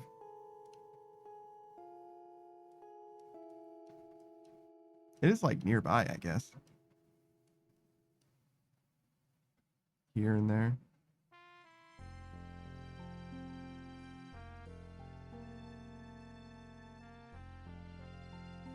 I totally forgot that's where the soul altar is. Jesus Christ. Why was that so hard for me to say?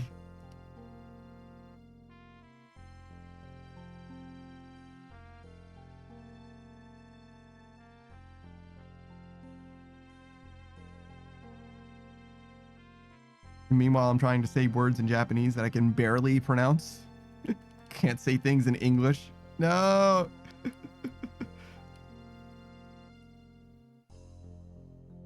especially when it's a 1-syllable word and a 2-syllable word. No, that's so tragic. It's like 3 different sounds, bro. It's not that bad. I guess it's more than that. Soul is 1 syllable, but it's like 4 sounds ish.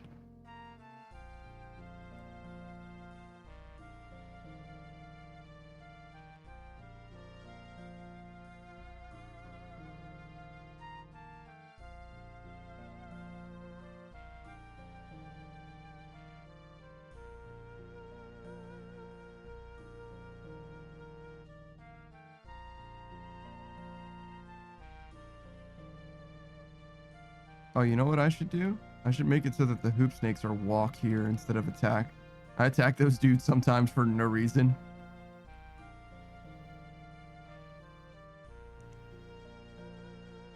Fully brutalize them for the sport.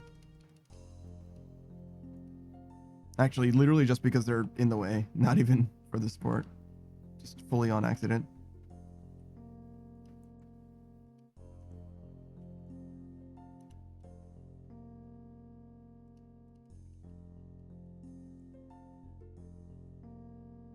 I never used to. I've been here for a long time to only have started attacking them in the last like 3 Solocep runs or something like that. Solocep days, I guess. That's what I mean.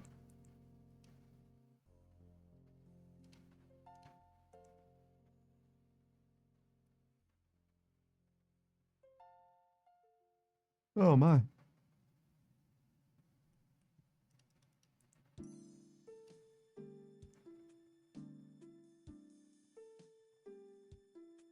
How often do you go on vacation, Saku?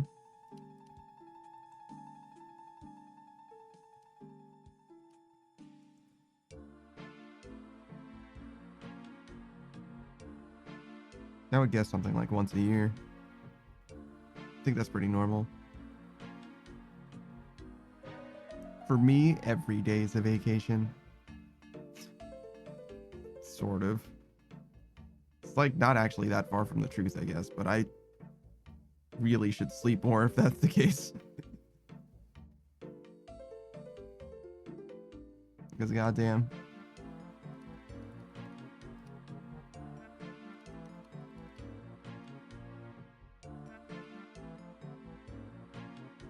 Okay, I'm back. Welcome back. How often do you go on? How often do you go on vacation? Not very often, actually. I think once a year is pretty normal, right? Does that sound normal to you? Yeah. But I don't really usually go anywhere for it.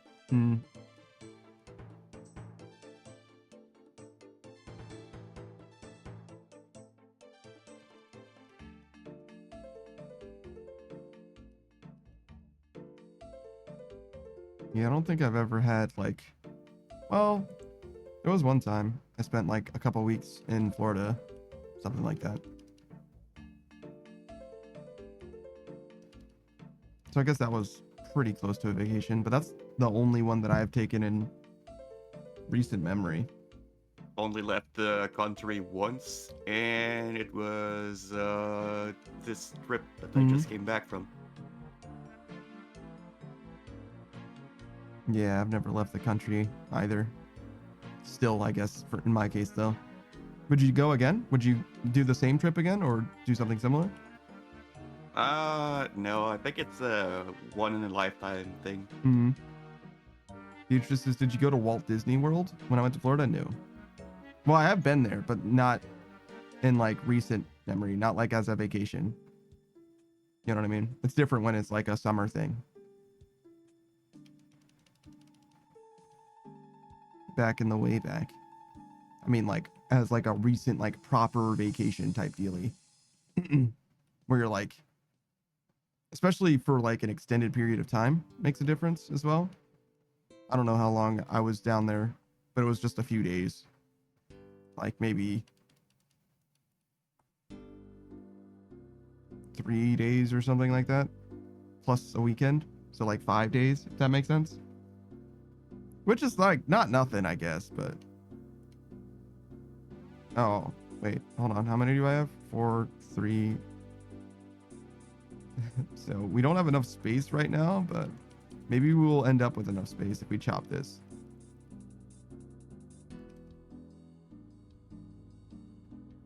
And if not, maybe by the time we end up at the end, we will have enough room for mushrooms so we can just teleport back here and it'll be fine. Because we definitely dropped all of our shit on the ground like a fool. Once again.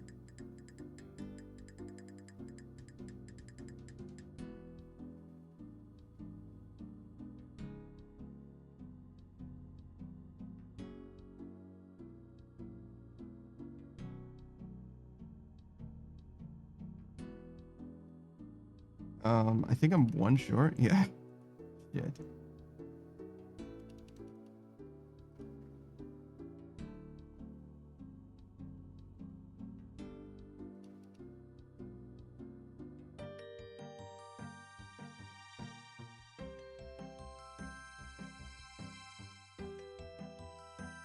No joy. We got our extra 1, so we can run over here. Take a bit of damage. Do this. Then run back there. Take a bit of damage. But only after, of course, we cut this log again.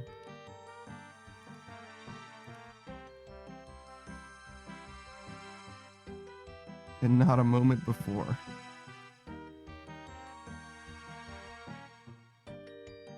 Do you like theme parks, Saku? No. I think I kind of agree, Net. It's kind of surprising how, like, I would typically say no because of the people, but actually the people aren't that big of a problem because everybody's kind of minding their own business. Like, you can actually feel quite, I don't want to say alone, but like, it can feel quite private when surrounded by people at a theme park because everyone is like very much keeping to themselves and like doing their own thing. But it's still very, very loud and a lot of walking. And honestly, the rides, though I enjoy them, are not super worth it by itself. I certainly wouldn't, if I had infinite money, I wouldn't be going to theme parks very regularly. I can promise you that. The only reason that I would ever go to a theme park is because someone else wanted to go to a theme park. But I probably would go, and it probably wouldn't be bad, but I'm not the type to like spend money doing something like that anymore. Should we do this instead? Maybe. Do that. Beatrice says, bro, I want to go to every Disneyland. Are there only 2 of them? It's like Disney World and Disneyland and one in Tokyo. That's like it? There's just the 3 of them? Is there a new one that I'm not aware of? Beatrice says there's Disney Paris and Tokyo. Okay, so there's 4. There's 1 in Florida, 1 in California, 1 in Paris, and 1 in Tokyo. Okay.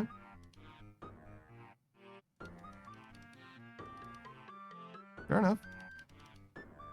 I don't really want to go to Cat Island. You want to go to Cat Island in Japan? Yeah. Interesting. They have a few different animal-themed islands, weirdly enough, in Japan. They have a bunny island too. Hmm.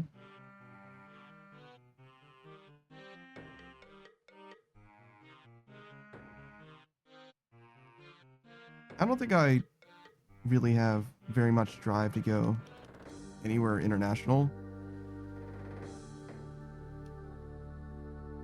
It's a lot. Beatrice says, just go to, I think, Turkey. Everywhere is cat paradise. Everywhere is cat paradise in Turkey? That's crazy. I thought it was a turkey paradise. No. Are there even turkeys in Turkey? It better have false advertisement otherwise. Sue the entire country for false advertisement.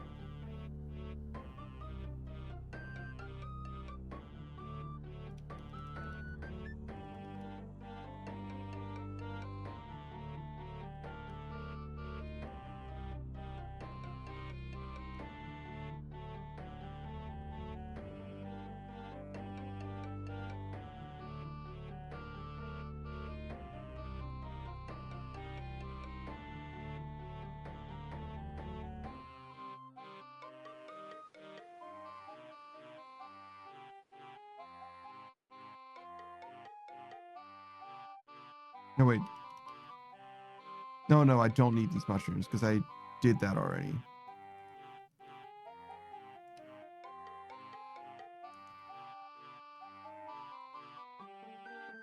Yeah, I don't know. When it comes to visiting like international places, I don't feel a very strong need. I used to really, really want to go to Japan, but like the more I think about it, the more pointless it is for someone like me to travel internationally because like I really just like to vibe indoors mostly. There isn't like a lot of shopping I would want to do or like places I would want to see or anything like that. So I'm like it's pretty wasteful for me to go anywhere because I'm just gonna vibe in the hotel room mostly. Like, yeah, I went there, but like, why?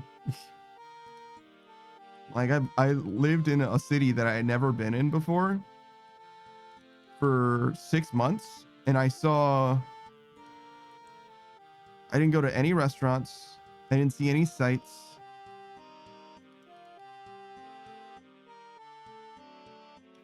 I didn't do anything recreational, literally at all. I was just in that city for 6 months. Maybe your cruise would be good for you. I don't know, maybe. If it was a guided cruise like Saku went on where there's like tours involved, sort of, but like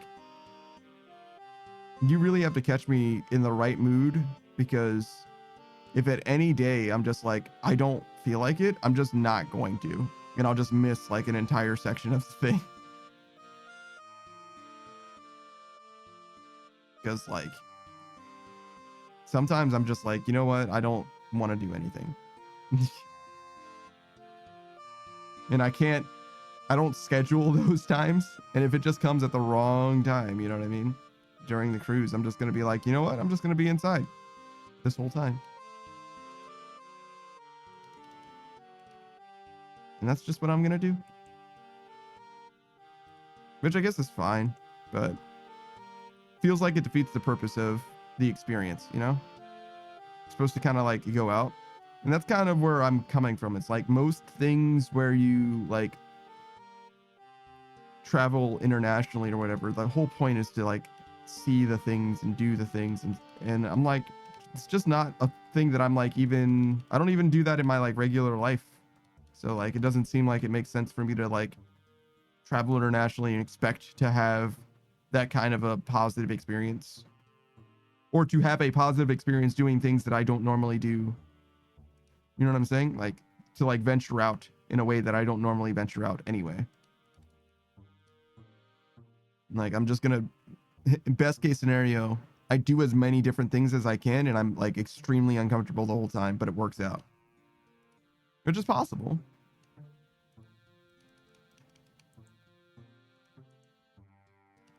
I've been uncomfortable and things work out before. It's actually a pretty common thing, weirdly enough.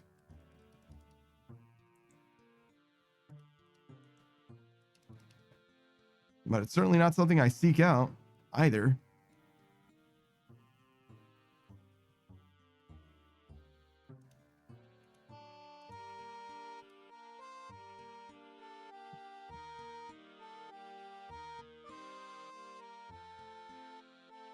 Also, my biggest fear of like with regards to like a cruise or a restaurant, really anything where you're out for an extended period of time, is somebody noticing that I'm alone and like trying to talk to me about it. Like genuine fear. Like, dude, I do not want to talk about being alone. Please do not. Just don't. Just don't.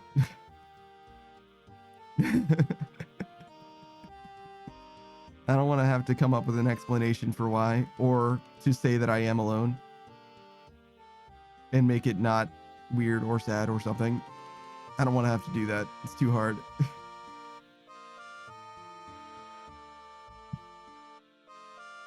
Can I just fucking live, please? Just tell them about your girlfriend, who is the square root of minus 100 out of 10. A solid 10, but also imaginary.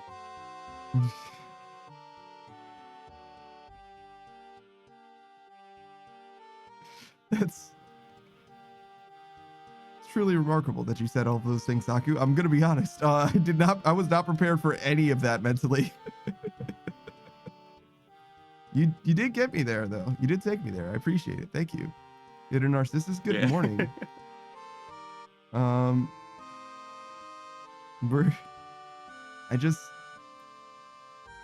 That's not a pickup line. What did I just hear from you, Saku? What was that?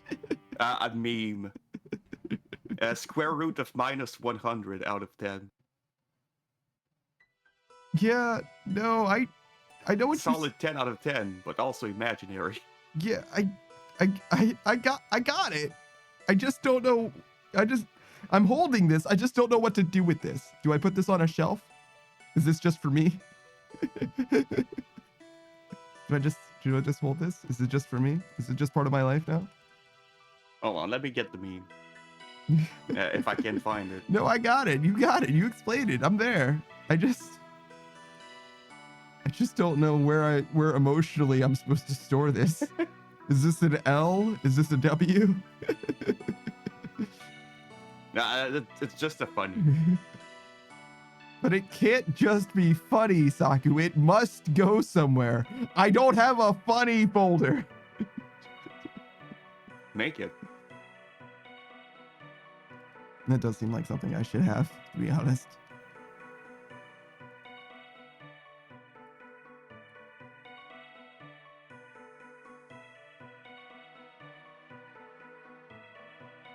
So we're at 4 hours? Not bad. Beatrice says, how big is your despair folder?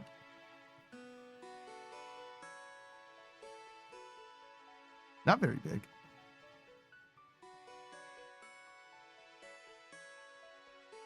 Despair? Not very big. Despair is very specific, so yeah, definitely not that big.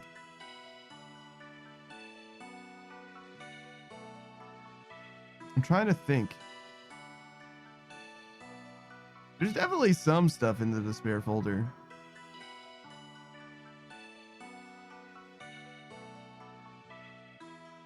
Yeah.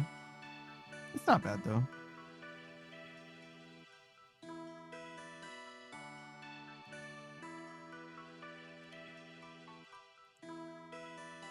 Well, I mean, despair is bad, but you get what I'm saying. It's not like overly burdened. It's not even at capacity. I could do with more despair, I'm sure.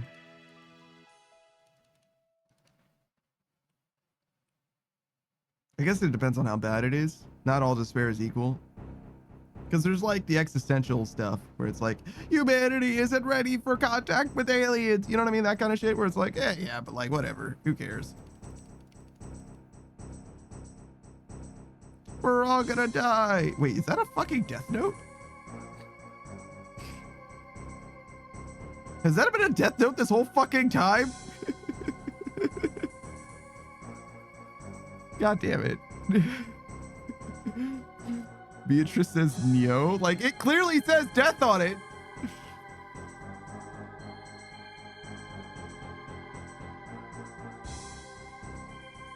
This says you just noticed that? I might have known that earlier. I just forgot. Well, how do you notice it like this?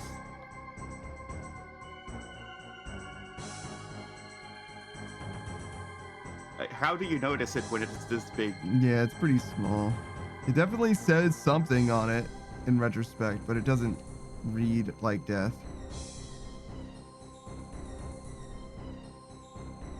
And often I don't click on emotes either.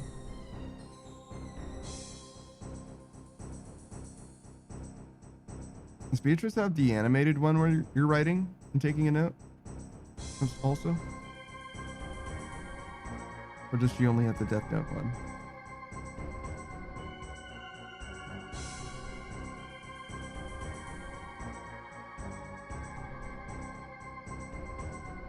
Shit, I told her my name. He has the Death Note.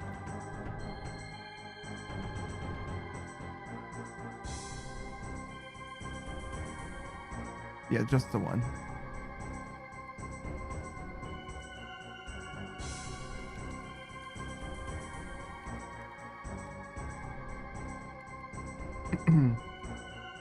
Goose's pen has in a spare folder. Yeah, that tracks, you masochist. So because I have memories, I'm a masochist now? Is that what you're going for? Or because bad things have happened to me? I'm not sure. I'm not sure about that one, Booze. I'll keep it 100, brother. Beatrice says, and he said he could do with more to spare. I could handle more. Yeah, probably. Booze says, I only just popped in and have no context to the term despair folder.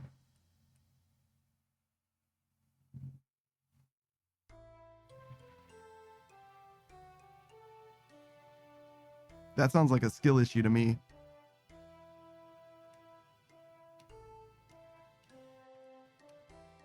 Yeah, just be there.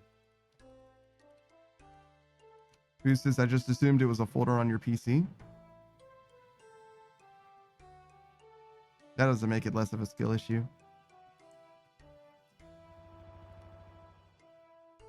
Smiling with that face is weird.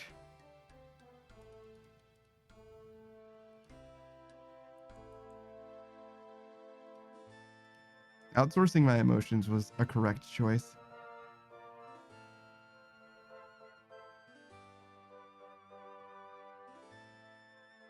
It's a little hard. I think that this face should be reversed. Like mirrored. So the other eye is the one that you can see. Because this fucking hair, it's always in the way.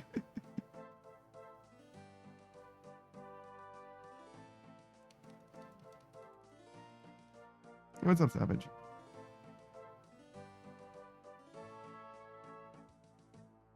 Beatrice says you need a hair clip. You need a hair clip. How dare you?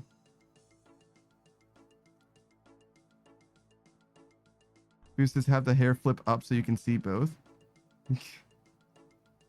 Savage says get a haircut. Wow. Beatrice says I already have one. We'll get another one then. Make a collection.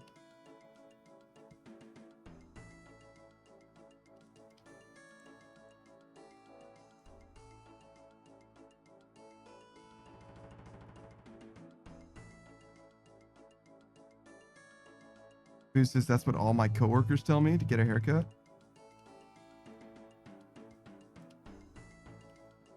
Maybe you should listen.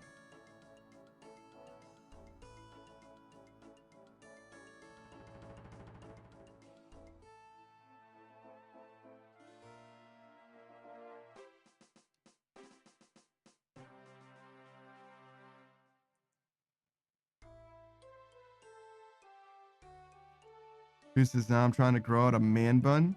Sounds like you need a haircut. What level is it to make a rune 2H? How what? What level is it to make a rune 2H? A rune 2-hander. I know what you're saying. I think I boosted for it, and thus it was 99, but I'm not sure. Let's see. Rune. 2-hander. 99, yes. I'd have to boost. Yeah, there's the one level boost that's straight up free. You can just wait. Can you just buy them from a merchant? Or is that okay? I was like, I'm sure that I can just buy them, but I didn't know if you could just buy them from the same dude. Well, I didn't buy it from the dude, but you get what I'm saying. Who's this bitch? Nah, man. That ain't me, dog.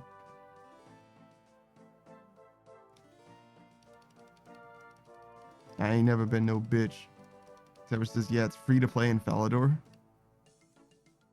I wouldn't buy it in Falador.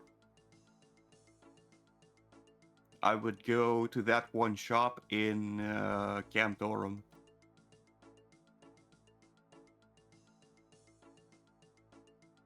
Which you probably don't know what that is, but that's the place in front of Moons of Peril. Yeah. The city. Isn't there something in the Lasara Undercity now? In the like spooky part of the Lasara Undercity? Ah, yes, you can do one thing there, and it's to get the recipe for chromium ingots. Yeah.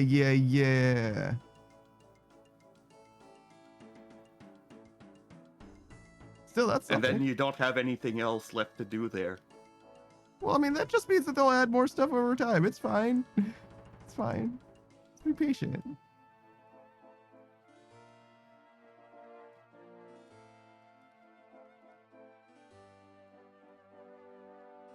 Savage says, I see. Sure they will.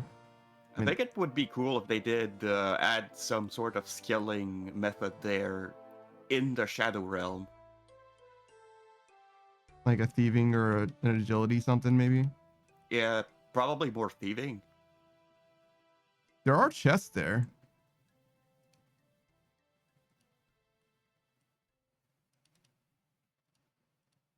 Who's this man? I imagine you have to go to the Shadow Realm to steal things.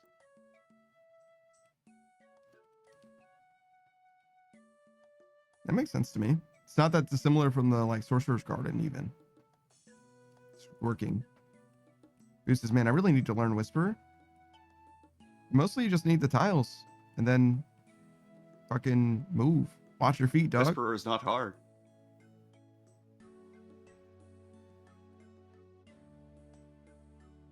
Who's to see You have a shadow, right?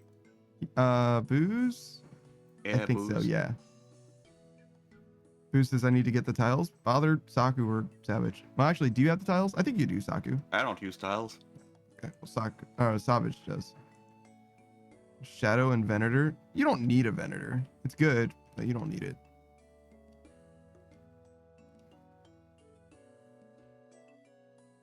Who said, yeah, the sales tax in Falador is too high? Like, kind of unironically, yeah, that is kind of it, sort of. Not exactly, but similar. Who's Saku is just too much of a gamer to need tiles? I mean, kind of, yeah. He was doing blast furnacing earlier, blastsmithing, and he didn't have the plugin. He was just drinking potion when he needed to drink potion, and he had tiles marked or whatever. Like, he was literally just doing it himself. It's like, oh yeah, I guess you could just pay attention. Nah, I was just following the blue lines. It said blue, this one was blue, I was click on that one.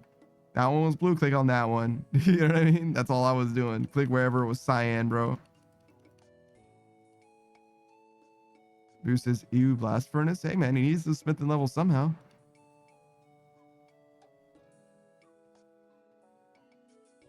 And what are you doing, huh? Talking all that shit. I just have 9,000 ore left. 89 smithing? 9,000. Yo, no, I got you. 9,000 is a lot. Yes. I was looking at Booze's smithing level. He's only at 89, so he's a long, long way away. He's gonna be smithing Addy plate bodies and Priv. Sure.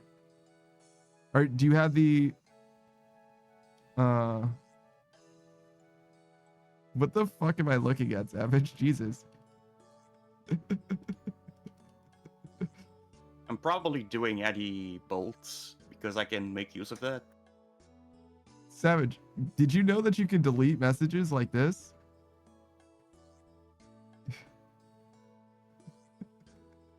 Oh my god. I definitely banned him on accident, but still.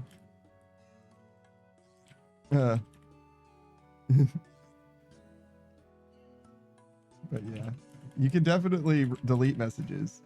Uh, I clicked on the wrong thing, but it's one of the things on the overlay.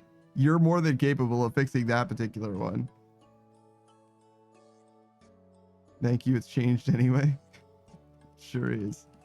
It sure is.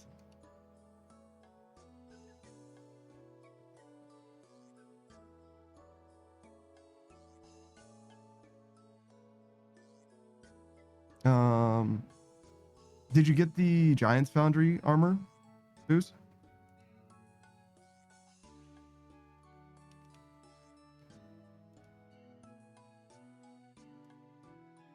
Wait, how much is this?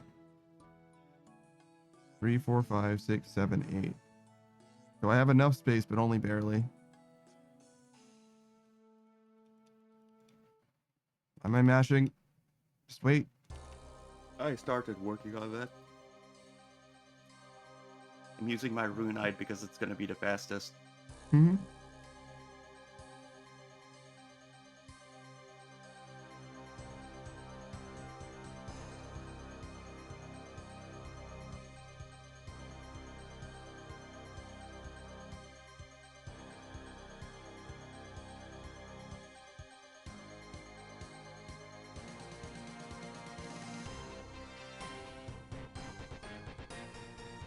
Is music a little loud? I don't think so. Probably fine. It's pretty low, in fact. Yeah, it should be fine. Looking at the audio levels, looks like it's fine. I kind of mumble sometimes, that's the problem. And when I mumble, it's different. Yes, you have the Giants Foundry gear. Good. It's a big part of why you would do it in pay to play at all. Be like 25% faster than when I was doing it. And Prif is also faster, right?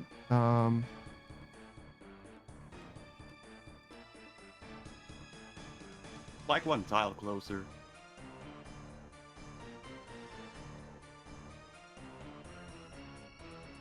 This is an anvil.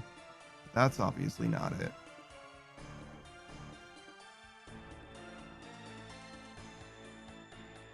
Anvil and the furnace are in the same place in Prif. Maybe that is it. It looks like it's further to me, but... It's like at the entrance of the... Like, you know, where there's a square, there's a hole in the square, that's the entrance. It's close to there. There's a golden square, that's the entrance. Okay.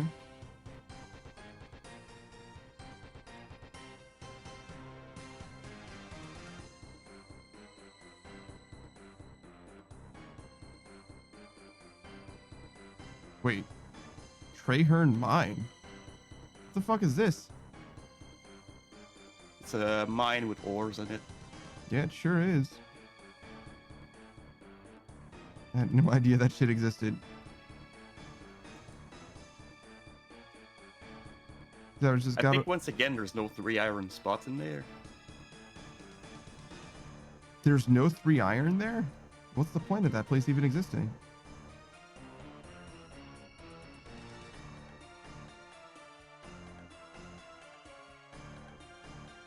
There's 26 iron and none of them is 3 iron next to each other? Oh, but that would be way too much crystal fragments. Would it even? Clearly everyone power mines their way with iron.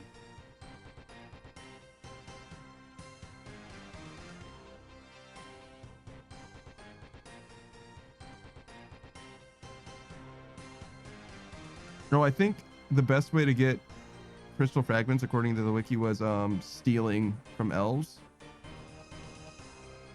Because you get 193 per hour on average, counting the breaking down the enhanced teleport seeds that you get. By comparison, Gauntlet was much slower, which I kind of disagree with. I think Gauntlet should be the way that you get the most.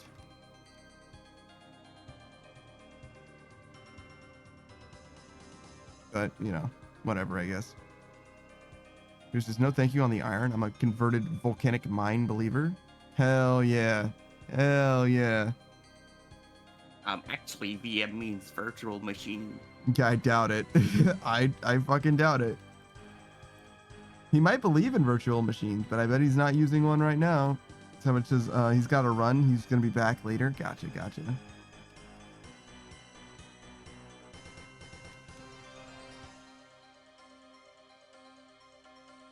I wonder if I should be doing construction. Oh, I need to visit that wilderness place. We'll do that next. Is that the wilderness place? Yeah, there's a ladder that I want to check out.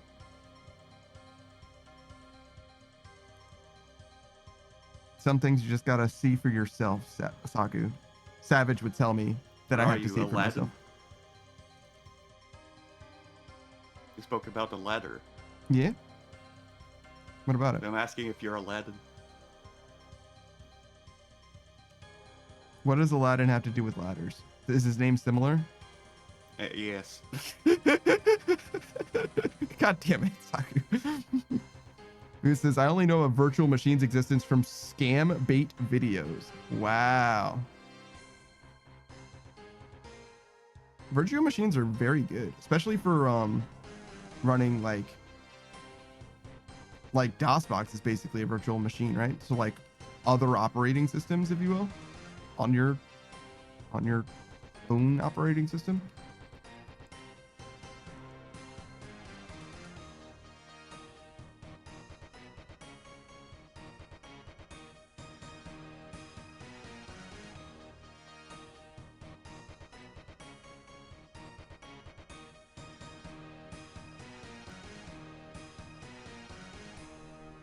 We did a bit of virtual machine stuff in college, but we never really went that in depth. I think it's only really practical for protecting against viruses, number one, and two, playing old video games. Like those are like the two use cases that I'm aware of. Who says never used them and never knew the point other than testing things? I mean, yeah, that's just about it. Yeah. Technically, you can use it for testing anything, but I think it's really only an issue if you're worried about viruses. But technically, you could test anything in a virtual machine safer, but like, I don't know what it is that you're doing that you feel like a virtual machine is warranted. You know what I'm saying? It's like, it's kind of a lot, but all right. It's probably technically the right way to do stuff, right? But I don't think it's all that necessary.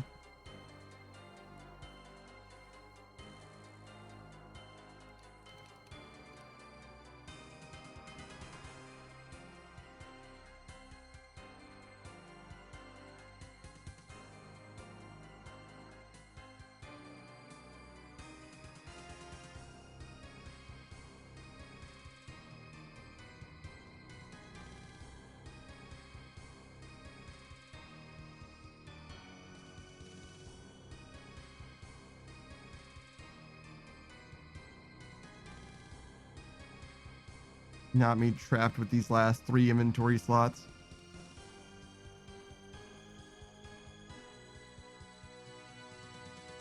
Dropping mushrooms, trying not to lose ticks.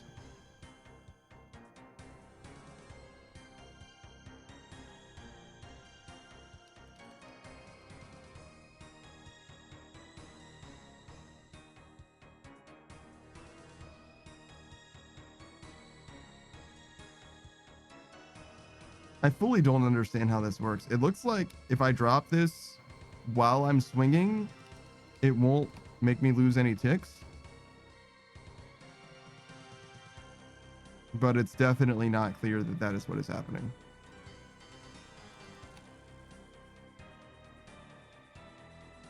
Boost is up. Gotta dip early. Gotta get ready for a trip to go see a play with my brother. A play? In the year 2025? All right. Interesting. Artsy over there. Get a load of this guy.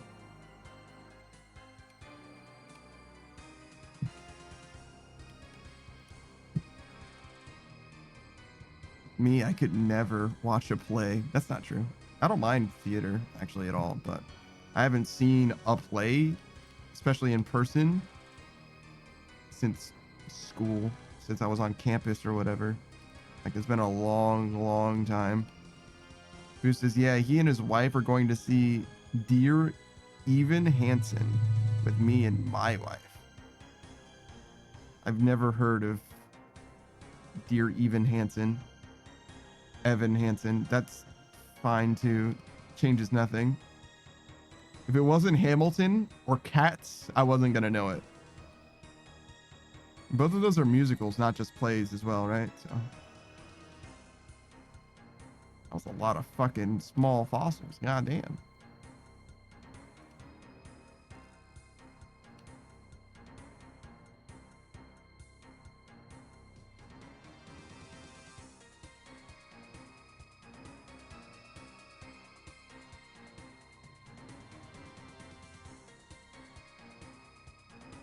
Who says this is a musical too? Oh.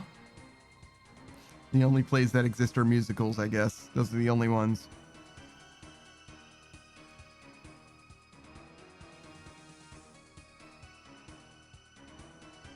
Who says I called it a play, but I woke up 30 minutes ago? That's fine. I mean, if it's a musical, if it's a musical on stage, then it still is a play. Technically, I think. You can have a musical that isn't a play. That would be a movie.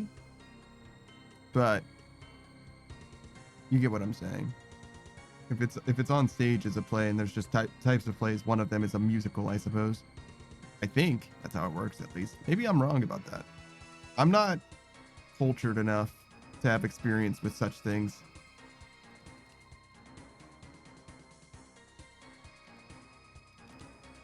I still haven't seen, like, well, I've seen one stand-up comedian live, I guess.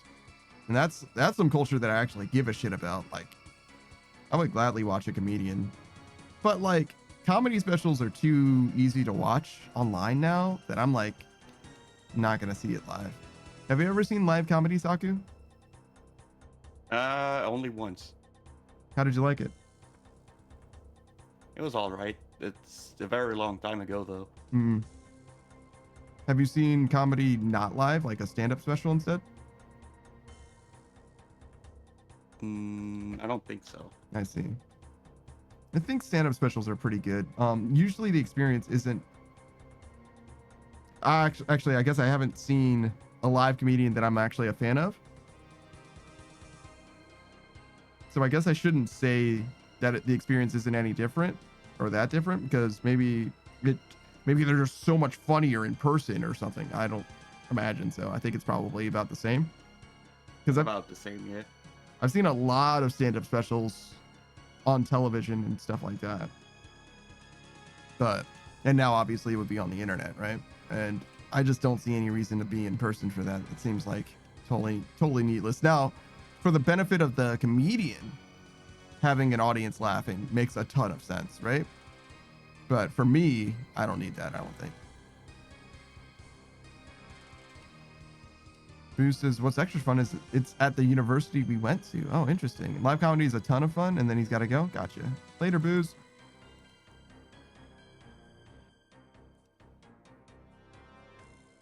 Yeah, no, I don't think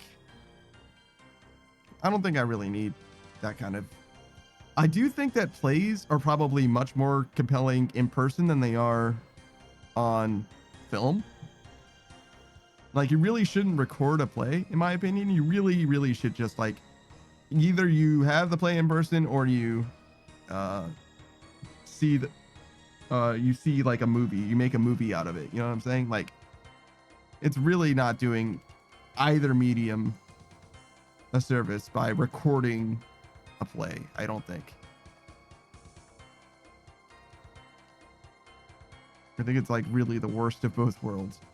I mean, to some degree, I kind of get it, because like you can't capture a play for all time immemorial or whatever, except by recording it. It's like just like the best that you can do for future generations, for posterity, but definitely is not the same. I've only ever seen a couple plays, I think, on film. I think Medea Goes to Jail was one of them, which honestly, I don't even think that the problem was that I was watching a play versus a movie for that. I think it's because I was watching a Medea movie. That was the problem. Because I don't know that they are any good. I feel like they should probably be extremely bad. Anything that says that opens with the name of somebody, especially somebody famous, you should expect it to be bad, I think. Tyler Perry's whatever, like, there's no way that it's going to be good. No offense to Tyler Perry. I just don't imagine that the reason why you have to open with your name on it is because it's such a seal of quality, like the Nintendo seal of quality on the NES. I really truly doubt that shit.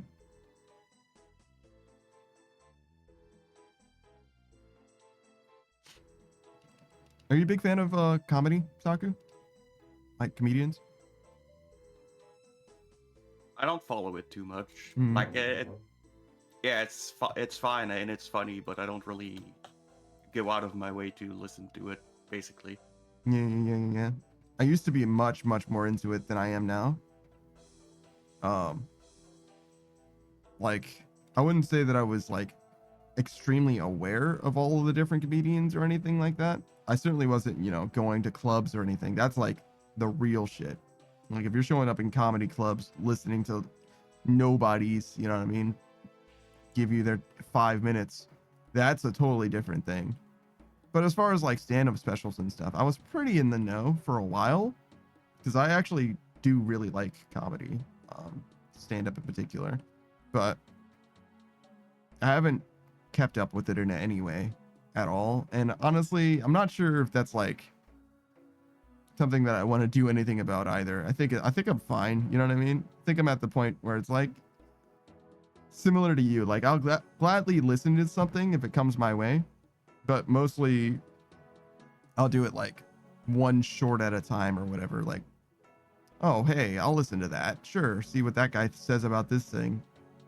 Get to a punchline and then like move on type thing, rather than watch an entire hour and a half of somebody I've never heard of just like spin their yarn, which I used to do a lot. And there's a lot of content out there now, being that the internet is, you know, a thing. I don't know if anything off the top of my mind, like that I'm like truly missing out on. I imagine most of the like best comedians have like paid stuff. They're on like Netflix and shit like that. Hey, Modern Age Sage.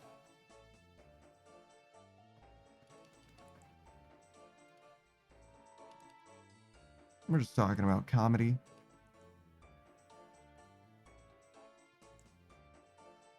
Which sounds like it might be a bit, but no, that's what we were doing.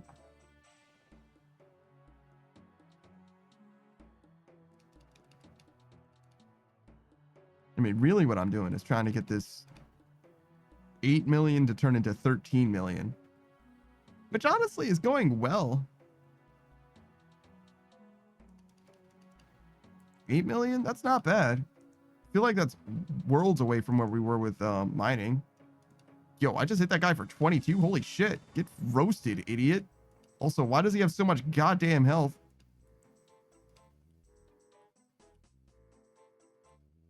He's muddying the waters. Stop it. It's not true. It's barely even water. Left click. Left click, walk here. There we go. I hope I'm not wasting my fucking axe charges on attacking this dude.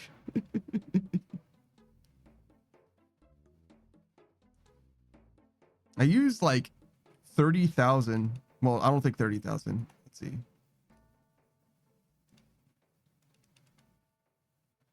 What do you have to say for yourself? Oh my goodness. I have like 27,000-ish charges that I've used on this fucking axe.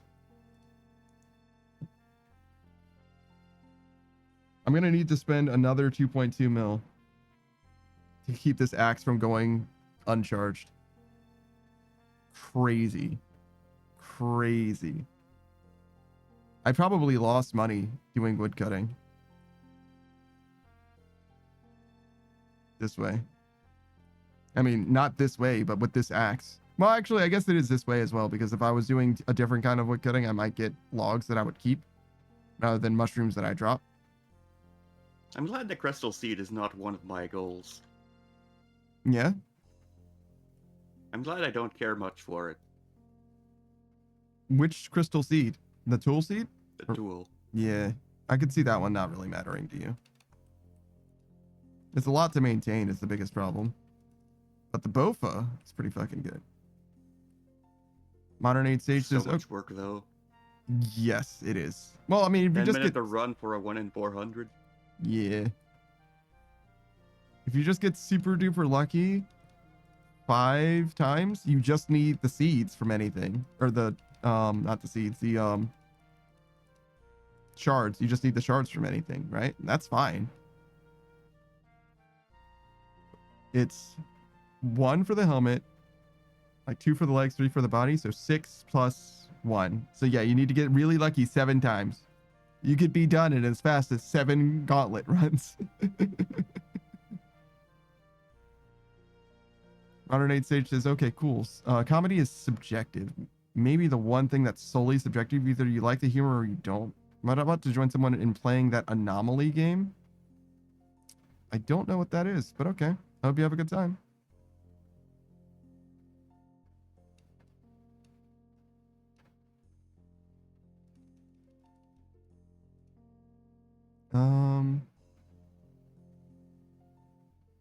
I agree with the comedy is subjective thing. It's pretty well established law, I would say. Comedy law. And you don't want to break any comedy laws.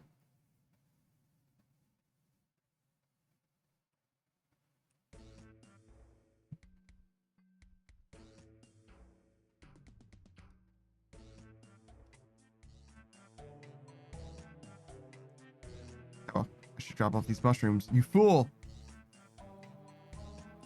Did you know that the blast furnace was not always like it is now? I know didn't used to be operated by NPCs and had to be operated by players. Yeah. Yes, I did know. And that sounds like a real fucking hassle, to be honest.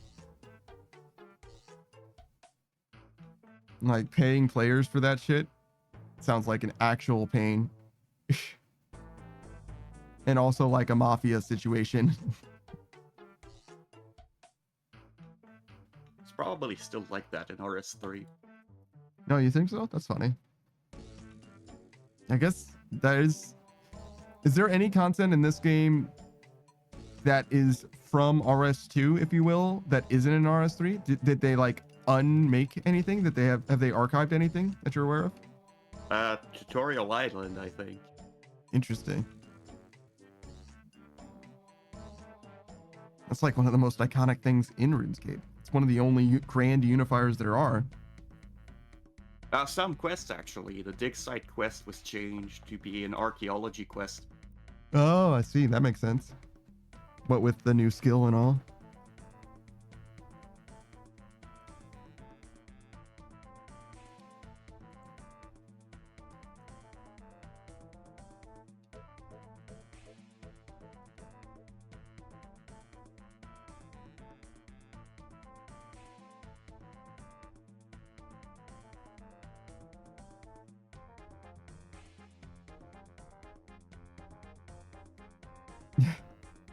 It is funny now that I think about it. As much as I've been thinking about, like, maybe I'll play Final Fantasy 11 next. I'm certainly not gonna play RS3 ever. Like, not on the table. Brighter Shores? Maybe. Final Fantasy 11? Maybe. Final RS3? Nah. No thanks. It's all right. I'm busy. I'm busy that day. I'm pretty sure. I'll check my schedule, but I'm pretty sure I got something else going on, unfortunately.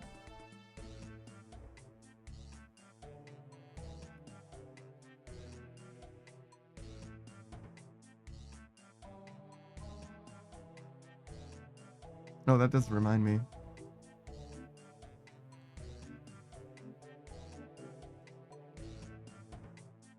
Oh, wait, this isn't. Let's go here. Better.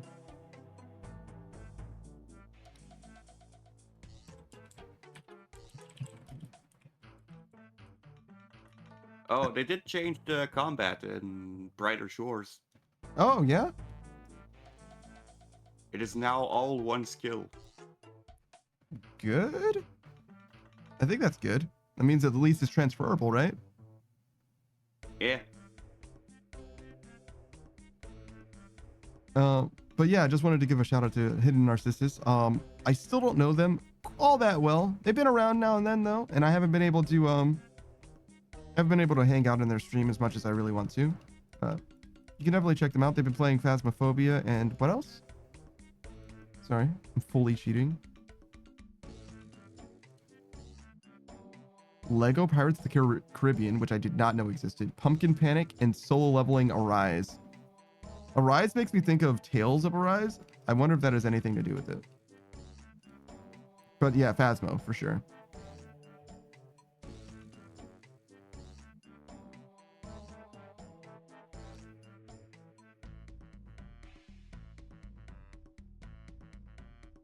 I definitely forgot what you just said.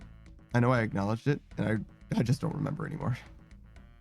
I actually still do check it on Brighter Shores. Oh, I see. I just let my character be AFK doing skills and then I log off. Makes sense. Might as well, right? Since it's 0 time. Yeah, it is. And maybe it'll be good and then worth playing in the future. And then I'm gonna be like level 1000 combat. Oh, good.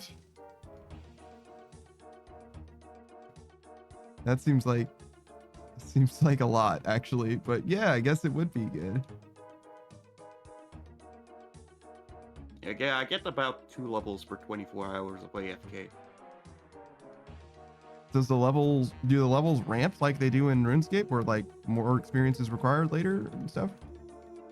I think it ramps up at certain places. I know it ramps up a lot after 20. I see. So it's not like Sort of the first bump. Sure.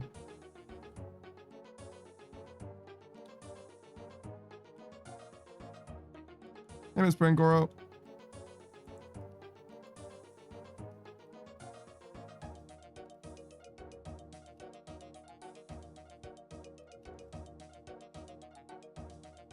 I feel like I need to be a little more, I want to say responsible with like sleeping, because like, again, Monster Hunter Wilds is going on right now, but I've never spent more time watching streams when I've had such a good opportunity to not watch the streams of Monster Hunter Wild streamers. You know what I'm saying? Like, I can just simply not, and instead I still have like, I literally have the perfect reason to not, and I'm just yeah, but like I still want to hang out. Jesus, dude, sleep.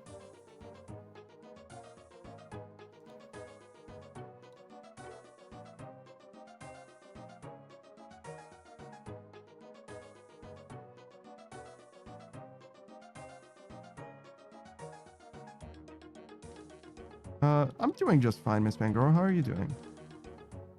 As you can see, we're mostly just chopping tree. Vibing it out. Doing the most with the least.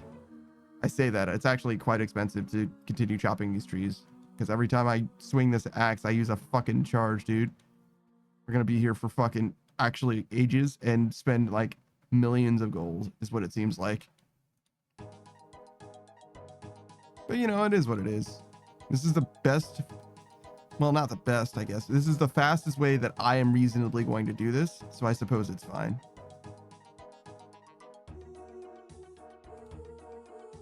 It'll cost a little bit of money, more money than I thought it was going to cost. I really thought that this was going to be profit, but it seems like it's actually going to cost something at the end, in the end. This Pangoro says, good, just going to play Fortnite after I'm done eating? Sure.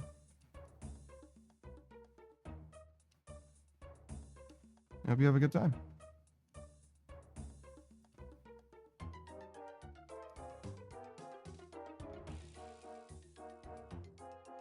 What are we looking at? That's exactly I think 9. for crafting, I'm just gonna make bracelets and send it to my main.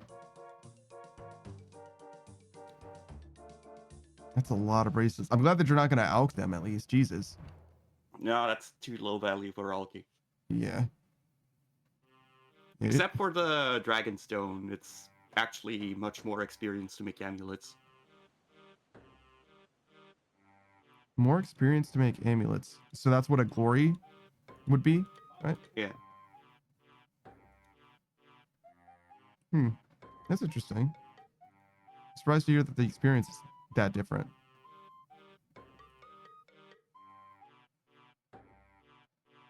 There's a few quirky things like that in RuneScape though. Like you said that the amethyst darts are crafting as opposed to fletching like everything else would be, right? And it does look like it's time for D&D. Oh, all right. Hope you have a good time playing D&D then. I'll talk to you later, man. Yeah, have a good XP. Bye. Yeah, man. Later, man. I would say, and then there was one, but get a load of this guy. What is this guy doing here? Jacko? Why don't you Jacko out of here? Jack, go away from here. Jack off of this place. Yeah, no, you're right. I should leave. I should let him stay here. I should leave. I'm sorry. Yeah, I fucked up. You're right. My bad. Sorry. Excuse me, sir. Wait, did he actually leave? Oh no, he's still. I was like, wait, did he actually leave? Because I saw him a second ago, but yeah. I mean, technically I was here first, but you know, whatever. It's not like he can know that, really. I mean, I guess he could if he was like, oh wait, he did leave. If he was like kind of sort of paying attention, because there might have been stuff down there, but it's like, it's a little, you do have to kind of like deduce, like you have to figure it out. You know what I mean? I guess it's actually more of an induction thing rather than a deduction thing.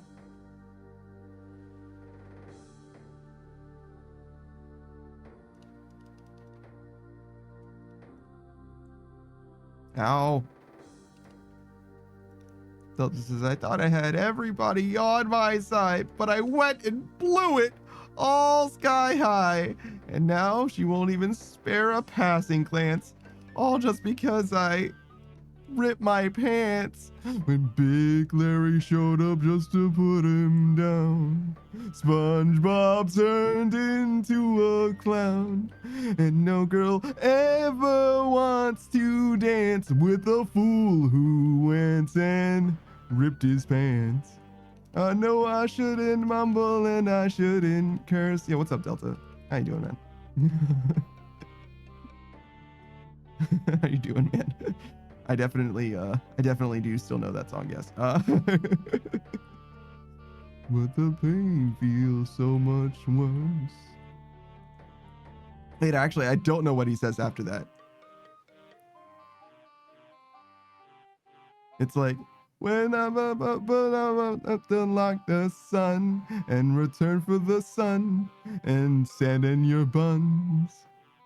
Something. Yeah, I actually don't know what the words are there at all. But that's just because I don't fucking understand English, I'm pretty sure.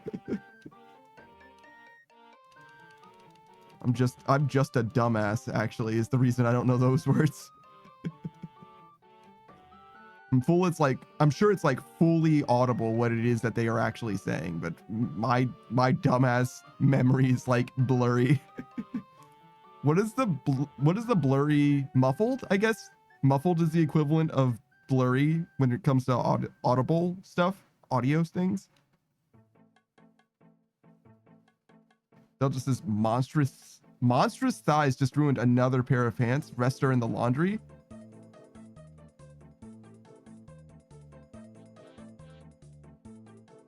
Are you saying your monstrous thighs just ruined another pair of pants? Or are you saying that someone else's monstrous thighs just ruined a pair of your pants? Because that is a fascinating story. I think Delta's saying that his thighs are so strong that he ripped his pants. But I do love the idea that somehow someone else's thighs were so monstrous that his pants got ripped. And I'm like, go on, but remember that this is still Twitch.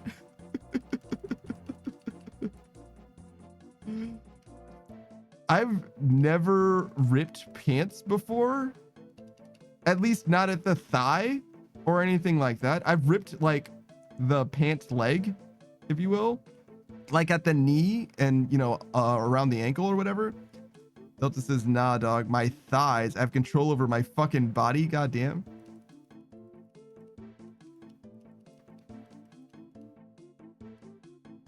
Wait, hold on. If you have control over your body, why would your thighs rip the pants? Wouldn't somebody else's thighs ripping your pants be more likely if you have control over your body? Beatrice says, why is your community like this? He's just a strong man with strong thighs. What's the problem? Modern Age Sage says, if that happens to me, I wouldn't complain. Well, you wouldn't complain until you start running out of pants. Delta's rocking out with his cock out right now. He has nothing but the breeze between his knees, dog. He doesn't have any other options. He's out of pants, dog. You don't understand what it's like. You don't understand what it's like.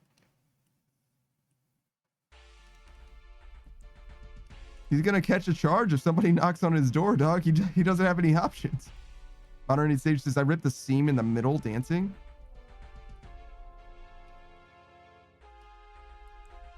Well, those are two things that I've never done. Delta says, I'm a runner. The fuck you want from me? I got legs.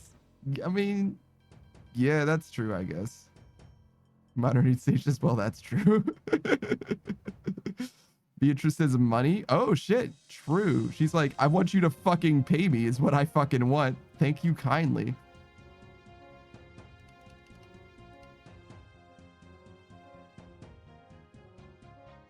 Beatrice, are you into financial dominance? Would you be a fin dom?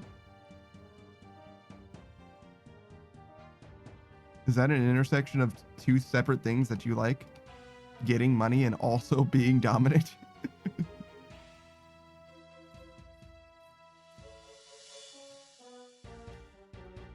Because you know there are people that's like their whole relationship to someone else. They just get paid by someone to be kind of rude to them. Beatrice says, I don't know, I never thought about it. You should look into it. You might find a successful career in there. Modern Sage says, you don't know how tight your pants are until you try to dip and they rip. Lesson, don't dance in jeans.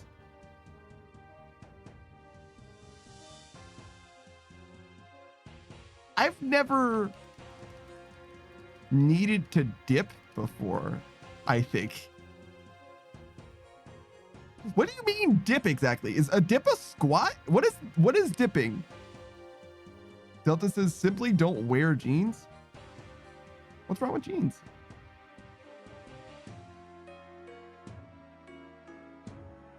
I don't have any problem with jeans. I don't have an issue there. What's the issue?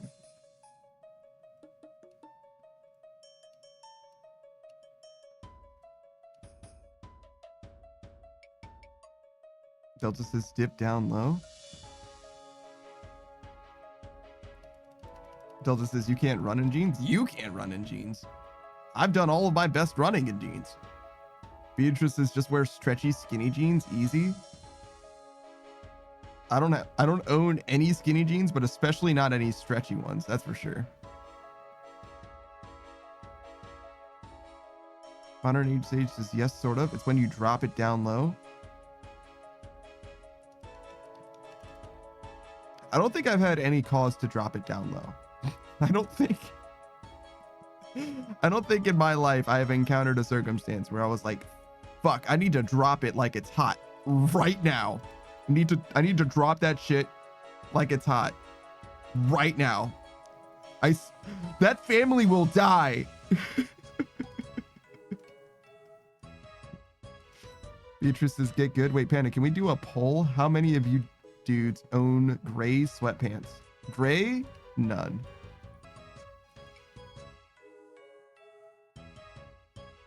Sure, we can do a poll. New poll. Do you own gray sweatpants? Yes, no. Other colors.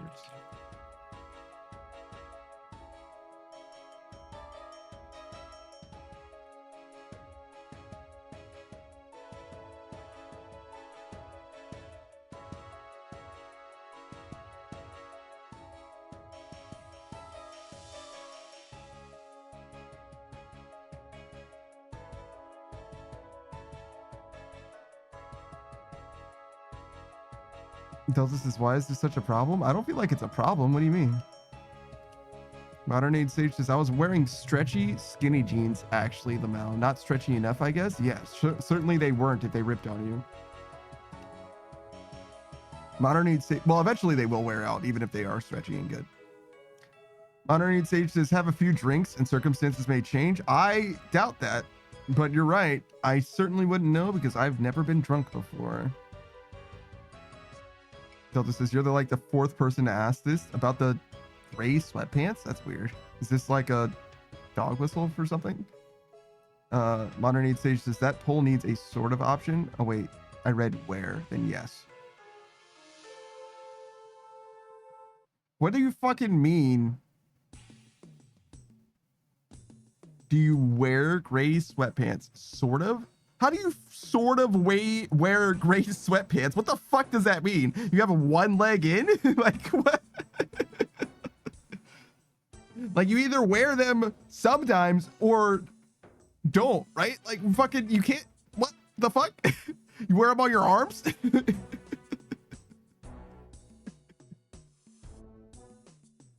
Delta says, maybe at home, but not in public. It doesn't matter where you wear them. Like, that's not the issue at hand. Just wearing them, period. I've never worn sweatpants in public, period, I don't think. I think I've only worn jeans in public. Well, jeans are like khakis or, you know, dress pants or something like that. I've never worn sweatpants outside. Well, I guess like to walk around my yard before. Modern Age Sage says, okay, sometimes. Well, yeah, nobody wears fucking sweatpants literally all the time, obviously, right?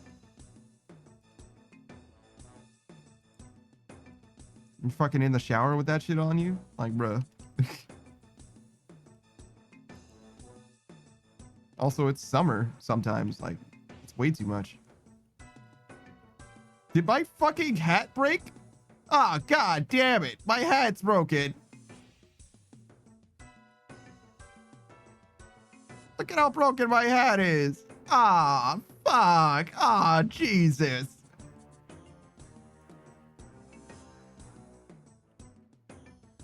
Modern Age Sage says, are sweat shorts are a thing? If you're really conflicted, I think they really shouldn't be. Do you need to be warm or cold? Pick.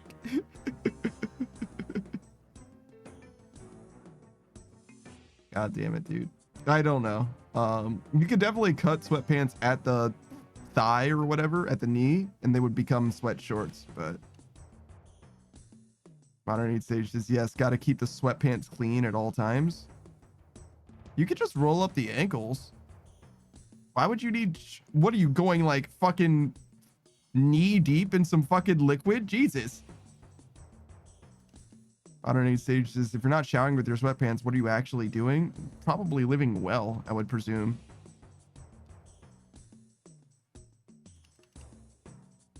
Certainly could be worse, but I hazard to guess what is actually motivating you if you're showering with sweatpants. You think that the people are watching you? Like, oh, it's too lewd. I would hate to have my dangling captured on camera.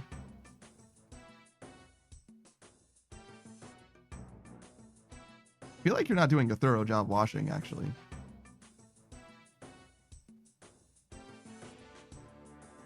Pretty sure I saw, yep, there was an episode of Game Theory, or it was Style Theory, where they showered Obviously with clothes on. That's a weird thing that happened. That was a weird thing that happened.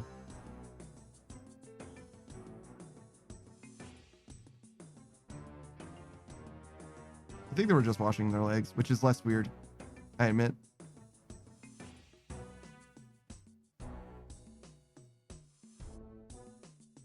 Still weird though. Still definitely weird though.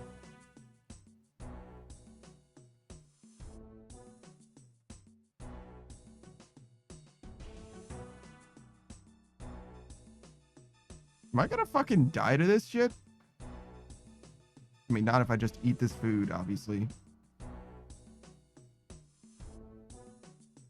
I kind of want to like reset because everything is ruined. Everything is terrible. I want my serpentine helmet to be charged. I want fucking... I'm going to get my axe charges as well. I might as well recharge this thing too. Every time I spec, I feel like the mushroom instantly breaks.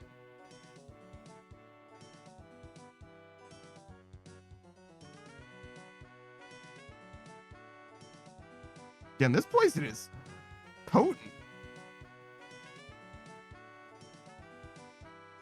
This shit hurts. Why is it so strong?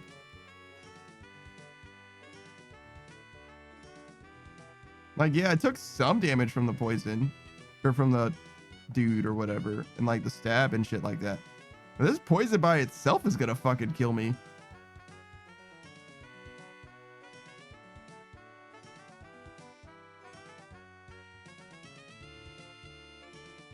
Why are they not in sync with one another?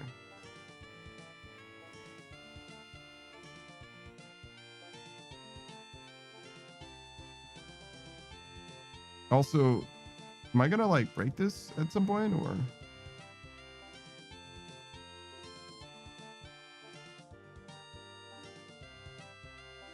I think I definitely need to eat after this.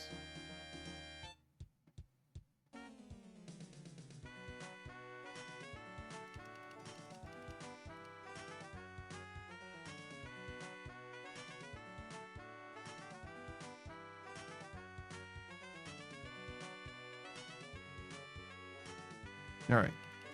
It actually did end up breaking.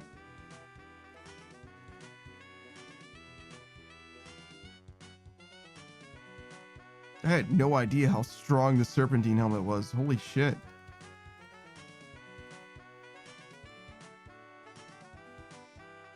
Guys, bring a serp helm to this shit. Either that, or at least bring some like fucking antidotes or something. Holy god. Actually, anti-poisons, antidotes are way too expensive. Saku taught me that. Beatrice says, make me? Yeah, I mean, you're gonna figure out yourself. You come over to this bitch without a way to mitigate poison, you're gonna have a rough time. You'll find out yourself. I don't need to tell you shit. You'll learn. Go on then. Go on then. This song feels so fucking loud. I don't even think it's that loud. It just sounds loud somehow. It has the illusion of being loud. Churro? Wow, have you let me exist for 7 whole months? I mean, what do you mean by that? Am I supposed to do something? Do I need to prevent you from existing in some way? What have you done, Churro? What are you responsible for? Go on then.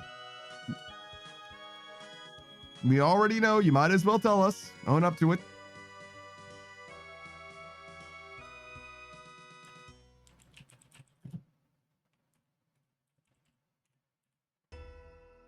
Wolf Lord Churro? Actually, what are you even doing? Committing crime? Wait, Churro, you're gay? I didn't know you followed the mantra. I think you have to be gay in order to do crime, right?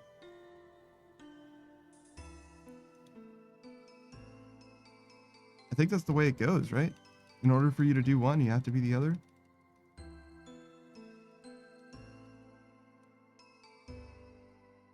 Oh, are you playing Baldur's Gate 3 with Cozy and Maymay? I see.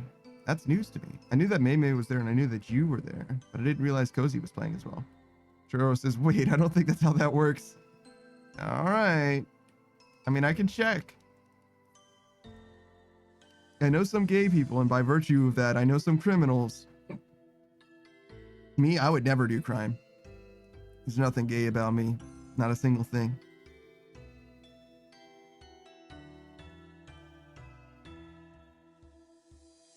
Well, there you go. One person owns gray sweatpants, and I own other colors. It's like a navy, dark blue.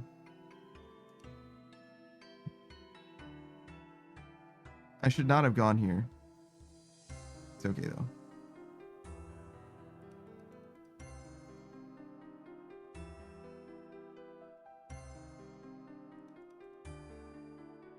Churro says, I've been playing my first Monster Hunter. I've been having a blast with it. Your first Monster Hunter? Really? I do like Monster Hunter a lot, but I'm surprised that this is your first one. Completely missed world, huh? Okay. Well, I'm glad that you're having a good time. Shout out to Monster Hunter Wild. Sure, we could do a flip, but only because you're asking. Oh my God, look at him go! Oh, he's crazy! It's me. Hello. All right, what am I doing?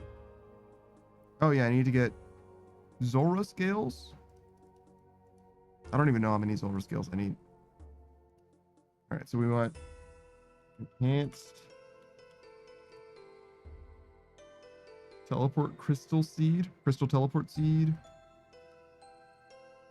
We want a bunch of Zora scales.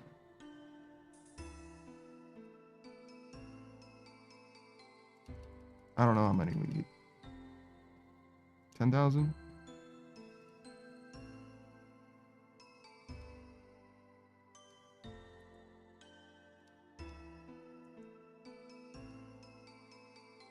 Damn!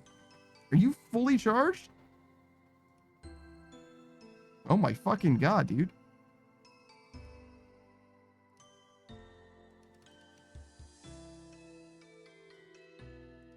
I had no idea it was going to take that many. All right, well, now you're fully charged. Cool.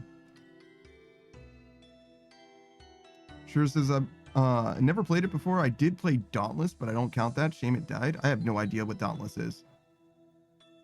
Sure says, is the flip automated now? No, I have to do it manually, but I don't use my mouse wheel for it anymore. It's a little more automated. I kind of like it better in some ways, but you know, it's a little different. I think I like it better overall.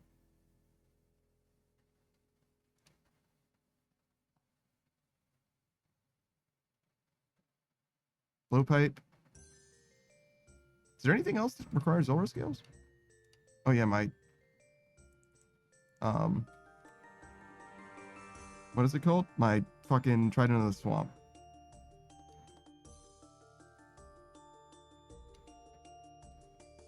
This guy. 1 death rune, 1 chaos rune, 5 fire runes, and a scale.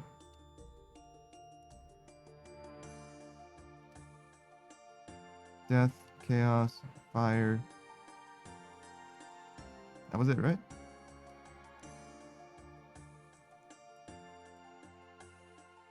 Sure.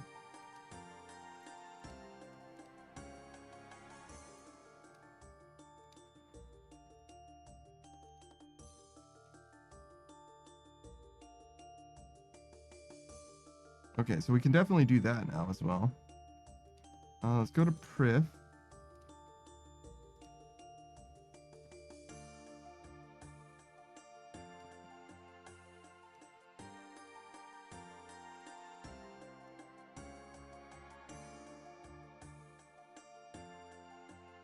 Shiro says it's like the dumbed down Monster Hunter. Interesting. Then I got bought by Crypto Bros that over monetized it and made terrible changes. Really? That's crazy. Yeah, I completely missed that. Well, I mean, if that's what happened to a good riddance, that bastard should stay dead too.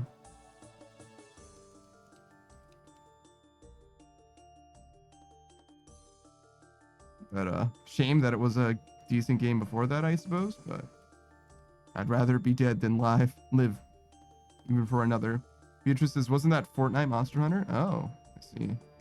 So you're familiar with it.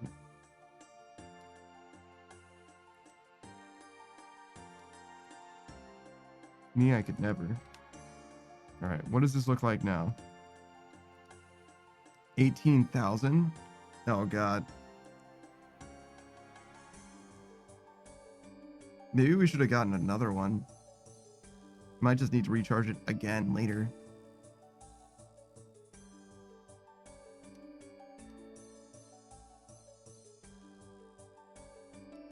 All right, do we keep doing solo steps? We do construction. They only have an hour and a half. What's the rate on the construction? 550 an hour?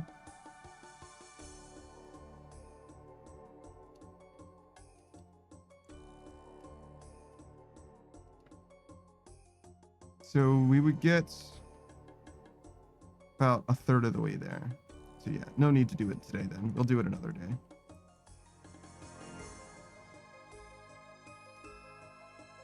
We'll just keep doing what we're doing for now.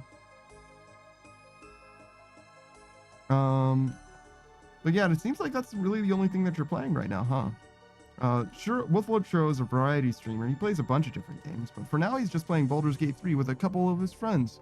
Relatively newer streamer May May, and a relatively older streamer perhaps? I don't know. I think that Churro started around when Cozy started streaming, I think as well. Maybe Cozy started a little earlier, maybe a year earlier. I know Cozy Goth Husband streamed for a long time before, or a long time prior, but I don't know as much about his stuff. Churro says, it is what it is. I'm just vibing on Wild. I didn't think I could actually enjoy it, but the fact that there's a pseudo lock on feature now has really changed my view. Really? Pseudo lock on. I wonder what you mean by that. Monster Hunter has always had a pseudo lock on. Well, not always. Since fucking 4 Ultimate, it's had a pseudo lock on, sort of. Sort of? It depends what you mean by pseudo lock on. But yeah, it definitely does play differently than most. Like, I think that Souls games benefit from having the lock on, but they don't. I think that you as a player benefit from not using the lock on sometimes. And I think that is a common enough tactic that the fact that Monster Hunter doesn't always have a lock on shouldn't be that big of an issue, especially for someone who plays Souls as much as you do. But I'm glad you're enjoying it regardless.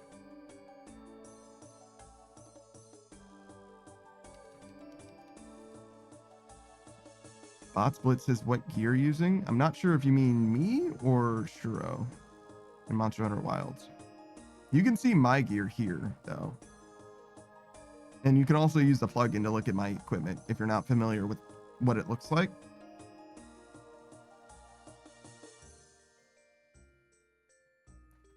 For doing this, it doesn't really matter what gear you use. I suggest a Serpentine helmet so that you don't have to worry about poison, but the rest of it doesn't really matter. Range defense is good, but not necessary. Is the ring worth? If you're using a crystal anything, you absolutely should have a celestial, elven, whatever the fuck ring.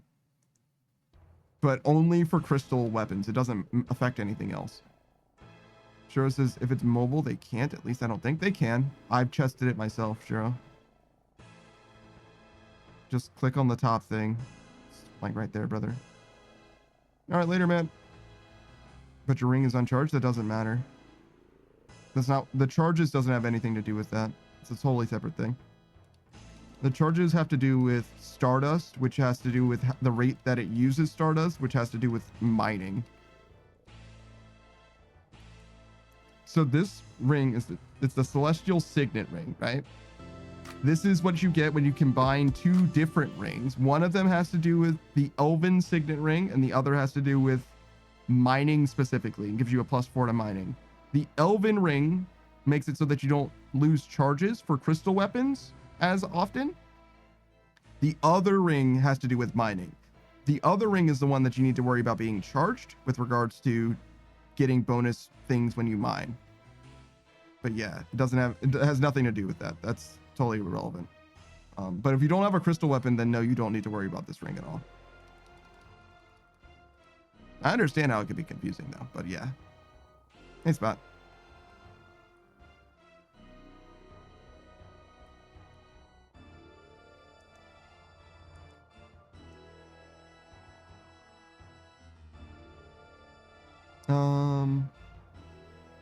Oh yes, I was gonna do a couple other shout outs. So I did one for Hidden Narcissus, but not Delta.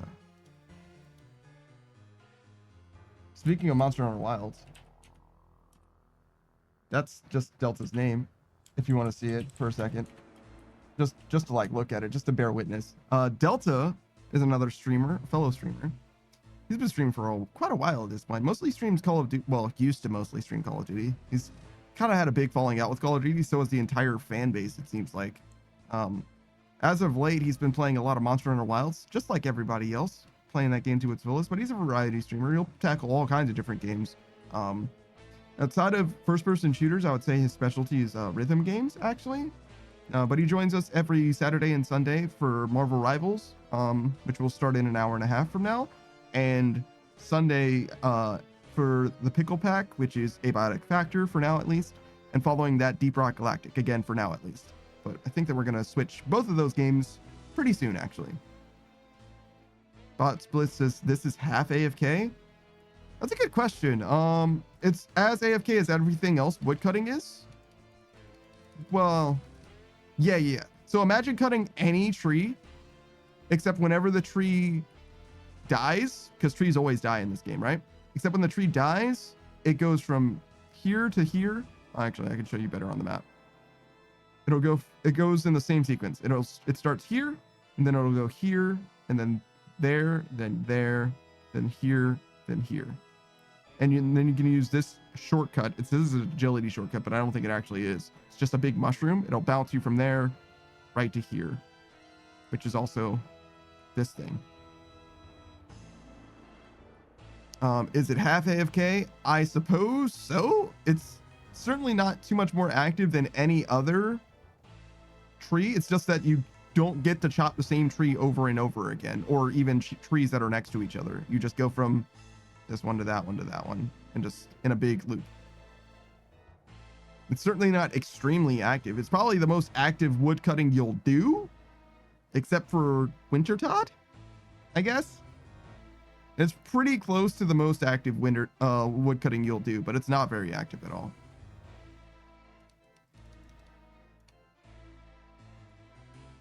I mean, as you can see, I mostly just like vibe it out. Similar to most wood cutting, the most that you're doing is like managing. Do you think that these go into the log backpack? I bet they don't. That's interesting. I guess it wouldn't do you any good because you would really want to offload them all at once, and you can only really do that by depositing them. But yeah, the logging backpack is great for making wood cutting AFK, but it doesn't do you any good here. Even if it held the mushrooms, I still don't think it would really help you. I mean, it would be nice to get 28 for free, but like you get so many in one circuit, I don't actually know if that does you any good. I bring 5 food. 5 seems to be the right amount. Sometimes I can eat all 5 food, and not always, but this 5 food very seldom gets in the way. That's kind of the like the limiting factor. You want to keep the fossils that you get and the Solacept caps, because these are worth about 5k each. It's like 4k, but whatever. They're worth keeping. And the fossils give you prayer experience. Or even better, if you don't have your museum finished, they'll give you any kind of experience you want. They'll give you lamps up to, I don't know, 120,000 or something. Something like that. 200,000 experience in lamps. I have no idea. They give you a bunch of lamps.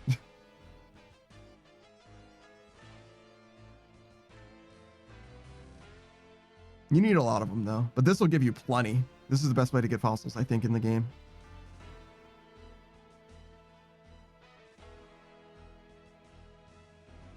And you probably could use prayer experience. Unless you've maxed this, you definitely could still use it. Prayer is one of the best skills in the game too. It's certainly better than anything in the right column. Yep. Unless you're doing specifically something that requires them. I mean, it's a combat skill. But even amongst combat skills, it's still way better than most.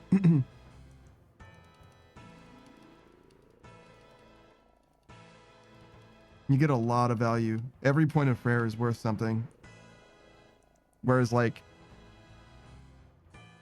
it's a little harder to quantify. Like, one hit point isn't really worth very much at all. For example, especially 98 to 99, it's very hard to say that that's worth something. Offensive is pretty good. Defensive is less good. It's good, but it's less good.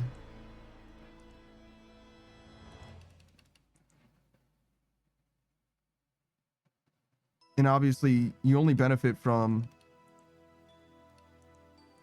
your offensive abilities when you're using them. So strength does nothing for you when you're using ranged, as does attack. Magic obviously only helps you when you're using magic and does nothing for you if you're using either of those. So it's a little bit divided, whereas prayer is always going to be useful to you.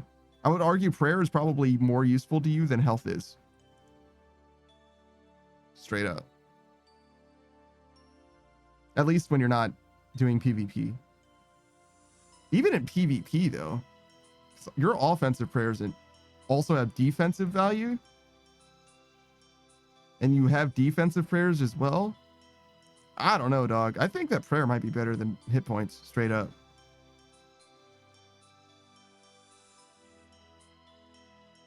It's really good. It's kind of a weird place to end up. But that's kind of the conclusion I came to, is prayer's the best combat stat.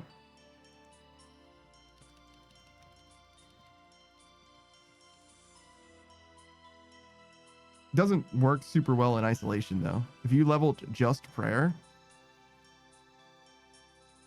you'd be very defensively capable, relatively.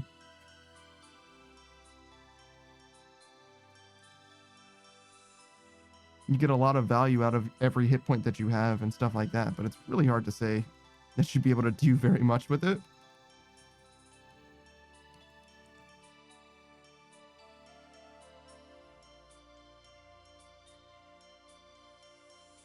Like, offensively, it'd be really hard to do anything with it. Defensively, though, like, PvM, your defenses are chilling. Like, just pray, you'll be fine. Don't miss a flick on Jad and you're chilling.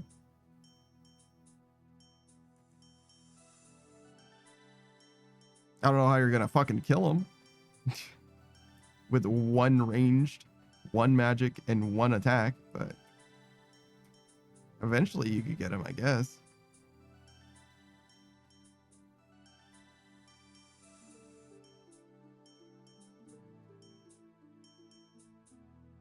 It sounds like something is like cracking, and I don't know what that noise is.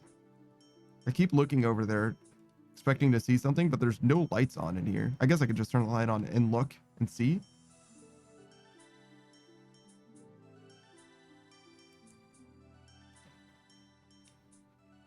Maybe I should even.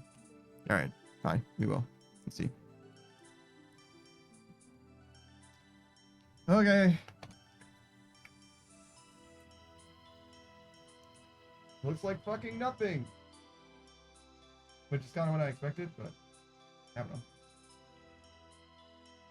Figured I'd do my due diligence. And I turned that light back off.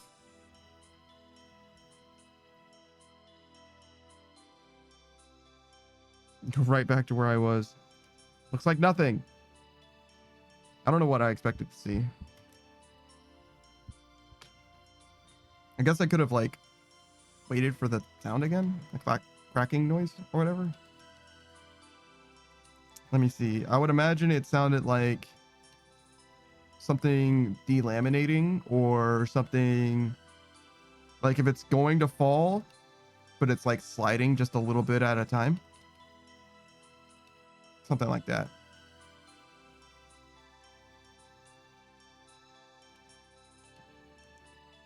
Seems like it's literally nothing though, so I guess we'll just ignore it.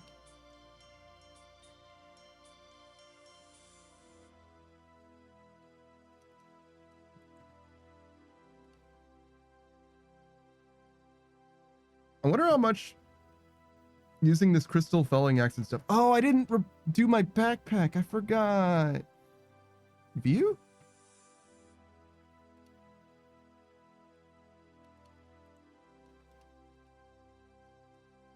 Stop. View. I'm out of rations? Oh, shit.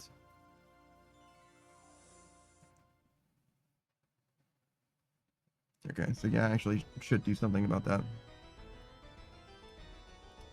I probably shouldn't have stopped just in the middle of my shit, but whatever.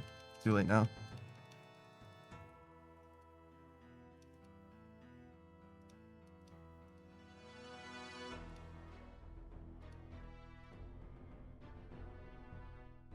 I'm really surprised my rations ran out. I feel like I bought so fucking many of them.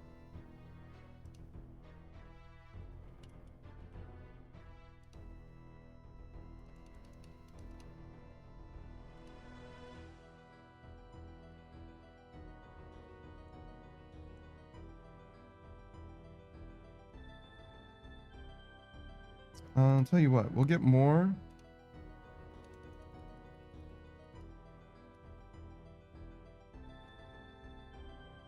Those will buy when they can buy. I might get an enhanced crystal teleport seed as well. It's better to wait until I need it, but I'm pretty sure I'm going to need it.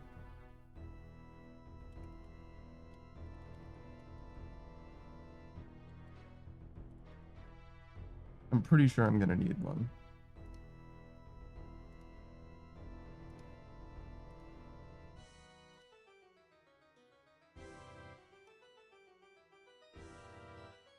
All right, what do I want to do?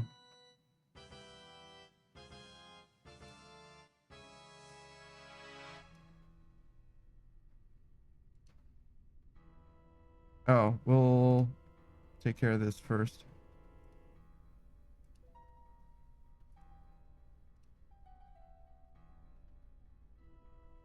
I think there's a better way to get here.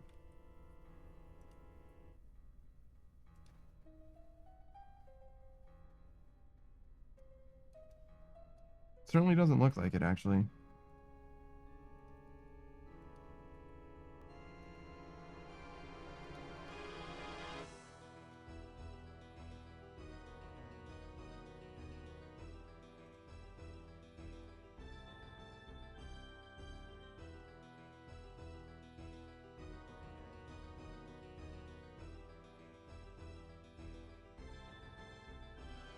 All right, what do you have to say for yourself now? 1990? Yeah, now we're talking.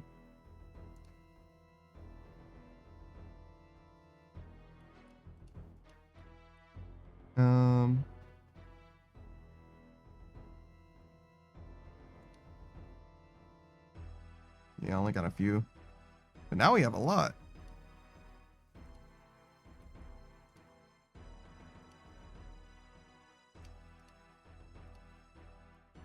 That might be enough for what we need to do.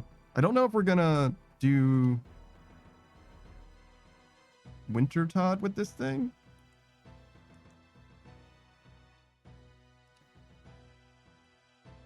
Doesn't seem super duper worth it to use the charges.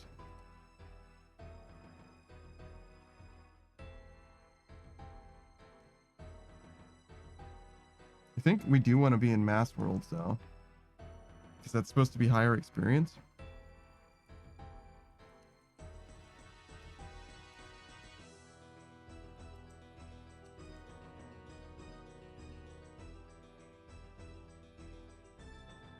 I'm curious, does this count as charges?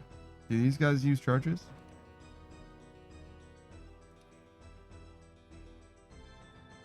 It would not surprise me if they did, even though it is like really cruel.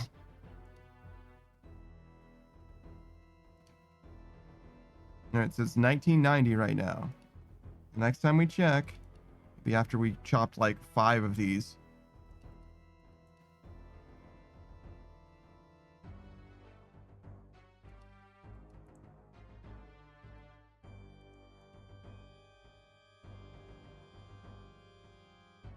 Okay, they do not count, thank God. Thank you, based Jagex, for not removing charges from my shit by virtue of the pain that I have. Is that why I was getting so many mushrooms? Because I think the Forester's Rations makes it so that... Wait, they restore some of my energy. What the fuck does that mean?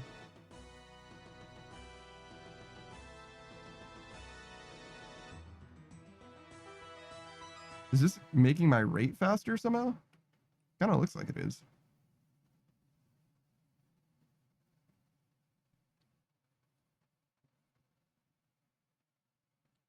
I'm not sure that it is, but I feel like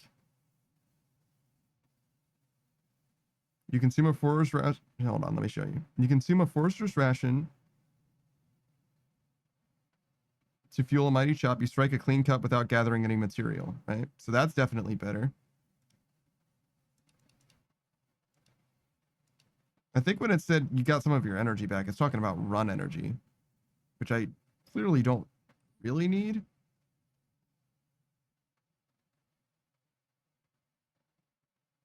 I think that it does help.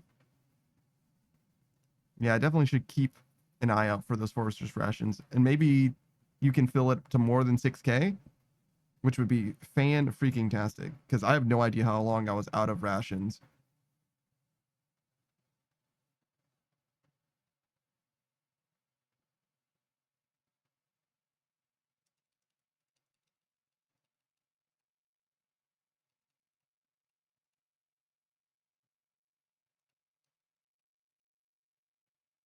Hey, Dio. Still chopping trees. We're gonna still be chopping trees.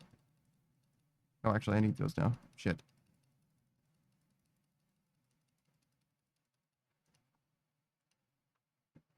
This is what RuneScape has looked like for the last... I don't know how long. It's been a while.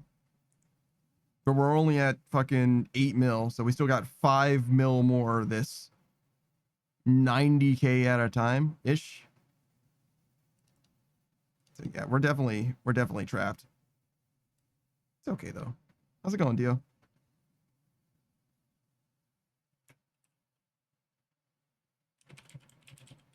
Oh god. I didn't forget how to do everything. There we go.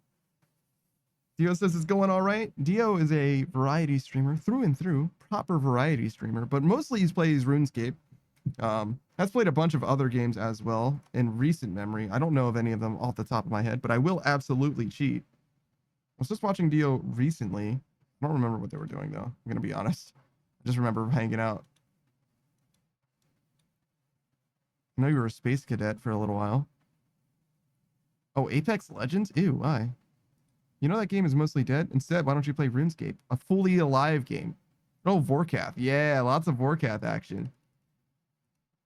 One of my first loves in this game. Shout out to Vorkath. What a good moneymaker. I made a lot of money from Vorkath. I only got 600 KC or so. Yo, what happened to the music? Hello? Music? Hello?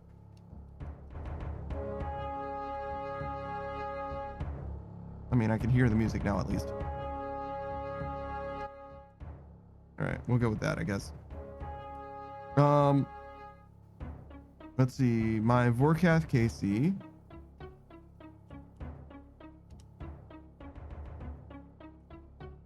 is 674, and I got... I'm sure he's still here.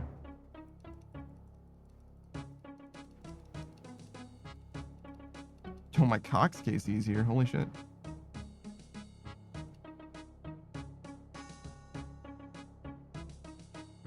Raxor, NQ. There he is. 674 for 120 mil.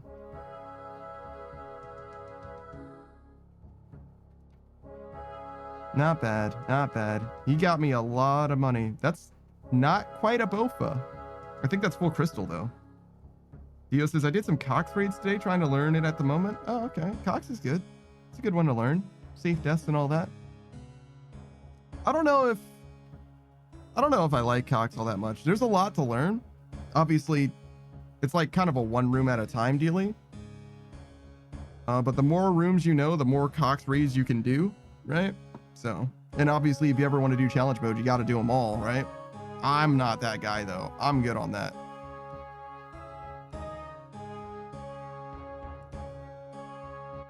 But I did enjoy Cox when I have done it. I think just messing around with some of the boys, it was a fine time.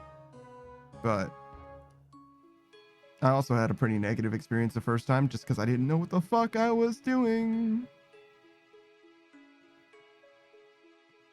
That's just like the way it goes though. If you don't know what you're doing, then it's hard to have a good time, I think.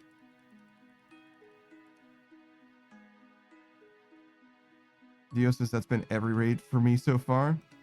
I don't mind learning something, but I do feel like I need to like know what it is that I'm like getting into to some degree as well. Like I entered the Cox raid, right? And I was like, oh, hey, there's a bank here, so I don't need to bring anything with me, right? We can just come back to the bank. No, that is not how that works. And you know what I mean? Like I could have definitely used like a primer, like this is what we're doing and this is how it's going to work. You should bring these things with you because we're going to need it. You know what I mean? Like, and that just didn't happen at all the first time. So it was a very, very not fun time for your boy. I'm the type of person, whenever I'm in a group setting, I want to contribute to the group in a big way. And sometimes there's only so much that I can do, but I want to do everything that I can. And if I'm not contributing, then I dead ass feel like I shouldn't even be there. You know what I'm saying? Like it's like, listen, if I can't be helpful, then I don't want to be here, period. I don't like it when people do stuff for me in general, but especially not in like a group setting or whatever. So yeah, it's one of those things that's like really, really not cool for me to like go through. So I definitely enjoyed it a lot more when I was just like, when I was doing stuff, even though we were just like figuring it out, you know what I mean? We were just like trying stuff and like hoping that it worked out. At least that was a better experience.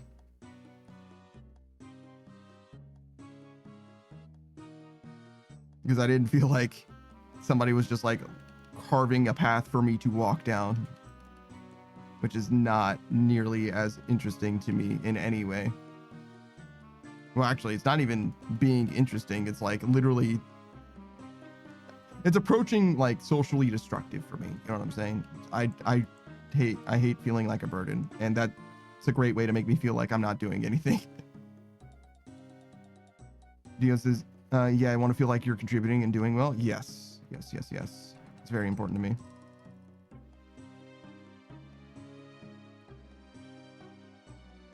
I have something that's dearly and severely broken in my mind that says, you're a burden.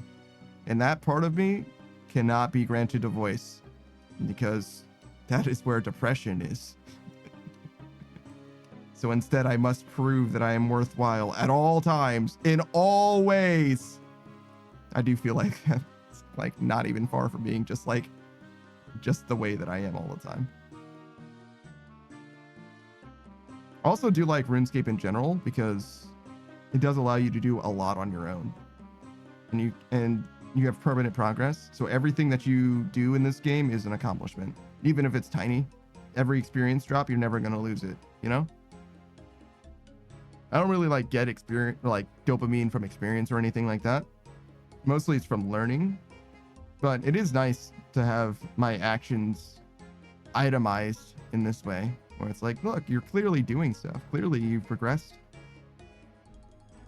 It's a little hard to appreciate progression in this game until you get to certain thresholds though, like this 2132. That's nice. Every time I look at that number, it's like, clearly we've made a great amount of progress. But up until about 1K, it wasn't like super significant. And then like again around 15K, and then again around 2K. Those three were like pretty significant total level end marks. 22 will be significant again, I think. And until then, it's like really maxing. Yeah, but Dios is nearly all the way there. I don't know about that one. In some ways, yes. In a lot of ways, no. From what I've been able to figure, as far as rates that I've been able to scout out and the time that I actually put into the game and value that I get out of the game, if you will, I think my cold shot, if you will, is that we will finish maxing around mid-July. Around mid-July, it seems like. If everything goes the way that we have been, I think that's about correct.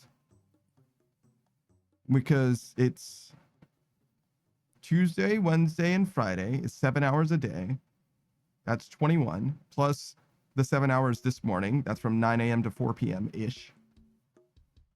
That's 28 hours every week, plus the, we have a little map here of what we're going to be doing. So we got like Black Chins for 39.5 hours, Oak Dungeon Doors for 20 hours, Slayer for around 80 hours, all the max various different skills. Urania is going to be, this is 17 plus 109.5. I know it looks like minus, but it's different rates is what it is. So that's basically what it is that we've got like in our future. We kind of did some figuring because I wanted to see how much stuff would cost and how much money we would make.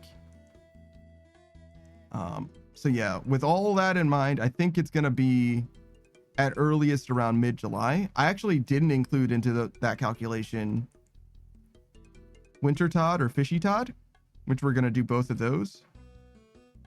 But those, like, we're not going to do anything else for fishing other than Fishy Todd. And we're not going to do anything else for fire making except for Winter Todd. It's just a matter of how we want to do those things. If it makes more sense to do Fishy Todd solo or in Mass Worlds, or Winter Todd solo or in Mass Worlds, right? Because it's more chill for Winter Todd solo. But if the raid is better, and you did say that the raid was better, then maybe it makes sense to do that. But it kind of depends on how much better, you know what I'm saying? Like, because better is good, but like, if it's the difference between like sweating and chilling for like 20k, not exactly huge, you know what I'm saying? If it's only going to take us an extra 5 hours to like chill the whole way rather than sweat, maybe we chill out. Geo says the solo rate is still really good. Yeah, yeah, for sure. I haven't had that all figured out, you know, still not quite there. I do kind of want to stop early with the wood cutting just for Winter Todd, really. I think that was actually on my notes. It was over here, right at the top, this guy. I think we're going to get somewhere around 300,000 wood cutting experience from Winter Todd, going from 90 to 99. I think it'll be somewhere in there. So stopping at 12.7 mil wood cutting seems to be about right to me. Dio says that sounds about right as well. Yeah. I think I ran the numbers once. I don't remember when, but you know how it is. I ran it once, so I'm kind of just trusting what I came up with before for now.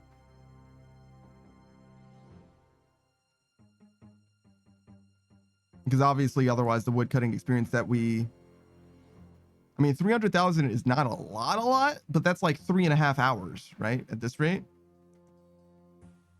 And I would like to have those 3.5 hours back if we're going to be doing Winter Todd anyway. Like, we're just going to get the wood cutting experience no matter what, right?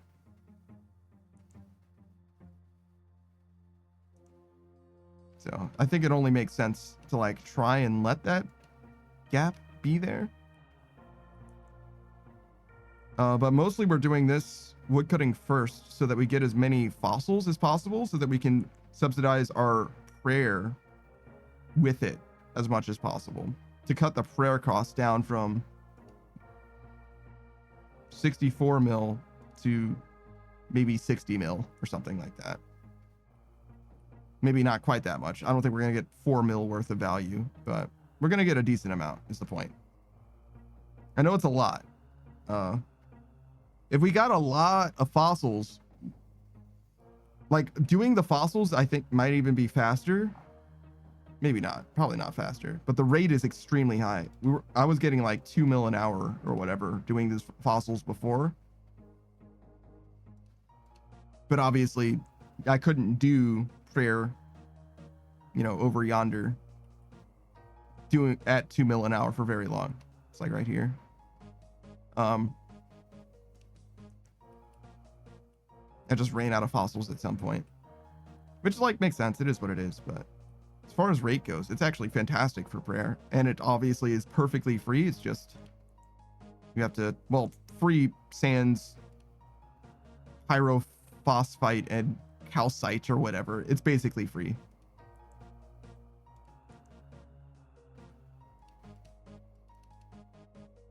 But yeah, that's kind of the chart that we've got. Speaking of, we also have the order that we maxed the skills in. We did farming way, way early. And then we did, I think, agility, smithing, cooking, thieving, then crafting, and now we're doing wood cutting. And also have in parentheses what we did to like max them. I think this was Canifis. We ended agility kind of where we started it.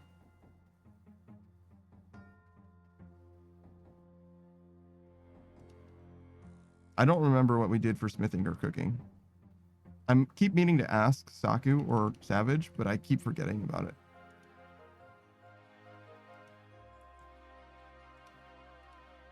But I think we did something for those each as well. The only one we didn't do anything for was farming, because I just maxed farming. Well, we did it with Saku. Saku and I were standing next to each other, maxing farming at the same time. But we didn't like do anything special for it. We didn't like, you know, harvest anything in particular. It was just like a Renar in the farming guild.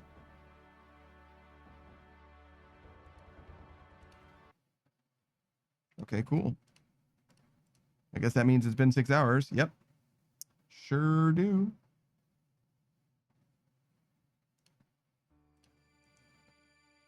All right, so anyways.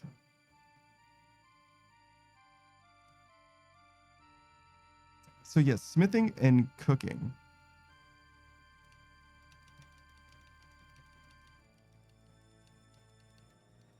Oh, I think I did trouble brewing for cooking.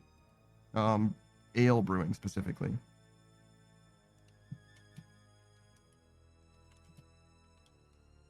I remember now. And smithing. So I did crafting and gauntlet, because that's funny to me. You get crafting experience in there.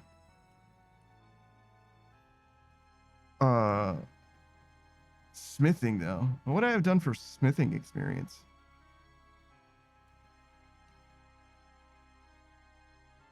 I guess I could just check. It's on a VOD.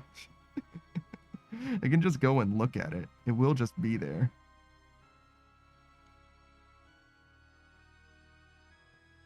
Maybe that's what it'll come to. For now, we're not going to check. We're too busy. I'm just so busy. Look at this. Look at how busy I am. Look at how many times I have to click in order to optimize this rate and stuff.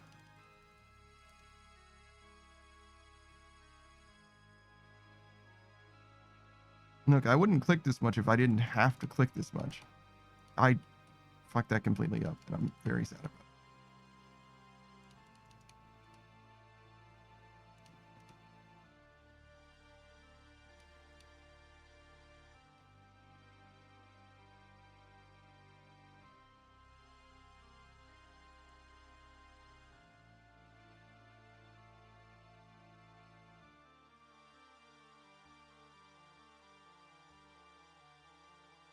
Okay.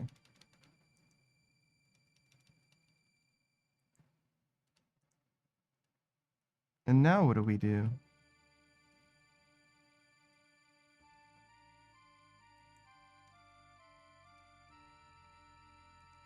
Well, obviously, we chop this one until this one dies, and then we chop that one until that one dies. It's the circle. I don't even want to say of life. It's just a circle of pain.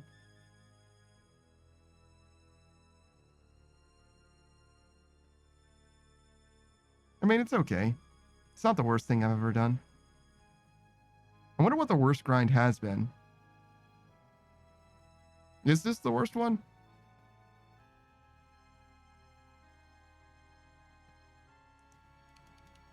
I'm not sure. I feel like I've just like handled everything and it's just been fine. I've had a worse grind, like a more painful experience, I'm sure. And I've also done more intensive stuff. But right now, I still feel fine about all of it. So, like, I guess this is fine. And I guess they were fine too. I feel like I was doing Slayer for a really, really fucking long time. Slayer felt like a lot. And only having apparently 80 hours in Slayer, that seems really fucking generous. It does consider Slayer as like in between Slayer tasks is 0 time. And I can do a lot better. If I just skip a lot of dragons and shit like that, I will spend a lot more time like actually properly doing Slayer. And I understand how to do choke devils now and stuff like that. You know what I mean? Like I'm a lot better now than I was originally when I was doing Slayer for a really, really long time and getting fucking nowhere. But we might also do Hydra. I mean, we will do Hydra if ever it comes up, and we need to do Hydra at least once. And if we do Hydra, yeah, we'll be making money, but it's going to slow us down a lot. The difference between, I'll show you. I actually ran the calculation. So if we do nothing but Hydra from now until we max, it'll take us 161 hours of Hydra. And that's not counting how many skips we have to go through or anything like that. Upside, we do get 727 mil on average. But we get done with Slayer like in as third as much time if we just don't do Hydra at all.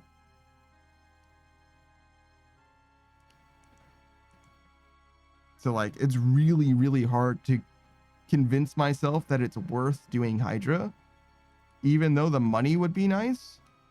I just don't need that much money. I just don't need it. The money that I need, as you can see, is for Oak Dungeon doors. You need to reinvest a lot for herb lore and for prayer. Everything else that we do is going to be profit.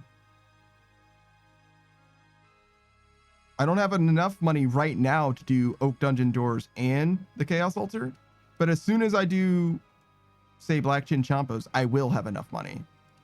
And I just don't need money for anything else. I'm not interested. I don't necessarily have ambitions for, you know, getting all the ultra rares or even less getting like an entire Bofa. I would like to have Bofa plus crystal armor, but I don't need it.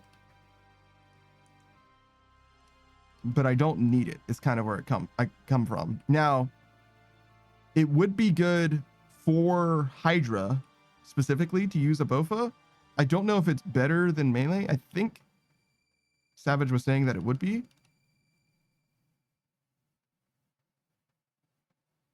Right now I have a Dragon Hunter Lance as well, which I would not need. The only reason I have the Dragon Hunter Lance is so that I can do Hydra.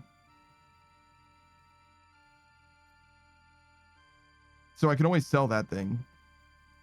Obviously that will not buy me a Bofa, but it would give me like 60 mil or something like that. I don't remember how much it is. It depends. The price goes up and down. I think I got it around 60 mil ish. But still, even if it's a 10 mil loss now, I still would get 50 mil of dollars that I can actually use instead of having a Dragon Hunter Lance that I have no reason to even have. Nothing that I would use it on. I'm not killing Vorkath anymore. Not because I don't love him. Still do. But just because I got the pet. Means, I don't know. I'm not allowed to do the thing arbitrarily by my own rules.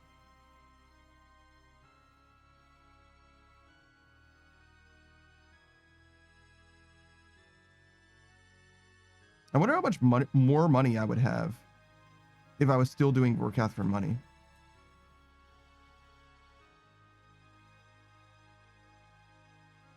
Probably a lot more, to be honest.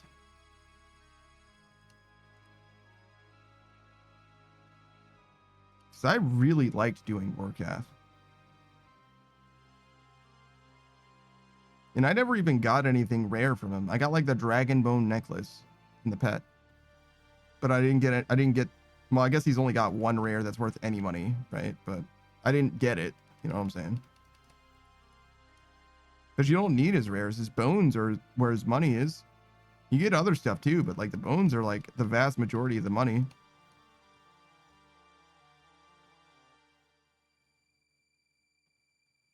And there, I don't see nothing wrong. I was gonna say there isn't anything wrong, but there's definitely nothing wrong with just getting his bones. With a little bit of blue bone in action.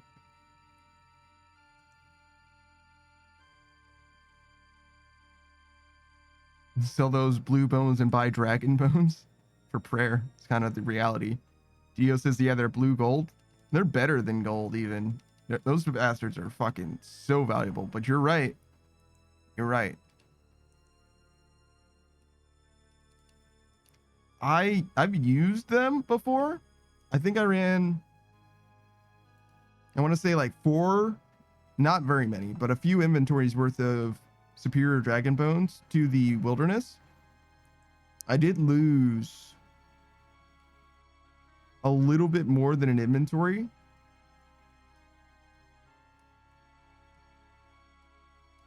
Running this shit here. But I think even then, I think I still ended up saving money using the Chaos Altar instead of any other altar at that time. I just needed 80 prayer to use my Elidinus ward. I literally just bought Elidinus's ward because I was like, oh, finally I can use this now. And I was right for the magic level, but I didn't realize that it had a prayer level requirement as well. So I was like, okay, well, I want to use this literally right now. So let me go ahead and just run some superior dragon bones. So I wasted probably, I don't know, 3 or 5 mil or whatever, just to get it done in an hour instead of 3 or something like that.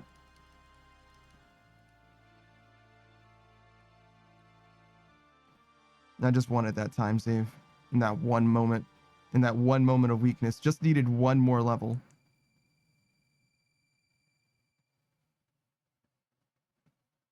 Obviously, it would have been better to do dragon bones, but I didn't know at the time, and also I wanted to save the time. You know how it is. I mean, I knew it was better, but I didn't know how much better it was.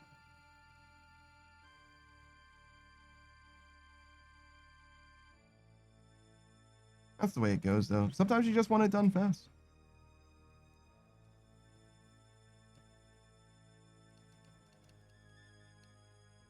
That's exactly what I'm going to do here.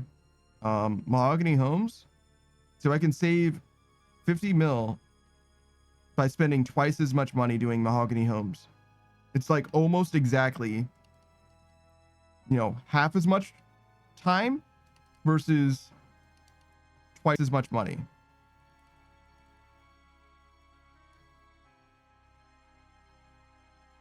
Like, that's exactly, as far as I can tell, that's the break. You could do construction faster than oak dungeon doors. They're just called oak doors, but they're doors for the dungeon. But I don't think that I would do it any faster than this. 20 hours is plenty. And I can't afford very much more than this either. I mean, I really can't afford this even now, right? Obviously, but in theory, I could afford.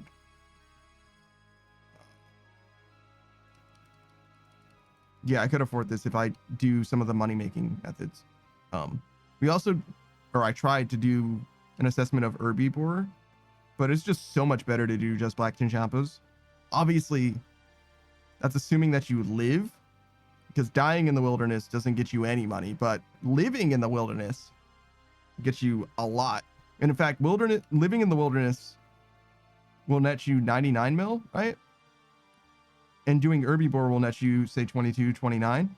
I'll say 30 mil, right? 90 mil versus 30 mil, right? So that means as long as you live 1 in 3 times, you're better off doing black chinchampos. The reason being is that you get the same amount of money from living just 1 in 3, not even most of the time, just 1 in 3. And the rate is so much higher for black chinchampos. You'll get this 30 mil faster than you'll get this 30 mil, even if you only live 1 in 3 times.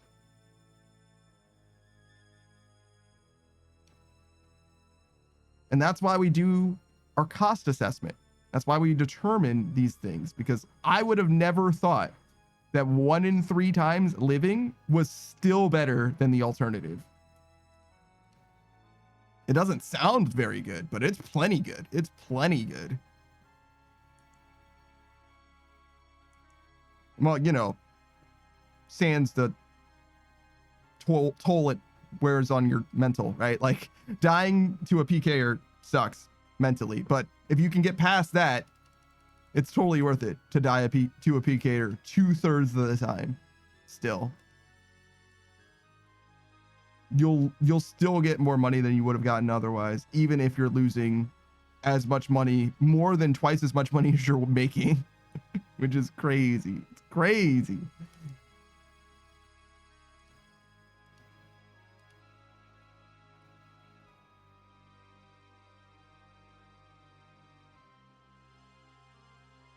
Obviously, ideally, you never get caught. That's the thing. Ideally, you never get caught. Oh, and also this rate is nominal, right? Because if you're spending half your time going back or whatever, then the rate will be lower than Herbivore, is the thing. So you do kind of have to be there. Whether you're getting killed or not, you do have to be there getting chinchompas. So you can't be fucking around, bank standing, hemming and hawing, all that kind of shit.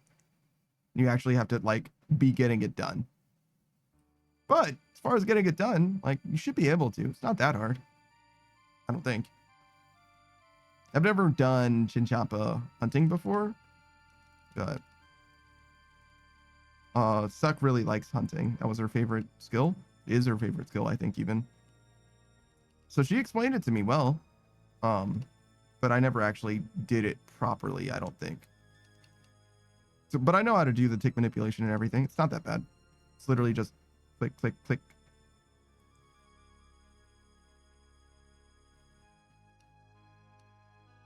Do like herb plus mortar or something like that. Herb, mortar, and then box. And then herb, mortar, next box, herb, mortar, next box, herb, mortar, next box. Just keep doing that till you're out of boxes. And then you pick them up and do the same thing again to put them back.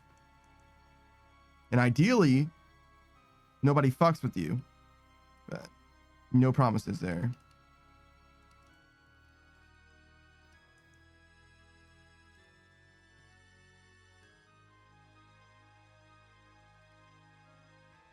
If you're a skiller, I imagine it's got to be pretty close to free in a total level world. Because Savage is doing so fucking well on a skiller. Let's see, where is he? Look at him. $13.99. Finished thieving with me.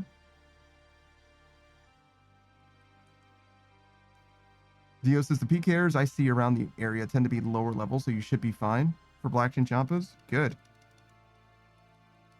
If they are lower leveled in general worlds, maybe I'd be better off in just a general world.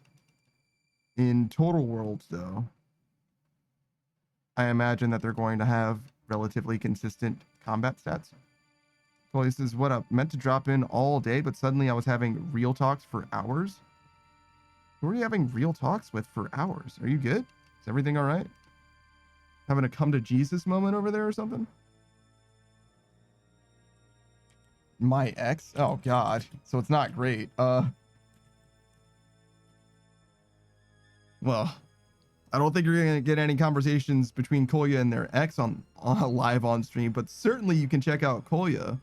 I would say a fledgling RuneScape streamer, also a variety streamer, plays a lot of rhythm games, particularly loves Rift of the Necrodancer. That new hotness. It's not extremely new now. It came out, I think, last month. Like almost exactly a month ago. But yeah, Kolya loves that game very dearly, and in fact has a strong affinity for rhythm-based things. A bit of a drummer, I would say. But yeah, I definitely recommend you check out Kolya if you want to see somebody playing through RuneScape. Not exactly for the first time, because Kolya has a decent amount of experience, particularly through leagues. but he's definitely got some stuff that he could learn if you want to teach him some things here and there. Well, he says wasn't easy, but was needed. Oh, how ominous. Okay. I'm glad you got to the other side of it then, at least.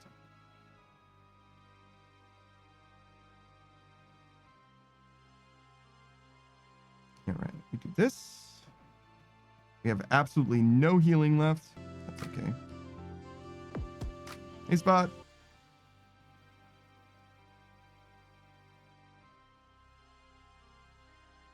I feel like I never hear Spot redeem anymore.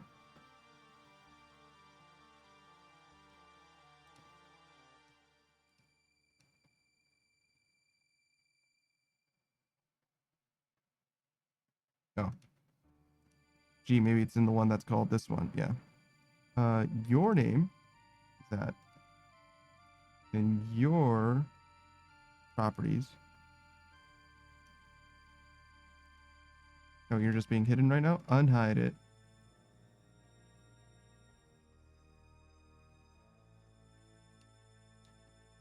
Advanced audio properties. No, it's monitor and output. Okay, well. I don't know why it's acting all funny, but get out of here. Perishful.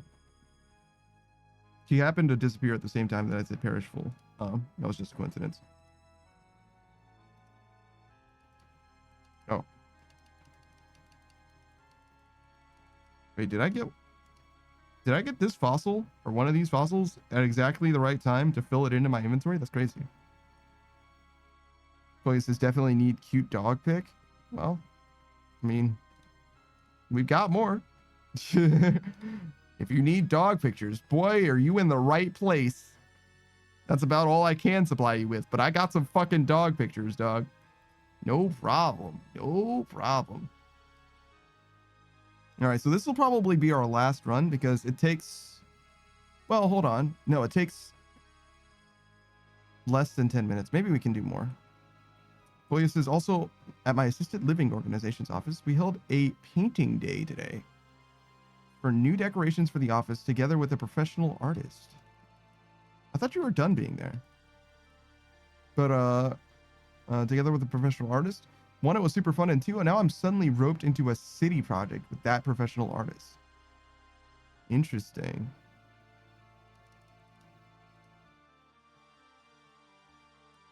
Kolya's got all kinds of tentacles everywhere. What's with you, huh? Fingers in all the different pies? You're making connections? You're networking right now? Are you doing social climbing right now, Kolya? Are you making friends and going places? I swear to God. Kolya says, I was done with health stuff. Assisted living is helping with stuff in daily life. Ambulant. Kolya says, I apparently make friends. I don't know. It's weird. You're right. You are weird. That's okay. I forgive you. Just this once, though. I swear to God, if you keep being weird and making friends, I'm going to report you to the authorities. And then what are you going to do? And then what are you going to do, Kolya? Huh? I'm going to call the friend police on you. I swear to God. Kolya says, making friends on my own without help? Yeah, it seems that way, huh?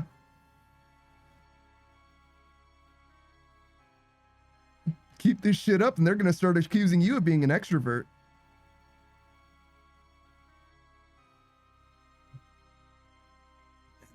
I don't even know what you would do. Your self-image would fall to pieces. You wouldn't even know who you are. Kolya says, oh God, not the extrovert. Yeah, see? See? You'll be surrounded by friends that all adore you, and you'll be like, who am I? Damn. Can you imagine? That might actually be kind of real. Do you think that somebody has, like, experienced an existential crisis because they have too many friends? Everyone's just so supportive all the time. I don't know what to do.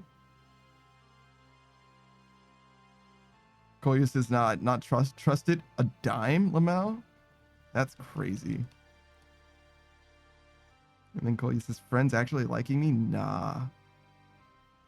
Yeah, you're right. They probably want to get something out of you. They're probably going to stab you at the back in the first opportunity.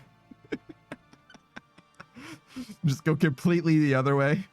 There's only two ways it could be. Everyone likes you and they love you, or everyone is out to get you. Focus is the amount of friends being total dog shit to be is higher than good friends. It's higher so far. Higher so far. Give it time. You'll get there. Real friends is just a matter of continuing to paint, apparently. Focus says, but that's why I ain't trust that shit. But you're still gonna go do a paint, right? So like, I mean, yeah, but like, yeah.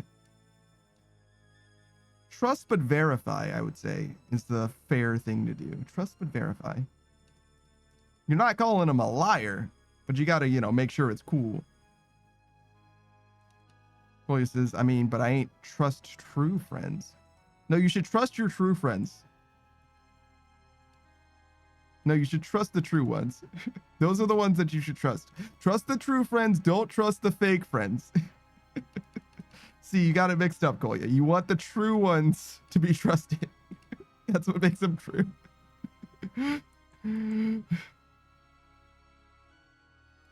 Oh no.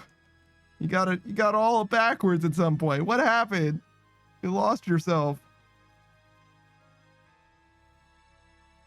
I feel that way to some degree as well. I don't trust people who are too nice. If you're too nice, then I don't feel like I can trust you.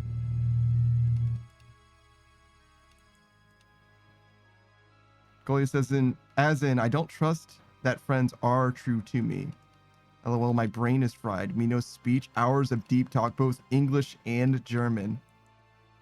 Yeah, you should relax. Have you tried relaxing? Have you tried taking it easy? Have you tried not being so stressed? Okay, hear me out. If you're struggling with insomnia, just like lay down and close your eyes and then fall asleep. You're welcome.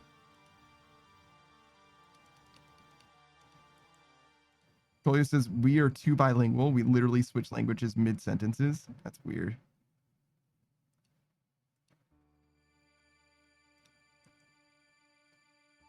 What is this? Some kind of a flex? Kolya says, listen, I speak English. No, wait. Kolya says, you speak English because it's the only language you know. I speak English because it's the only language you know. We are not the same. And then Kolya adjusts his tie. Kolya says, yeah, when we don't find the words in German, we switch to English and the other way around. So you say you're too bilingual, but really you just don't know either language well enough to speak that language all the time is what's really happening. You're like, shit, what's the word for this? I'm just going to switch languages instead of remembering the word. That's not the same as being extremely bilingual. That's barely monolingual. Fucking got him. Fucking got him. Get a load of this idiot. You switch to a different language when your language fails you. I just struggle. I don't have commitment issues, all right, Kolya? Gosh. I could stay married to English and finish my sentence. Kolya says, in fact, it is very bilingual. I wrote a paper about it in class back then. Oh yeah, fair enough. Fair enough. Yeah, we're just joshing around here. We're just joking. Joking and jiving.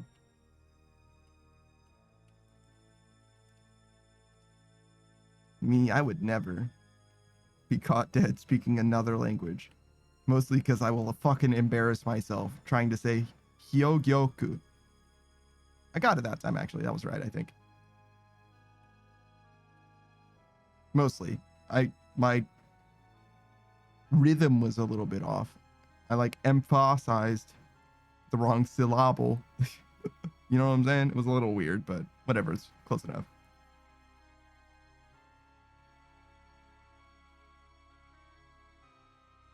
Well, he says people fluent in more languages than one tend to just forget some words in the moment. It's apparently a scientifically observed happening. Sounds a lot like a skill issue to me, Kolya. I don't know. Me, I don't forget words. That was a dramatic pause, as if I forgot the word words. It's comedy. Please laugh. Please laugh. Please clap. All right, well, thank you, Dio.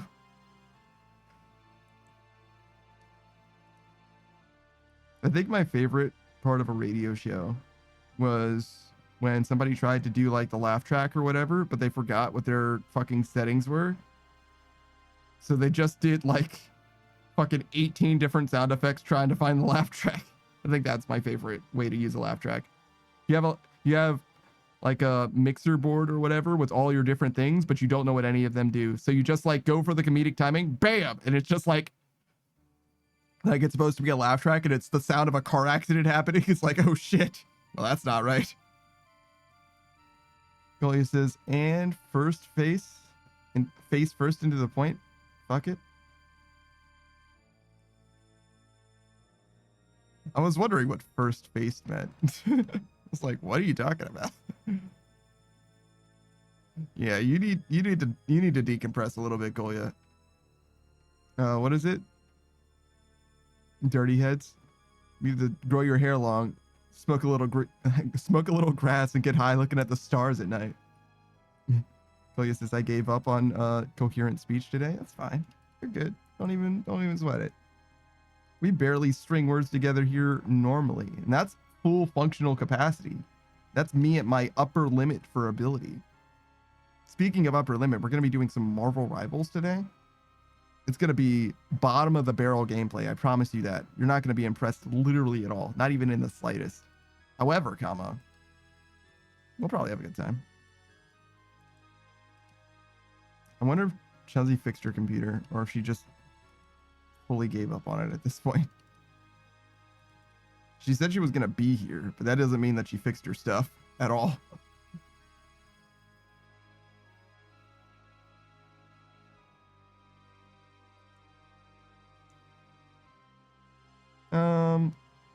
We probably have enough time to do another run.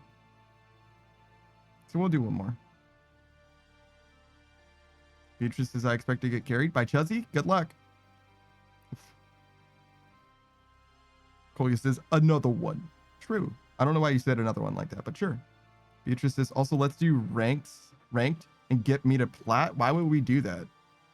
Why would we do that? How would I benefit from that in any way whatsoever, Beatrice? Kolya says, that's exactly what I meant, so GG. Oh, so it was a DJ Khaled. Wait, is that who that is? Another one. Yeah, I think that's DJ Khaled. Another one.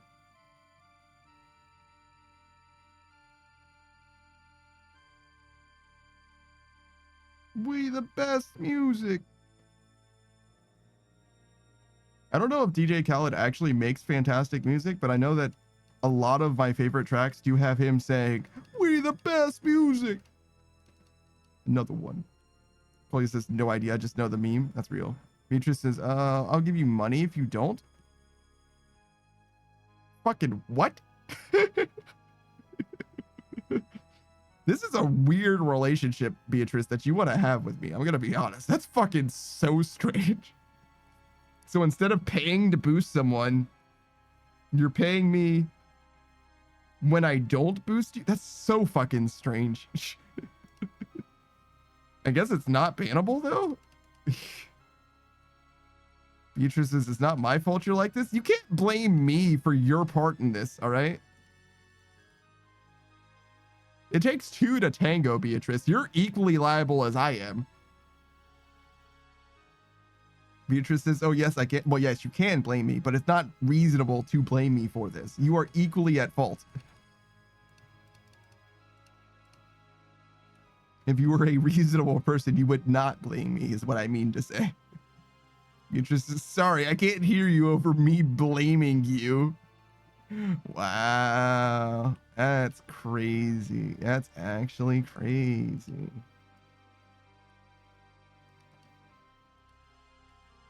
Well, you know, I don't find that very couth, very uncouth, not very demure, much less mindful. How about that?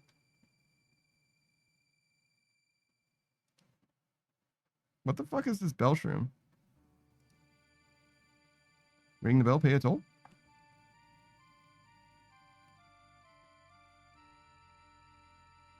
I only see the one bell shroom. What the fuck is this thing?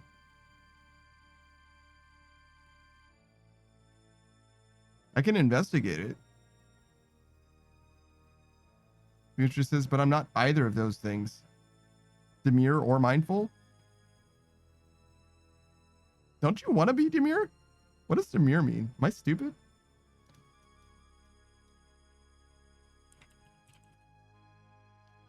Reserved, modest, and shy.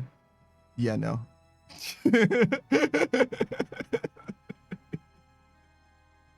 Yeah, no, you're right. True.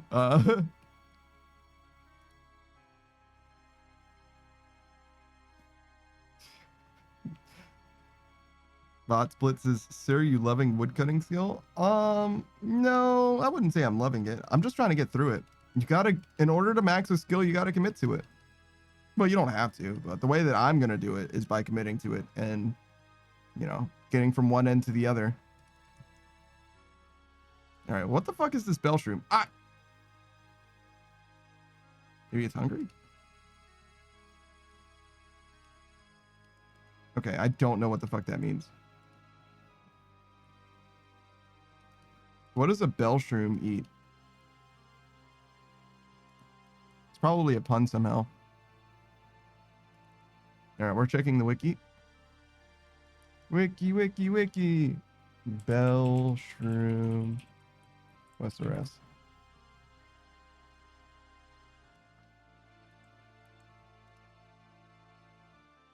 When investigating them, they gave a message. Maybe it's hungry. Using breadcrumbs will allow the player to enter a small area slightly northwest. Here, the player is completely safe from tar monsters. Within this area, Charles Charlington, an archaeologist, can be found. He can be searched to receive his diary. There's a second bell shroom inside the area, which can be used as the exit. Using this mushroom will take players back to the original entry point.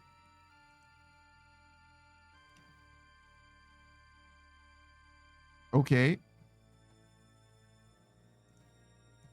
Charles Charlington is an archaeologist gone mad, found in the small western area of the tar swamp of Fossil Island. He can be reached by using breadcrumbs. Searching him will give you an archaeologist diary, which gives some insight on how he got there. If players attempt to search him again, they will receive a message which states, doesn't look like he knows I'm here. His name may be a reference to the narrator of the Australian YouTube comedy series, The Big Les Show, who shares the same name. Oh, I do know about Big Les.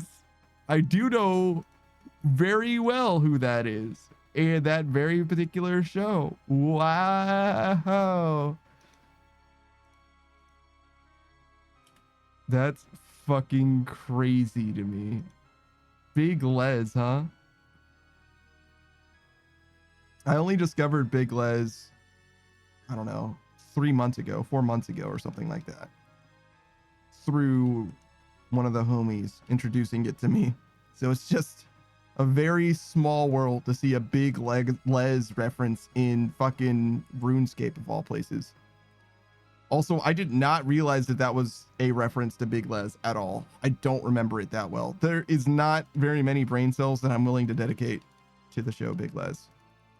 The YouTube cartoon, that Australian YouTube cartoon show Big Les.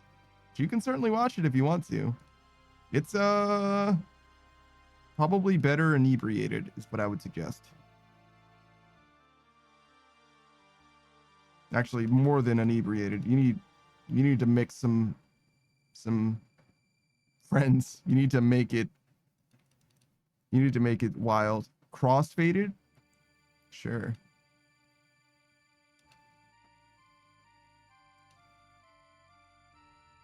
I know about a drug. Do you guys know the drugs? Hello, fellow kids.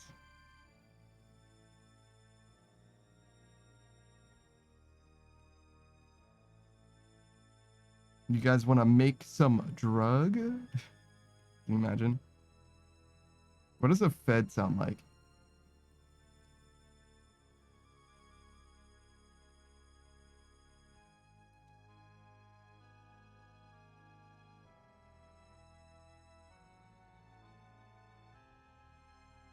Oh, I guess I do need to start up Rivals proper and stuff.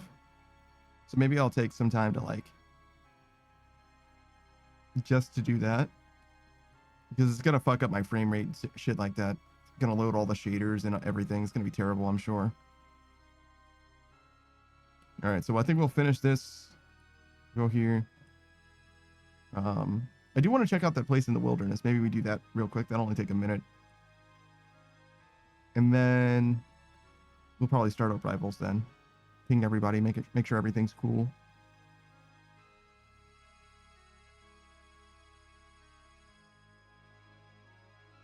I say, knowing full well that there's no telling if I'm going to be able to escape from these 2 mushrooms. Haha, just kidding. It instantly let me free.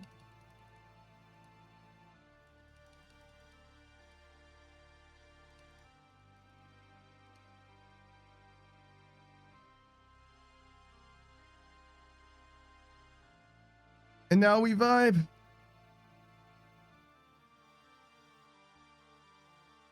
And cope and seethe in that order.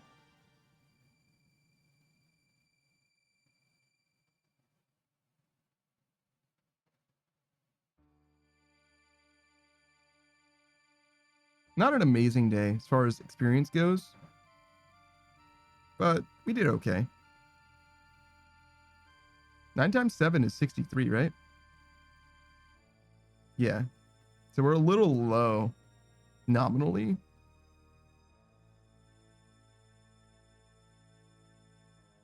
But I guess we are ending a little bit early.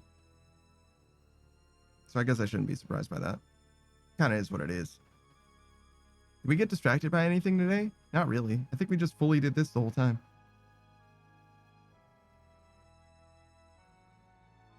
Like we stopped to buy some stuff here and there, I guess. Also, I think my rate is actually supposed to be higher than 90. I think it's just evaluating out to 90 on average.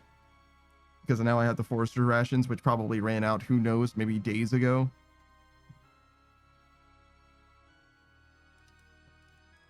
So now our rate is probably closer to like 100K an hour or something like that. That'd be sick, but I don't know if it's that big.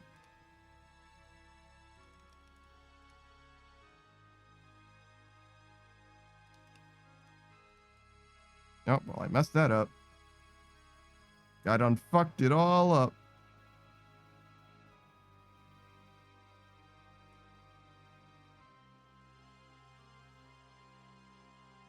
You guys fuck with Blue's Clues? I just saw that snake and thought about Steve's shirt.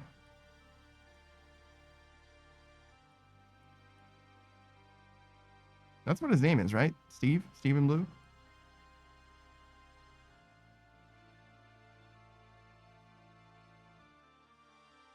I feel like I don't know that much about Blue's Clues.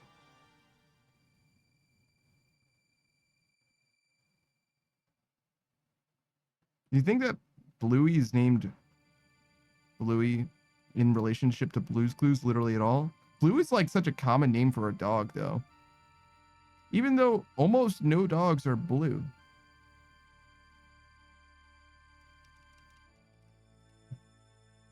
Wonder what's up with that. Old Blue? You call Old Blue even when it's a young dog? Certainly not, right?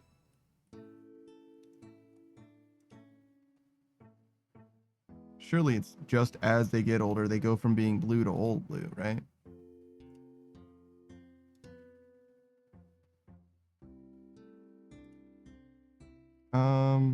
It's not super necessary to do this. Okay. What we're gonna do, we're gonna keep the crafting cape. We're gonna go to Ferox Enclave.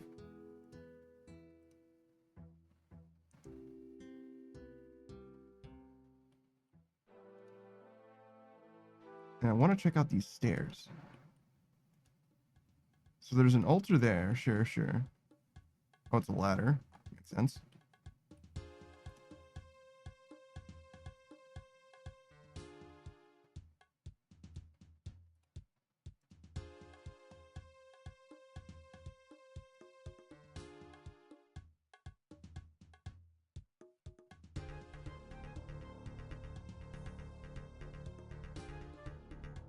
Can't move this winch because it's jammed.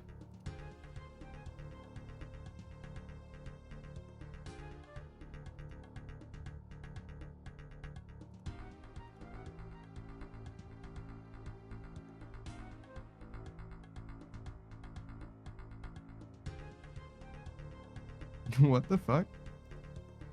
So it's a one-way lift.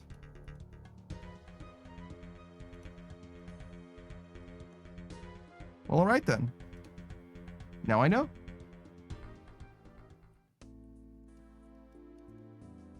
Mystery solved.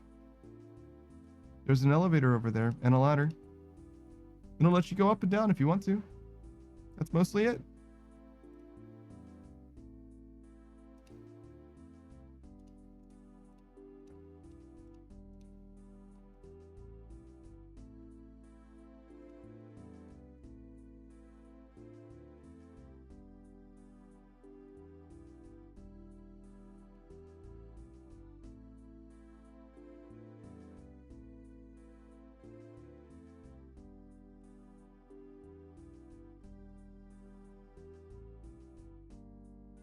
All right. Now we're fully set up. Ready for more silly stepping. We're not going to do that today, though. We're going to call it here for now. We're going to switch on over to Marvel Rivals. Wow.